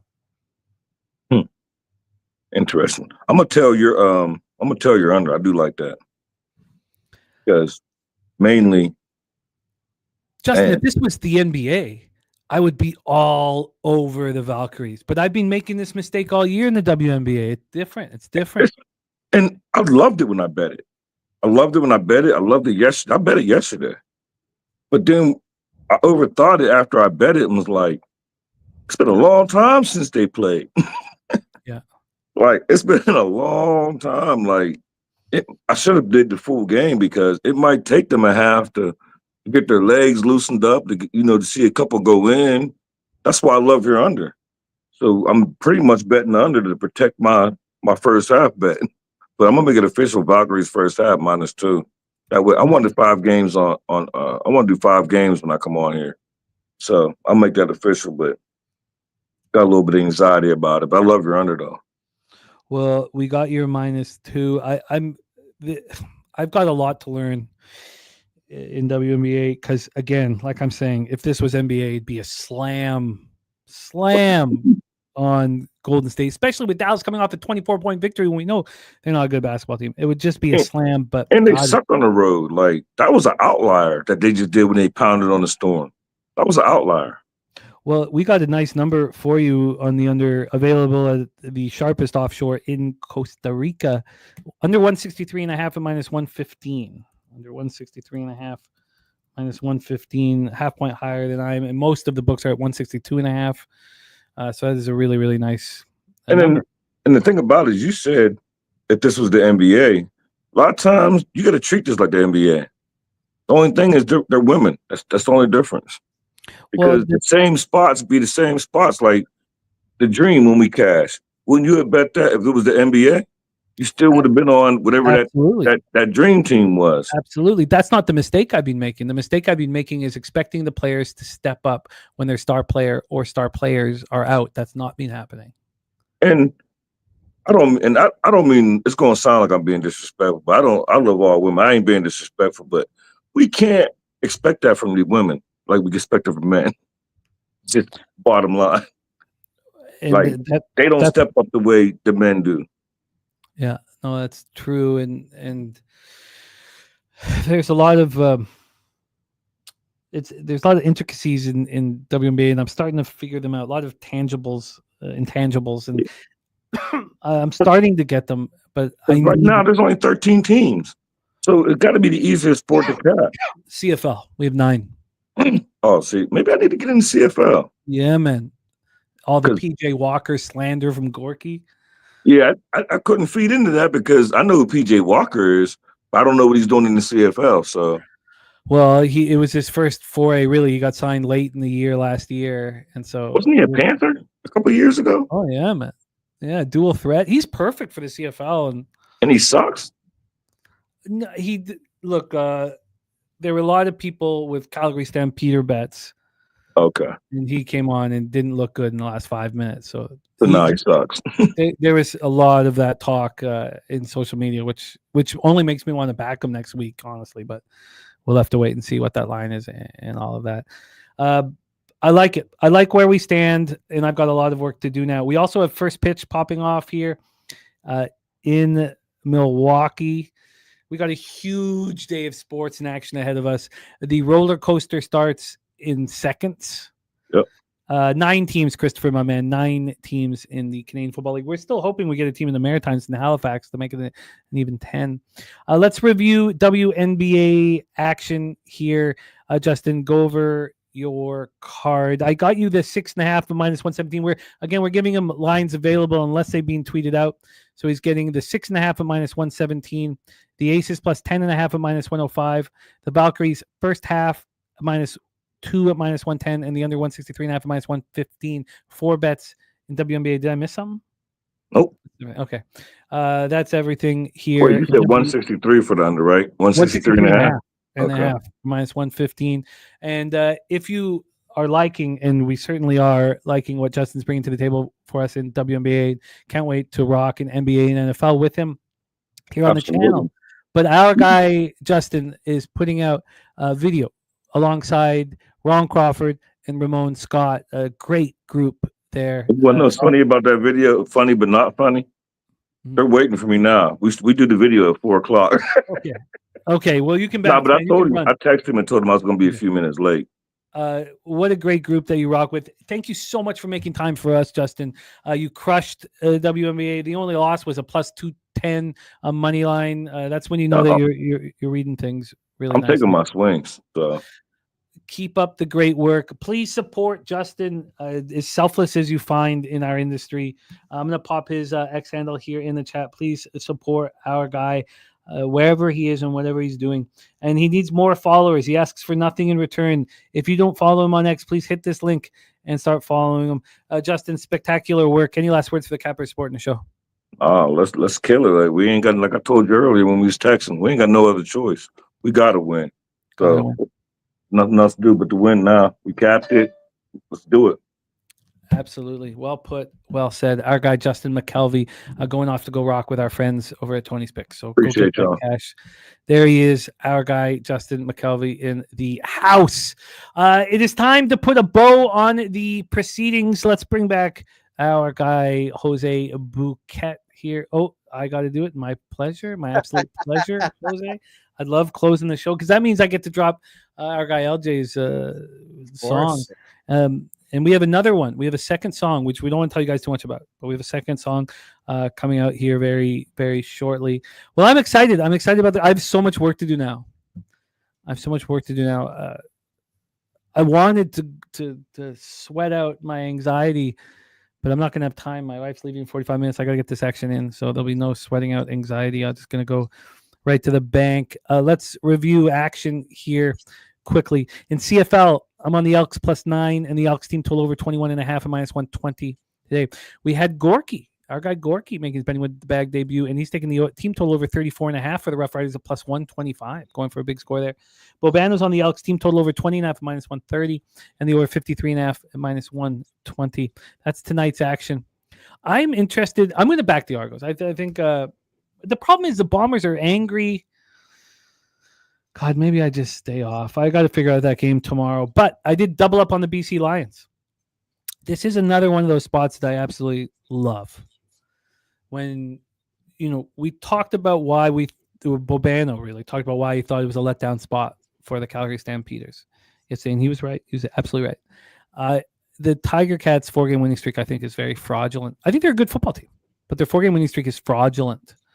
And I really, really think that we're getting a wonderful price on the Lions, and every article that's out is on the Tiger Cats. It's a perfect spot to fade these cappers that don't put their records up. So that's what I'm going to be doing. And again, here's another example why Lions are only plus 137 for double result, plus 137 against the team that's won 4 straight. Second road game in 2 weeks, traveling. The Lions have a day rest advantage and are staying at home. And I didn't get the risk reward to get the double result. So I bet the first half minus 1.5, minus 110, and the Lions full game minus 2.5. That's my action. Let's review action here. Dougie Wise, free bands play today, Dodgers, which I'm interested in. TJ is on the Boston Red Sox. He's on Pittsburgh Pirates. He's on Philly, New York over 9.5, Cleveland, KC under 8.5. Mr. Belvedere on the Pirates, the Rockies, the A's, and then CFL is on the over 54. For 9 legacy, the flank stake play today is the Braves money line. Fat Wally's NASCAR action for the NASCAR Brickyard 400. I'll pop this in the chat. Thank you, Wally, for sharing your hard work with us. It means a ton to us. Wager Detective says PJ Walker went to Temple, I believe. He is the leading quarterback, leading passer in Temple history. He's all over that Temple record book. Good call about the Temple. Who's the quarterback for our BC Lions? His name is Nathan Rourke. His brother was drafted in the 5th round by the San Francisco 49ers. Yes, yeah. Good, a Canadian legend. Yeah, well, he's not a legend yet, but he has a chance to become one. I just moved on the under 8 about 35, 40 minutes ago in our first game on the board. We've had first pitch, and let's take a look at what's going on here. Top of the first, 1 out. Freddie Peralta on the hill. That's going to be a fun game. It's going to be a fun night, man. AOD says that he had flank steak fajitas today. Said they were quite good. Shout out to you, AOD and the fajitas. My brother-in-law, who's a very Mexican guy, shout out to him, and he commentates on soccer, will not eat at a Mexican restaurant if they have fajitas there. Refuses. That is an American invention, and he leaves immediately if he sees fajitas on the menu. It's very funny. Wow. That is a very interesting thing. I like the passion.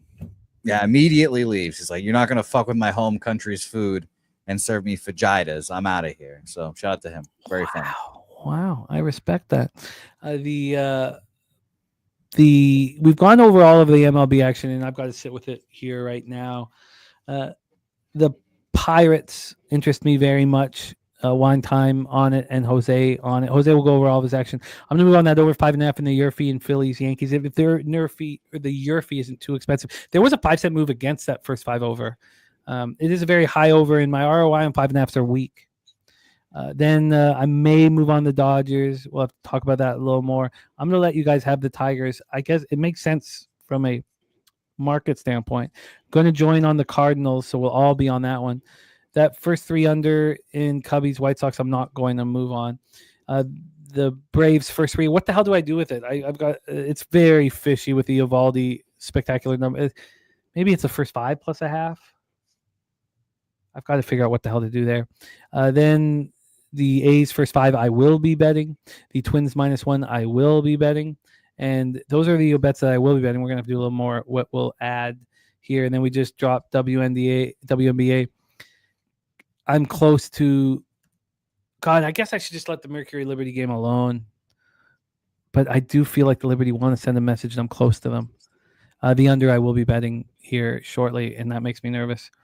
Both Justin and I are on the Aces. I like it. We each got 10.5. And then I'm on the first quarter plus 2.5 -105 as well. Justin's on Valkyries first half -2 in the under 163.5. I'm on the under 163. A DC Capper MLB bookie buster play today after catching with the Jays yesterday is on the Giants today. Go get that cash, DC Capper. Jose, please review your action, my friend. Yes, just tweeted it out, so we are all set there. We are on the Pirates money line, Colorado first 5 money line, Detroit -115, Boston +106, Seattle, St. Louis, +114, Atlanta +132, Minnesota -151, and the Athletics +120 there for me. So should be a sweaty day indeed. Sorry, there's a fight going on. Just a character being built over there is what I'm hearing. Yeah, Carter is a nonplussed would be the term there. Shout out to all you guys. Thank you so much for your support. We got Christopher Tatum. Thank you for all that you bring to the channel, my man. DC Capper, Regina Falange elevates. Thank you, AOD, Old E Pub Sports TV in the house. Thank you, guys. Jeff Matthews, thank you. The Wager Detective, great work today, my friend. And AM always delivering. We got Sir Mackey, who gave us a gift of 5 Pub Sports Radio memberships. We had a ton of gifting memberships. It means a ton to us. Thank you guys so much for the support. We can't do it without you. We need it, and it's very, very helpful. The High Owl, we thank you. Drewski Mojo, thank you guys. Truly, truly, truly thank you. And to the stars of today's show, Dougie Wise too, thank you, my man. To the stars of today's show, Thank you. We had Gorki making his debut on Betting with the Bag. We had Wine Time Sports, who's always delivering the good, Justin Mcelvy, and the backbone here, Jose Bouquet. Jose, my man, can you please bless our action and lead us into the future? Yep, should be fun. Oh, 1-0 fish. Wow, that was fast. Should That be a was fun weekend, though. Don't forget to say hey plays tomorrow. Dabby Cab and myself hosting that show, taking your call-ins. Only limiting it to a one-time appearance. So get all your action in, because we have some people that come back and back and back, and we just rather have it one go here with you guys. Oh, So run pulled from the board. And just like that. Just like that. Oh, wait, no. The run is pulled from. I can't hear the volume. Well, we have to end the show so Jimmy can figure out what the fuck's going on. I guess they're giving him a double and not a homer. I don't. Okay. Yeah, the run is pulled from the board, and they are. Oh God, he almost got it. Look at that play! You got to see this play. Yeah, that's not a wow. That is such a cool play. Such an incredible play. So cool. Wow, he pulled it out. He almost made the catch of the year. Sorry, my man. Take us home. Leche. Hey, los bookmakers. I can't hit the button, Jimmy, so you have to hit. The roller coaster ride has started, and it started violently, but not for our under bettors. Let's go get that. Yeah, Jose, take us home, Jose. Take us home. Roller coaster ride. Here we go. Leche again. Hey, los. From down south, where we ride on clouds. From down south, where we ride on clouds. From down south, where we ride on clouds. From down south, where we ride on clouds. Pub Sports Radio's the crew, that's a fact. We all about bread, making bank accounts fat. Who the hell is that? LJ from the H. I stack green like Boston, shout out to Nasty Nate. From down south, where we ride on slab. 420 highway smoking with that boy Gabby Cat. Fly out to Denver for the Nugget fans so we can smoke out J Money, cause you know that's our mans. Us against the bookies, put money in our pockets. Fly out to Vegas, meet up with Ski Crockett. Hit the sports books, we got money to stack. Can't forget them college picks with that boy Conor Mack. Call up Dutch boy, cause you know we stay fresh. What's the strain of the day, homie? Watch the daily sesh. Roll up a paper plane, light up a Sparky. If I need a strikeout prop, we gon' holler at Sharpie. Cross over to the West Coast and holler at Fam. If we talking NBA, I got to hit Trot Wham. Always tapping in, money's what we trust. If I need a team total, gotta hit Nut Plus, cause I'm fishing for bait. Smoking straight to the chest. Gotta fly out to the beta, homie. Moose money bets. From bookies to West, cash and checks what we do. Cause I'm who banging with Boss and the OG Ragu. If we need it under, I gotta hit Noli Knowles. If I ladder my prop, I gotta holler Big Show. Now we back to the East Coast for Nicky Fish tanks. We watching UFC, keeping money in the bank. Die Hard and Danny Betts and the whole damn crew. Nick's the only guy I know can drink a brew or buy his shoe, but hey, that's what he do. It is what it is. I can't forget that Jersey boy, that homie Billy Briz. If I need an ice pick, I go to Ontario, holler my ice guy, Ian Bobano. And if I need some advice in trying to cash, tune into Peter Loshak and Jimmy the Bag. And hit that like button, make sure that you smash it. The famous words of razor sharp picks, cash shit. I'm on my poker shit, stacking my chips. If we ever lose a bet, man, we never gon' trip. Cause I'm Mike Knight M, pimp slap player of the day. Ron Crawford spreadsheet, what more can you say? It's how we stay paid each and every day. Can't forget about the producer, say hey Jose. Tell your mother, your father, your son, and your daughter, cause nothing's going down without the Dawn Jeff Slaughter. All you low baggers, hold it down in the chat. If you missed all that, the remix will be back. Yeah.